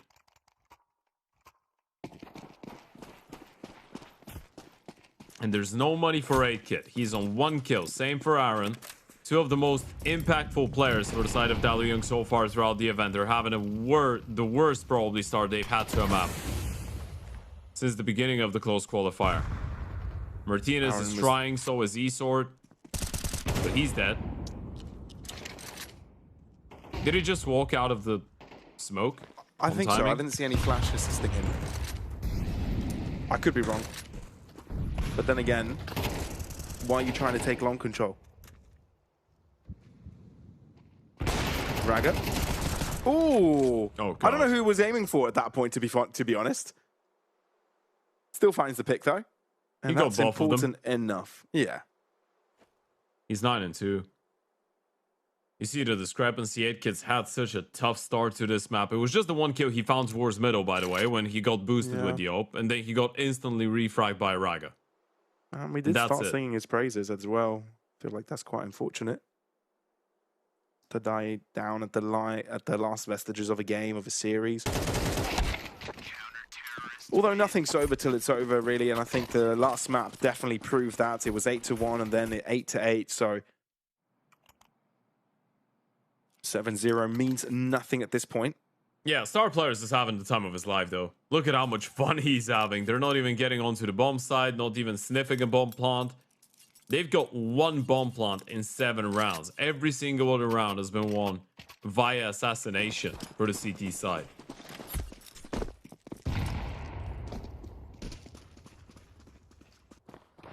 It's very difficult to play like you're, to feel like you're in the game in a situation like that. You're not even able to get onto a site, Yeah, let alone win a round. There haven't been many back and forths, right? Because even in the streaky rounds that we saw across the series, there were many clutch situations, right? Many that could have gone either way, but this has not been the case for this one. Absolutely. This is just Raga domination. realizes he's being punished, or at least pressed. Smoke on one end, Chocardao dropping in just in the nick of time, and even a double kill attributed. Raga having plenty of time to space up the pick onto Martinez. And every single HYPERSPIRIT player doing a valiant job on all of their angles, and the confidence is booming right now for HYPERSPIRIT. They tried to knife him. I'm not sure who that was, but yeah, you're just jumping. Raga. Yeah, I think it was Raga as well. You're just jumping knife out and having fun. And that's it. It's not even the score itself. I mean, the score itself is very vocal, it's very dominant, but it was an 8-1 on Ancient. Here is an 8-0. It's not too big of a difference. Ancient was still more competitive. This has not really been competitive. HYPERSPIRIT are just owning DALUYONG right now.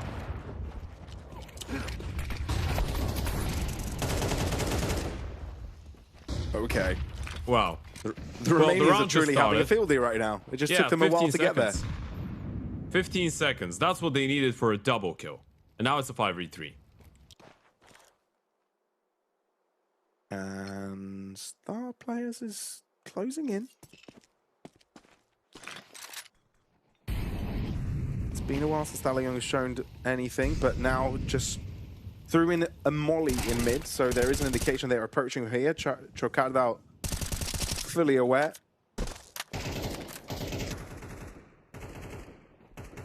Assistance aplenty. Bit of a body system adopted across the map, and this is the biggest lead we've seen across the series officially. Can I blow your mind? Chocardao's got 13 kills, right? Yes. DALUYONG, the entire team, has 12. Mind officially blown. He's got 1 more kill than his opponent's entire team 9 rounds into a game. That's not the level of domination you see in a FACEIT book. Even when you're playing without one friend that you're lying to everyone is not boosting you, but you know you're playing with him because he is boosting you. Don't tell him, Ed. Everyone's done that.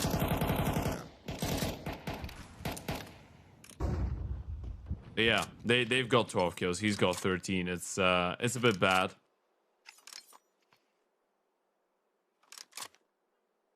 $45 deaths as well combined.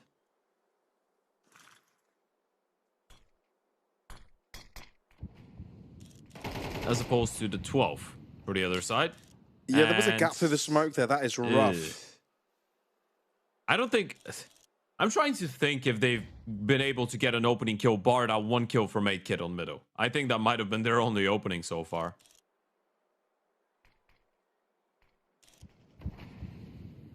I wonder. There was an opening. It no, was they've very had early 3 in the openings. 2 out of Ensor and 1 out of 8kid.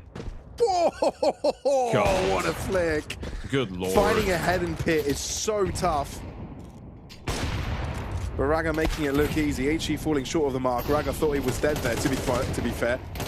Calling in for reinforcements eventually. Something might be possible here, but Dimmer has yet to be dealt with. I spoke too quickly. Molly and Cat is good. Isolating Adron from his teammate. Drop. Who gets to the headshot first? This is so uncomfortable. Aaron gets there finally. Yeah, that was a little bit of an oversight from HYPERSPIRIT. They just underestimated it, which you can't really fault them for. They're 9-0 up, and it's been such a confidence-building map. But Raga did re-peek too many times into Warzone. And then Rifles were just swinging, going for fights. Just trying to force their way through and mow them down. But hey, we can let them re-peek a couple times and over-peek once or twice in a game like this. And there you go. All right. What's going on now, then? Was that the switch? Switch of the script of the... Flip of the switch? There we go. Yeah. Eventually. Adron. How tall can he stand? Not very. Just the one. And Chokardao will not have as much success. Edkit looking in the right position. DALUYONG. I guess all it took is one round to feel confident on the server, and they just steamroll through the next. I can't believe the fact that they've just picked up 2 rounds tonight. I'm already thinking about the possibility of them actually doing something on this map. This should be GG's. Oh, I'm certain there's a chance.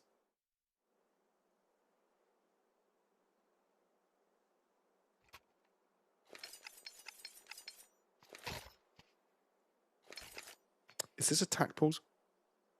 Or a tech pause? I think it's that's a big difference. Because if it's a tac pause by HYPERSPIRIT, then good on you.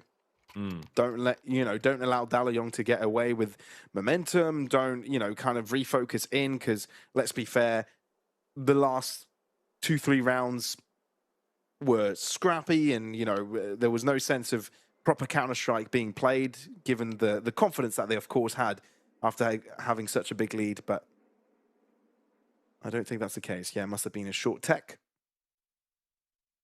And right back in the server still. Last round of the half.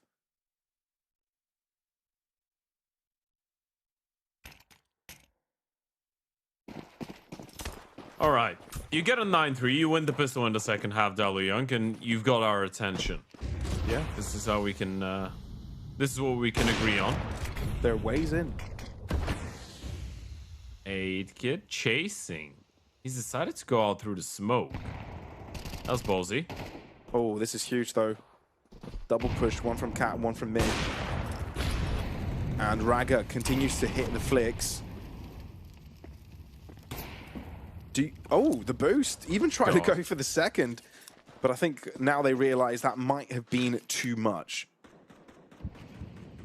I'm telling you, man. Raga just wants to re-peek until the end of time right now. He's just feeling so confident. So is Aaron to walk through the smoke. He's got the Oper staring at the side. They might not be ready for this.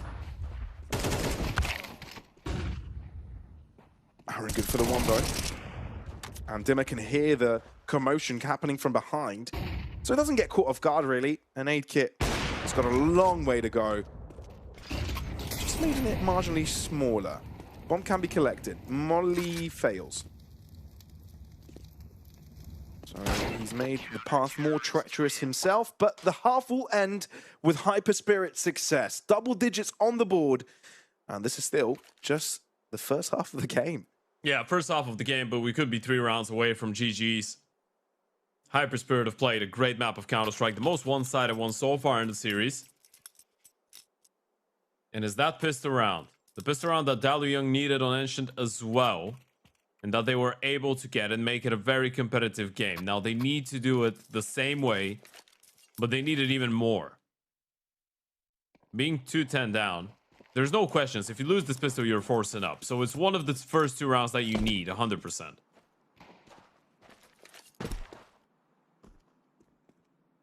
Aaron. Sneaky man. Playing a lower tons and hoping to get away with something. Alerted by the elbow peek from Chacardao, and Martinez also successful on the other side of tons.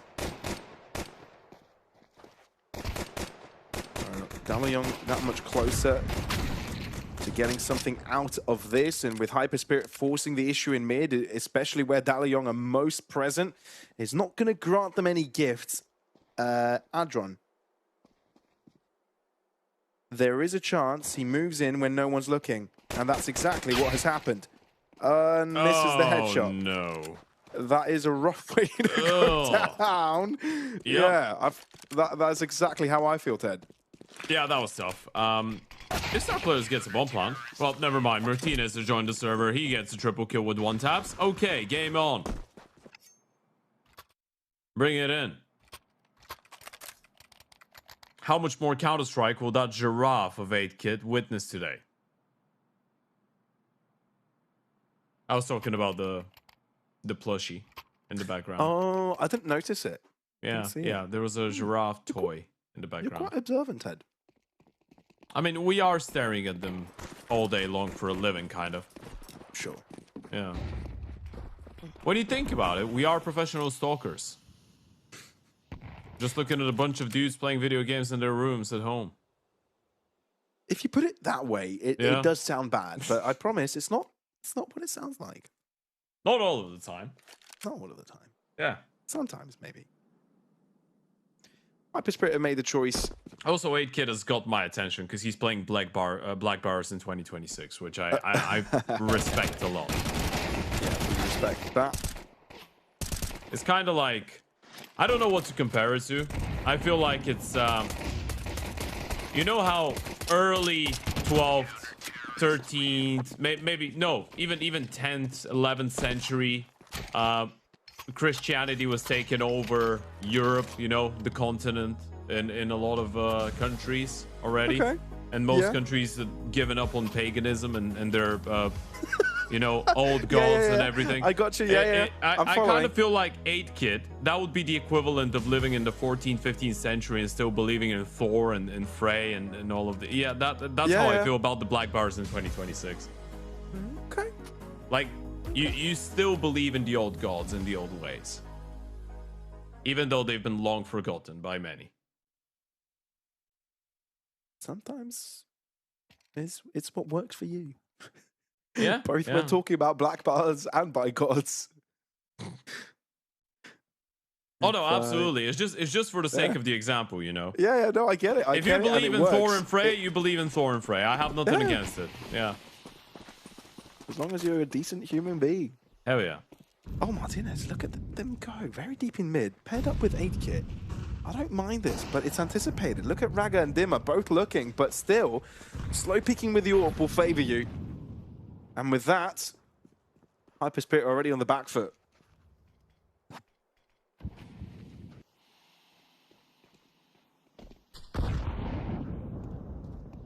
We've got middle control. Well, at least some of it. Careful with those jumps in towards short. HE doesn't do that much. They can push him away. This is still looking like a B split, though.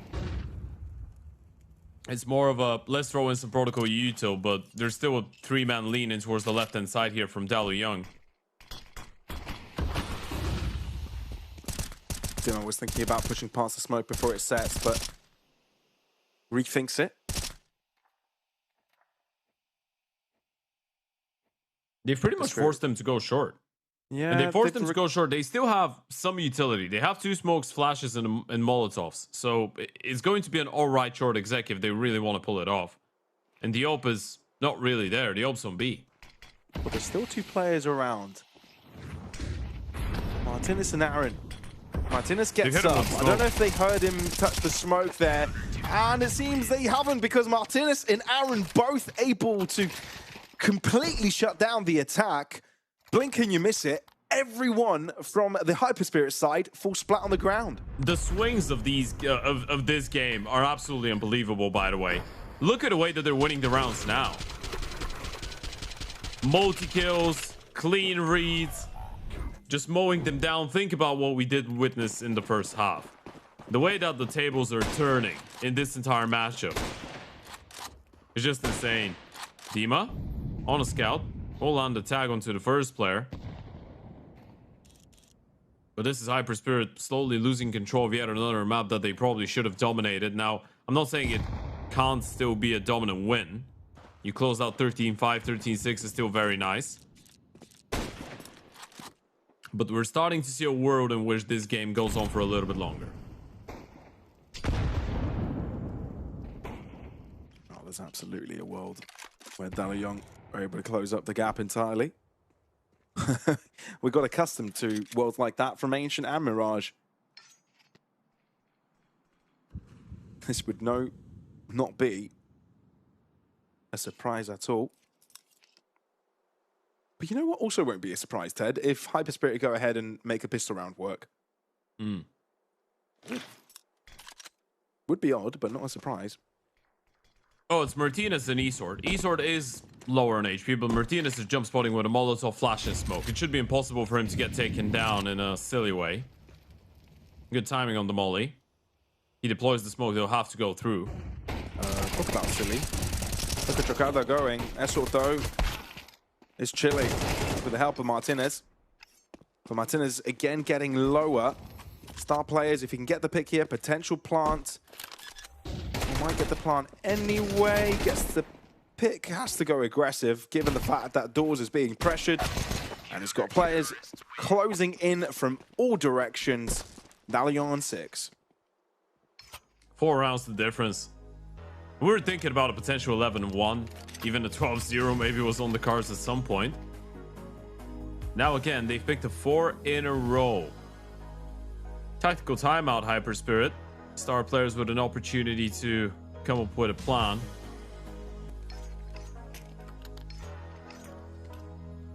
Open the hands of Raga. It is just the first tactical timeout they've had to use. It's not panic station just yet, right? You've technically played just 1 buy round on the T side and you lost that, which is no biggie. Now, if you lose multiple, this is where some alarm sounds are going to start going off. And remember, this is the final spot into the play-ins we're talking about. 7 teams are already there. This is for number 8. And out of these 8, half will qualify for Barcelona for a $50,000 LAN event in April. Ooh, Raga. Player spotted. Couldn't quite connect.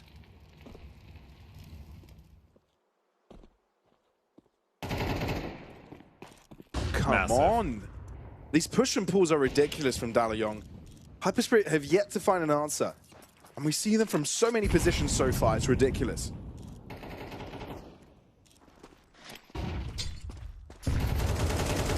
Ooh, team flashed.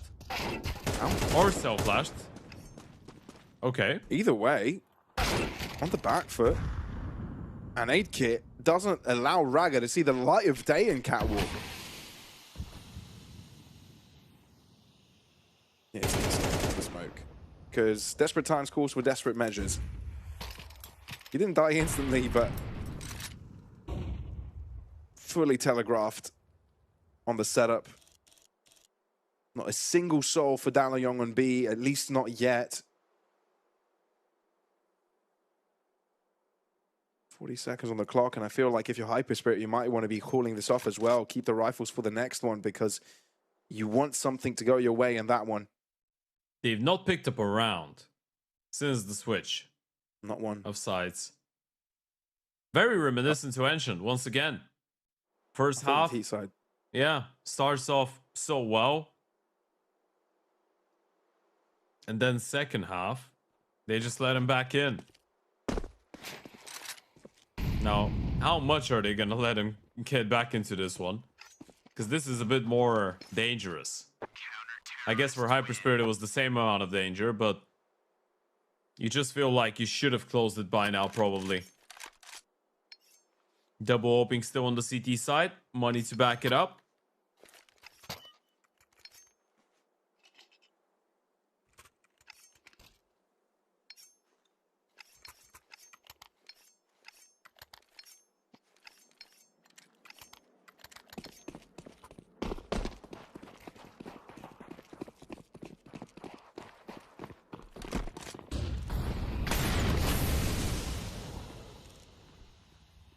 ASTRAL on an AWP. First spawn going for the peak. Look at that from Aaron. It's going all the way towards top middle. They were holding for him, but now they've let go. There's no way he catches that type of a timing.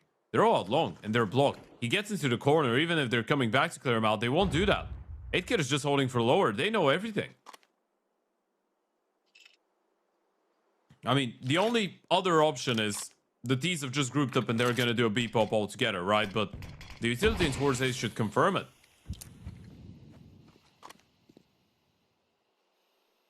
Oh my goodness. ASTRAL's got such a power position. It's all about the timing. And HYPERSPIRIT don't have a clue. Not a single idea. This is going to be backbreaking. Martinez throwing in a flash to delay them a little bit, and here comes Aaron. Oh! Ooh. Late to get the pick, but still ends up delivering. And Martinez, while the rest of the team is distracted, jumps in to help as well. ASTRAL shuts down Aaron. But left star players to be undefended. Wait. Chocato showing up from lower mid. Ends up with a pick on 1v2. It's doable. But the thing is, they know where you're coming from. Oh, you're right. The only way to win this is if DALUYONG reveal themselves to you. But even if that's the case, fully scoped in position. They're feeling it, man. They're feeling it. And 8kid knows. Yeah, he does. He really is feeling that comeback happen right now. Right in front of their very eyes. And HYPERSPIRIT, they just took a little bit too long. For how isolated you are from everything else. I'm surprised no one was looking towards their backs, towards top middle. It felt like they completely... They just decided to ignore the possibility of a mid push. And it wasn't like their lower player was actively looking at mid. Okay, 8kid. Someone's feeling it. Goes for the early mid pick. Legging Adron.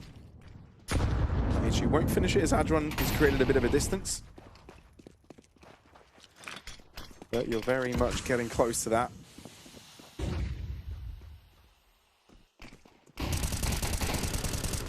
Into mid again. Martinez, even blind, can spray freely. Assistance is there, and sure, HYPERSPIRIT get a couple of picks, but that's nowhere near where you want to be. They both spot each other. Prolonged fight, but Nolan wins it in the end. Only one away from HYPERSPIRIT's score. If anyone's just tuned in and realized that, okay, this is looking like a very close score, you are looking at the bottom end of your monitor correctly. 10-2 was the scoreline for HYPERSPIRIT at the end of the first half, ever since DALUYONG have gone berserk. I'm wondering what the coach wants to say right now. We've got Rickard as the coach, 26-year-old Belgium. He used to coach Nemesis before. He used to coach 8 since as well. He left Nemesis in January of 2026, joined in September of 2025. Hasn't really been a player before, as far as I know. It is a bit weird when you are, you know, from a different country than all of your players, because sometimes, let's say you don't speak fluent Romanian, you're trying to coach them. You don't really know what they're saying to each other during the round. You have to just try and speak Counter-Strike. That's your opportunity.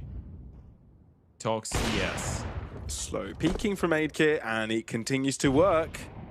This time from a different location, and ASTRAL goes in for round 2, assisted by a flash of his teammate, but it ends up to his loss. HYPERSPIRIT are maneuvering into Catwalk, and there's no one home on the A side. If they're able to create themselves a barricade, there might be a way in, but indeed DALUYONG completely collapse in the middle. Scrap the attack into an equilibrium now found. DALUYONG have caught up, officially squared completely. They've won 8 rounds in a row. 8 consecutive on that CT side. How crazy is that? How impossible is that? That was a 10-2 game. That was supposed to be done by now. They were supposed to be in bed already.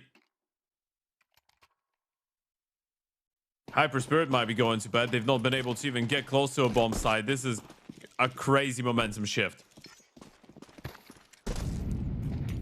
Lackluster buy as well from HYPERSPIRIT. We could potentially be seeing DALUYONG go up even further without having to stress too much. What a shift would that be?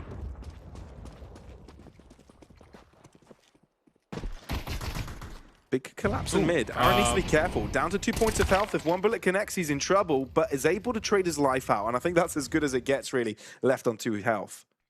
Yeah, it's a little bit weird. It didn't feel like he was aware of the possibility of a player being in front of him, even though it was quite late into the round, probably because of the information of 8-Kit that there wasn't a lot of people out top middle. He just got smoked. Aaron didn't expect him to be that quick.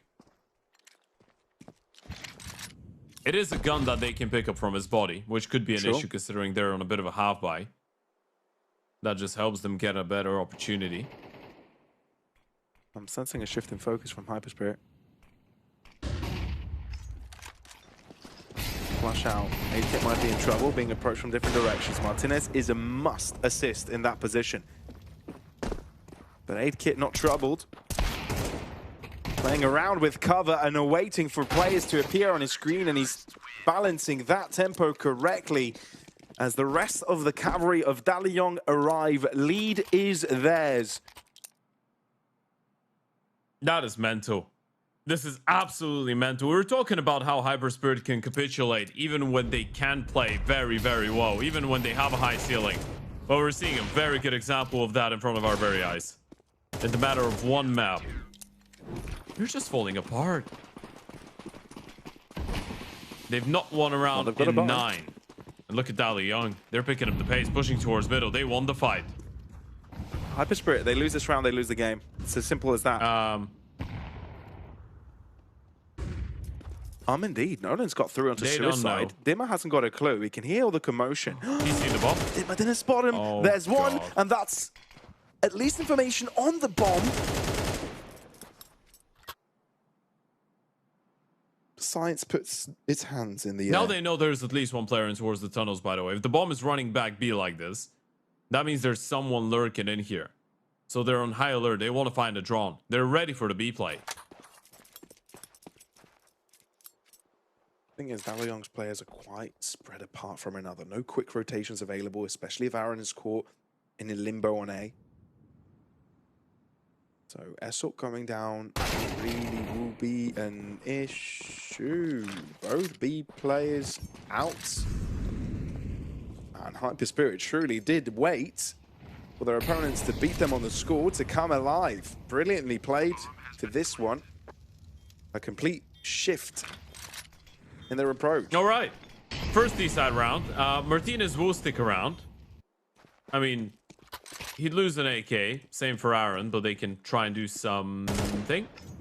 Steps not hurt. Star players does go down. And so will Dima. There's no reason to save that. These kills are not great. The T's don't really have a lot of money. And they're pretty trapped right now. Aaron's containing them in towards the tunnels. Martinez is actually running for the round. He's going to try and get on that bomb, but ASTRAL will stop him from doing so. HYPERSPIRIT level things up. They will keep 2 of these players alive in the end of the day. We're leveled up. This one's going all the way. Might as well be going into OT at this point.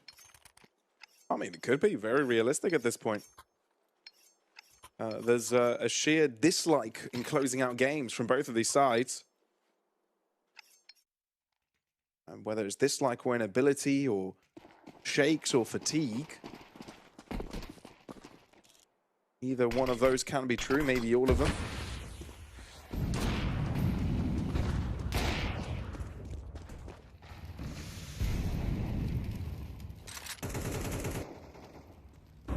This time HYPERSPIRIT not really equipped with an AWP. AKs on every single one of their players.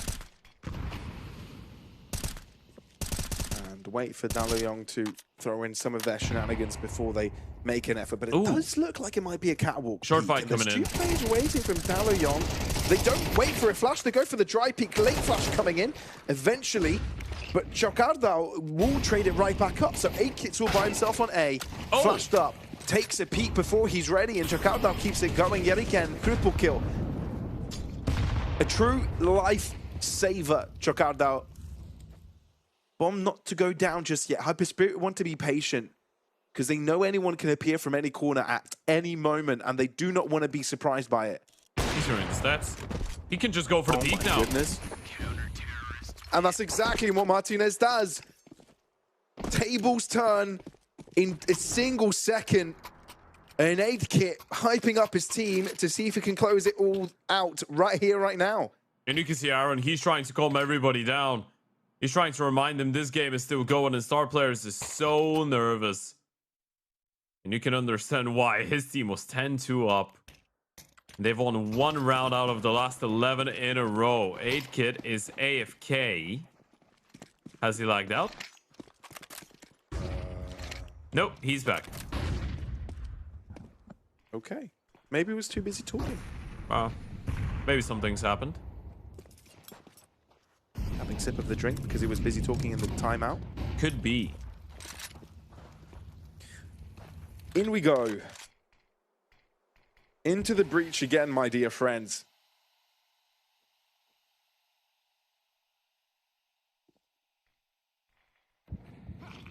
HYPERSPIRIT went away from actually taking it to overtime and giving this one a grand old reset. But DALUYONG, they'd hate to lose this, and the insane comeback they had to be for naught. That's a really good nade. 8-kit out into the open, and Nolan drawing instantly means that 8-kit needs assistance, and quickly. Rough around the edges with those shots connecting. The panic is real, it's set in, and HYPERSPIRIT are determined to make this round their own. This game is going OT, baby. We're not done. We are not done. More Counter-Strike to be played out. ASTRAL misses the shot. eSports does take him out. There still is some time to give this one a bash. And Martinez will drop Bosh, you mean? Raga. Because all of a sudden, this is doable. Might be. But you got to move quickly. There's not time. Closing in, you got to get onto the site. Only one left. Martinez, can he get the shot through? He knows exactly where he looked, but Chakardao, of course it's Chakardao. The saving grace, the breadwinner of HYPERSPIRIT. That's insane. It's such a mental game. And yeah, the reaction of 8-kit is so understandable. He's just like, guys, we came back from a 2-10 deficit and we just lost a round like this. Why couldn't we end this? It's been such a long series, such a long game, and you can understand why he feels that way. It's been around 3 hours since the start of it. And it's not done. It's not done. I mean, both teams won it, right? Like we said, HYPERSPIRIT getting eliminated from 2 different tournaments in one day, that is not where you want to be. DALUYONG fought tooth and nail for this every step of the way. It's a B-side hit, and it's a quick one. Martinez and Essel are able to find one apiece, but HYPERSPIRIT still permitted the cross. They do have a smoke to settle. Wait, pushing past the molly? That is aggressive and unnecessary. But still. It's a plant 3v3, and even though HYPERSPIRIT are hurt, DALUYONG are trying to figure out how they want to approach this. They have the util, low HP on Demon and Star Players, but this is such a difficult bomb site to retake, even when you do have that bit of an advantage. And they need to go through the window. Smoke on car as well, so it's going to make it awkward for Steyr players to pick out. Raga is able to play around the middle of the site perfectly, draws out the pistol, and he's just needing to delay time here. Headshot connecting HYPERSPIRIT with the first round of OT. No one's even celebrating at this point. No one's being happy about it. They dare not be happy. Dare not show any emotion. Dare not smile, celebrate, or rejoice. Why, you might ask? Well, because both teams have had enough reasons to both feel like they are the happiest and luckiest people alive and to want to quit the server. Since the start of this, it's been such an emotional roller coaster of a matchup. No one is safe.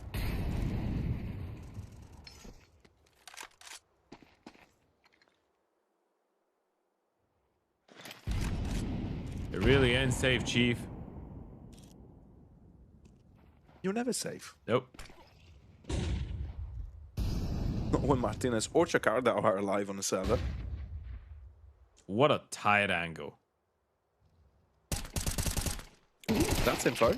But you also might be stuck here because Star Players knows where to shoot. So Martinez down. That's a big player to take out of the server. You spotted the player in towards the left-hand side on middle. This is still going to be a B play. Hit. Quick one. eSports in trouble. Mollied up. Doesn't have the reactions to deal with this one quickly. 8-Kit. He's going to be smoked off. Can't find a shot. Back over to window. Doesn't grab the first pick. 8-Kit. He's having a tough time keeping up with the pace of the game at the end of this match. And with this, HYPERSPIRIT look to get 2 on their T side. This is actually massive. When you think about it, they were struggling so much on the T side, right? They got 10 rounds on CT. For both these teams, getting 2 rounds on the T side should have been a fever dream. But now they've done it. And it's the B bomb side that nets them that success. They deal with the player in towards middle. Molly, flash towards the back of the bomb side. 8-Kit with a nope. Nothing he could have done about it. And when you deal with eSword and Martinez without them picking up a frag, you know you've done something right. And Chokardow's on 27 and 16. What a performance that's been out of him. One of these players that just have so much pure firepower. That's why people were getting excited about him when he was on teams like UDP, Control, One Tap, even Gucci Academy, when he played on Nexus.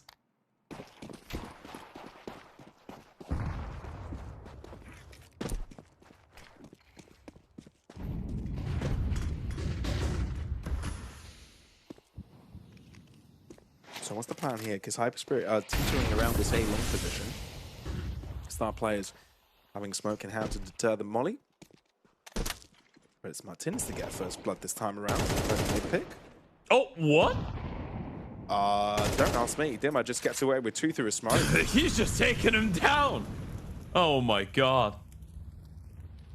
This one is not making more sense, is it? By the second, it's just getting crazier and crazier. 8-Kit looking for something in towards long star players. Jiggling on the off angle. We'll get one. He shut down the rifle. Wow. That could be a 3-round T-side. It's about time he gets back on track here. Had a rough time since the start of OT, but if he can draw things back for his team would be massive. On the M4 duties now. Gardau holding for it, reading what's about to happen, knowing that his opponent's going to make the mistake. And now Essel on a 1v3. I feel like that's too hard to ask from him. You know it's a B player. We might be seeing a flawless 3-round play for HYPERSPIRIT, and now you know where Essel is. So an A-cross is a must. Yeah. They've got the smoke. They've got the mollies. You can just plant for a long. Let Raga stay with that bomb in towards that long side with Diop. Although, he's actually going to be the one to put the digits in. That allows eSword to get very close in towards long. He's going to have a 1v1 against Chokardao. He's seen him. Didn't realize? He was on the screen. Doesn't matter. Raga just turns around and shoots him down. This is 3 rounds on the T side. Surely, Pavlos. Surely. This is what they need to close this one out. Yeah, all they need is one on the CT side, right? Whether that's the first, second, or third. They just need one. But I'm sure they don't want to let DALUYONG get a hold of any rounds, start to put them together, because when it comes to streaking, DALUYONG, it's a specialty. They'll close up the distance no matter what. Oh man, but it's also a bit of a gut wrencher here for DALUYONG. They probably say, we've done this before, we can do it again. But if they lose this series after coming back from a 10-2 deficit and it all being for nothing, bit of a tech pause coming in before we get into the game once again. 8-Kit very, very vocal throughout the entire series. I wish we get to hear at some point what is said in moments like this, but it's not easy to handle, not easy to get through. And let's roll some highlights from the start of this game, how we got here and where we are right now. It was a story of 2 coins, whether that's HYPERSPIRIT's dominance or DALUYONG's, but at the start, it was absolutely the Romanian squads.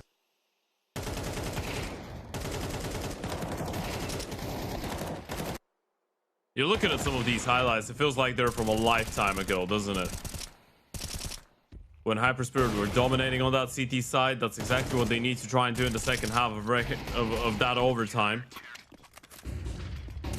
The game has been going for such a long time, we need a bit of a pause for the players to get ready for what could potentially be just one round of play. This is the final map of the group stage of the LORGAR Ranking Season 1 Close Qualifier. Of course, we've got the play-in as well, which is going to be the second phase of the qual.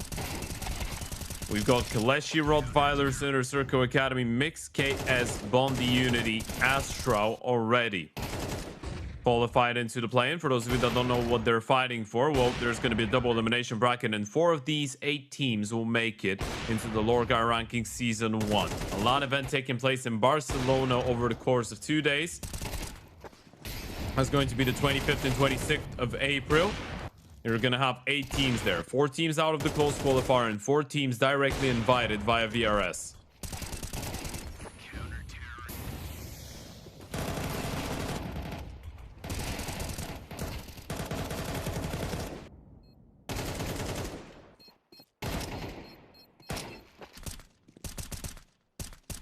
But yeah, it does look like a fever dream seeing through these highlights, but we've reached overtime, so we're getting pretty close to where we currently are. And we're here. Just in time. Ready. Just in time. Jokartawi has had an outstanding performance, 28 and 16. But it's not just about the numbers, it's about when he's fragged out. It feels like when he's fragging out, the team will absolutely win. There's no doubt about it. So pivotal. Martinez looks to play aggressive here. Jokarta, though, is knocked out. And we talked about how pivotal he is. If he's not on the server, things could go astray. But when Dimmer steps up to the plate, that may no longer be the case. Eschelt looking to see if he can find 2, and indeed he does, making it close as AKIT also joins in on the party. 1 versus 1. The bomb can go down. Everything to play for. All or nothing, Mr. AKIT. Tournament life on the line. AKIT needs to clutch it up. Swing out, the spray, but Adron gets there instead. Finally closing down the game because it was turning out to be quite the headache for them. What a valiant effort, though, from DALUYONG. Time and time again, grasping onto every game they can, closing up the distance, but it was simply not enough. What a game. How frustrating is that going to be for DALUYONG in both the short and the long term? They bring it back from a 2-10 deficit only to lose it in overtime. HYPERSPIRIT, though, I guess they should have closed it out earlier. It should have been how the game ended. They had a 10-2 first half. Couldn't register around for, what, 10 in a row at the start of the second. But in the end of the day, they get it on the back of a clean T-side and a 1v1 clutch out of Adron. It wasn't clean for the Romanians, but I feel like this is how HYPERSPIRIT like it usually. They like it very dramatic. They like it up to the last second. They don't want these clean 13-2, 13-3 wins. They want it to be as competitive as possible. Nah. I think you're totally right there, Ted. And they can go to bed knowing that they didn't get knocked out from 2 different tournaments in the same day, right? They can go to bed thinking, okay, we fluked a little bit in Draculan, but when it comes to playing this online circuit, we still have a better chance. We can come back, learn, and do a better job. Look, it was such a close game, and I think we learned a valuable lesson of DALUYONG as well, because coming into this one, there were a lot of individuals that, we didn't have too much knowledge on. We, were a little bit more familiar with Aaron, maybe Camion, but some players in there being quite new to their CS career when it comes to playing officials, getting some good reps in. So I feel that this is some precious experience gathered up here. So I hope we get to see some of these players again. I hope we see Martinez again. I'm just going to be blunt. I've enjoyed watching him over the course of the last couple of days. He's just 22 years of age. He's barely played any officials on HLTV. He's got, including these maps now, I think he's got 31 maps on HLTV, and he's never played against a top 50 or a top 30 or a top 20 opponent. I want to see what this guy can do when he plays a little bit more consistently on the team, if of course this is something that he's after. But people like him, like eSports, they had their very, very good moments across the event. Obviously, when it comes down to HYPERSPIRIT, we know these guys. When it comes down to 8kit and Aaron, we know what they're capable of. It's still nice to see that both 8kit and Aaron are putting in effort and trying to go deep into qualifiers like these. But as we said, in the end of the day, you will get some opportunities, and when you're unable to punish and take advantage of these situations, you will end up on the receiving end. And that's exactly what happened here today. Chocardo, what an absolute beast, as I think is the MVP of this series at the end. Brilliant stuff. Martinez on the other end, like you mentioned. Brilliant stuff from his side of the spectrum as well. So there you go. That's the series. 2-1. The reverse sweep coming in from HYPERSPIRIT. A laboured one. A very, very laboured one. But one they get across the line that they'll be very happy with. And that concludes as well the tournament, well, at least the closed qualifier. The group stage of the closed qualifier. We got there eventually, Ted. Yeah. And we have the play-ins to look forward to, right? So we had 4 groups where 2 teams from each of those groups got through into the play-ins. And this was the last match to be played on Group D. So the second seed of this one is HYPERSPIRIT. That's the results from the day, because we also saw Unity do the exact same thing against Basement Boys, but I think it's safe to say a lot cleaner. Yeah. Unity's game, I think, filled us up with hope. When it comes down to HYPERSPIRIT, it did give us a teaser to what we could be expecting and what we should be hoping for. But in the end of the day, I feel like every single time after watching HYPERSPIRIT, I feel like I've been thrusted into a situation where I know I could see more. I expect a little bit more. But then in the end of the day, there's a little bit of a disappointing factor to it. All right, let's go through the groups and see who's made it onto the next stage. Colsey and Rottweilers are your 2 representatives of Group A. Solid run from them. Group B was also a very interesting affair. I feel like some of the results here started to get a little bit on the unexpected side, just like on Group A, where Rottweilers had to drop to that lower bracket. Yeah, Ted, I feel like generally we had some really close games across the board. Still for Colsey, the biggest surprise, getting out of it so cleanly. Yeah, I think Kaleshi's been probably the most consistent team of this entire tournament. Then you're moving over to Group B, and you've got maybe the biggest upset, the fact that ESC couldn't get out, right? You were expecting the polls the same way that Kaleshi did it in Group A to do it here. Inner Circle Academy with a show-stopping 2-0 over Mixed KS with a 2-1 win over ESC, which was very, very impressive. And then Mixed themselves, the Kosovian lineup, were able to take out ESC in a 2-1 fashion as well. So I feel like this is the group where I guess the #1 favorite didn't make it out. The only group where the #1 favorite couldn't make it out. Yeah, I completely agree. That's definitely the case. And when you compare it to Group C, you know, some surprises also came to be with Bondi getting themselves out in first seed, which made the difficult journey of Unity and Basement Boys having to battle it out in the lower bracket.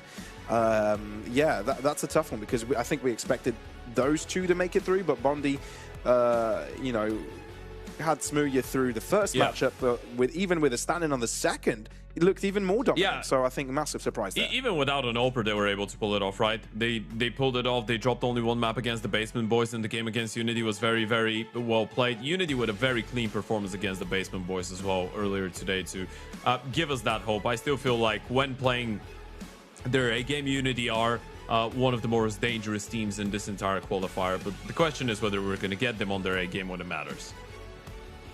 And finally, Group D. This is where we had HYPERSPIRIT just make it through in that lower end, but Astral, they were the top seed of this group. We thought this would be a very competitive group in terms of level of competition between all the teams playing, and indeed that was the case. All initial games, as well as all lower bracket games, went to 3 maps.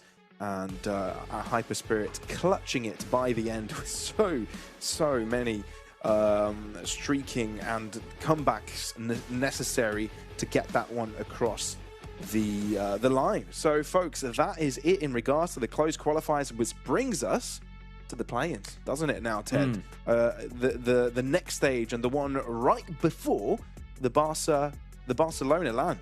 Yeah, absolutely. And this is where it gets real interesting. We're moving from the GSL. We're going into double elimination bracket with the same teams that made it out of the group stage.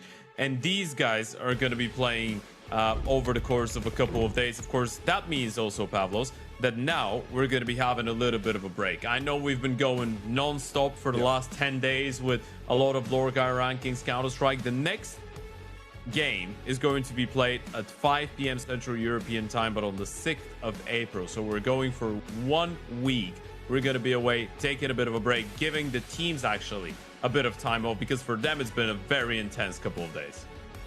Indeed, it has been. So we'll see in this week's time what changes and if they're well prepared, but the plan should be a gruesome event, so I hope you guys don't miss it. It'll be back in about a week's time. So thank you guys for tuning in. I really enjoyed casting these matches, and see you again in about a week's time.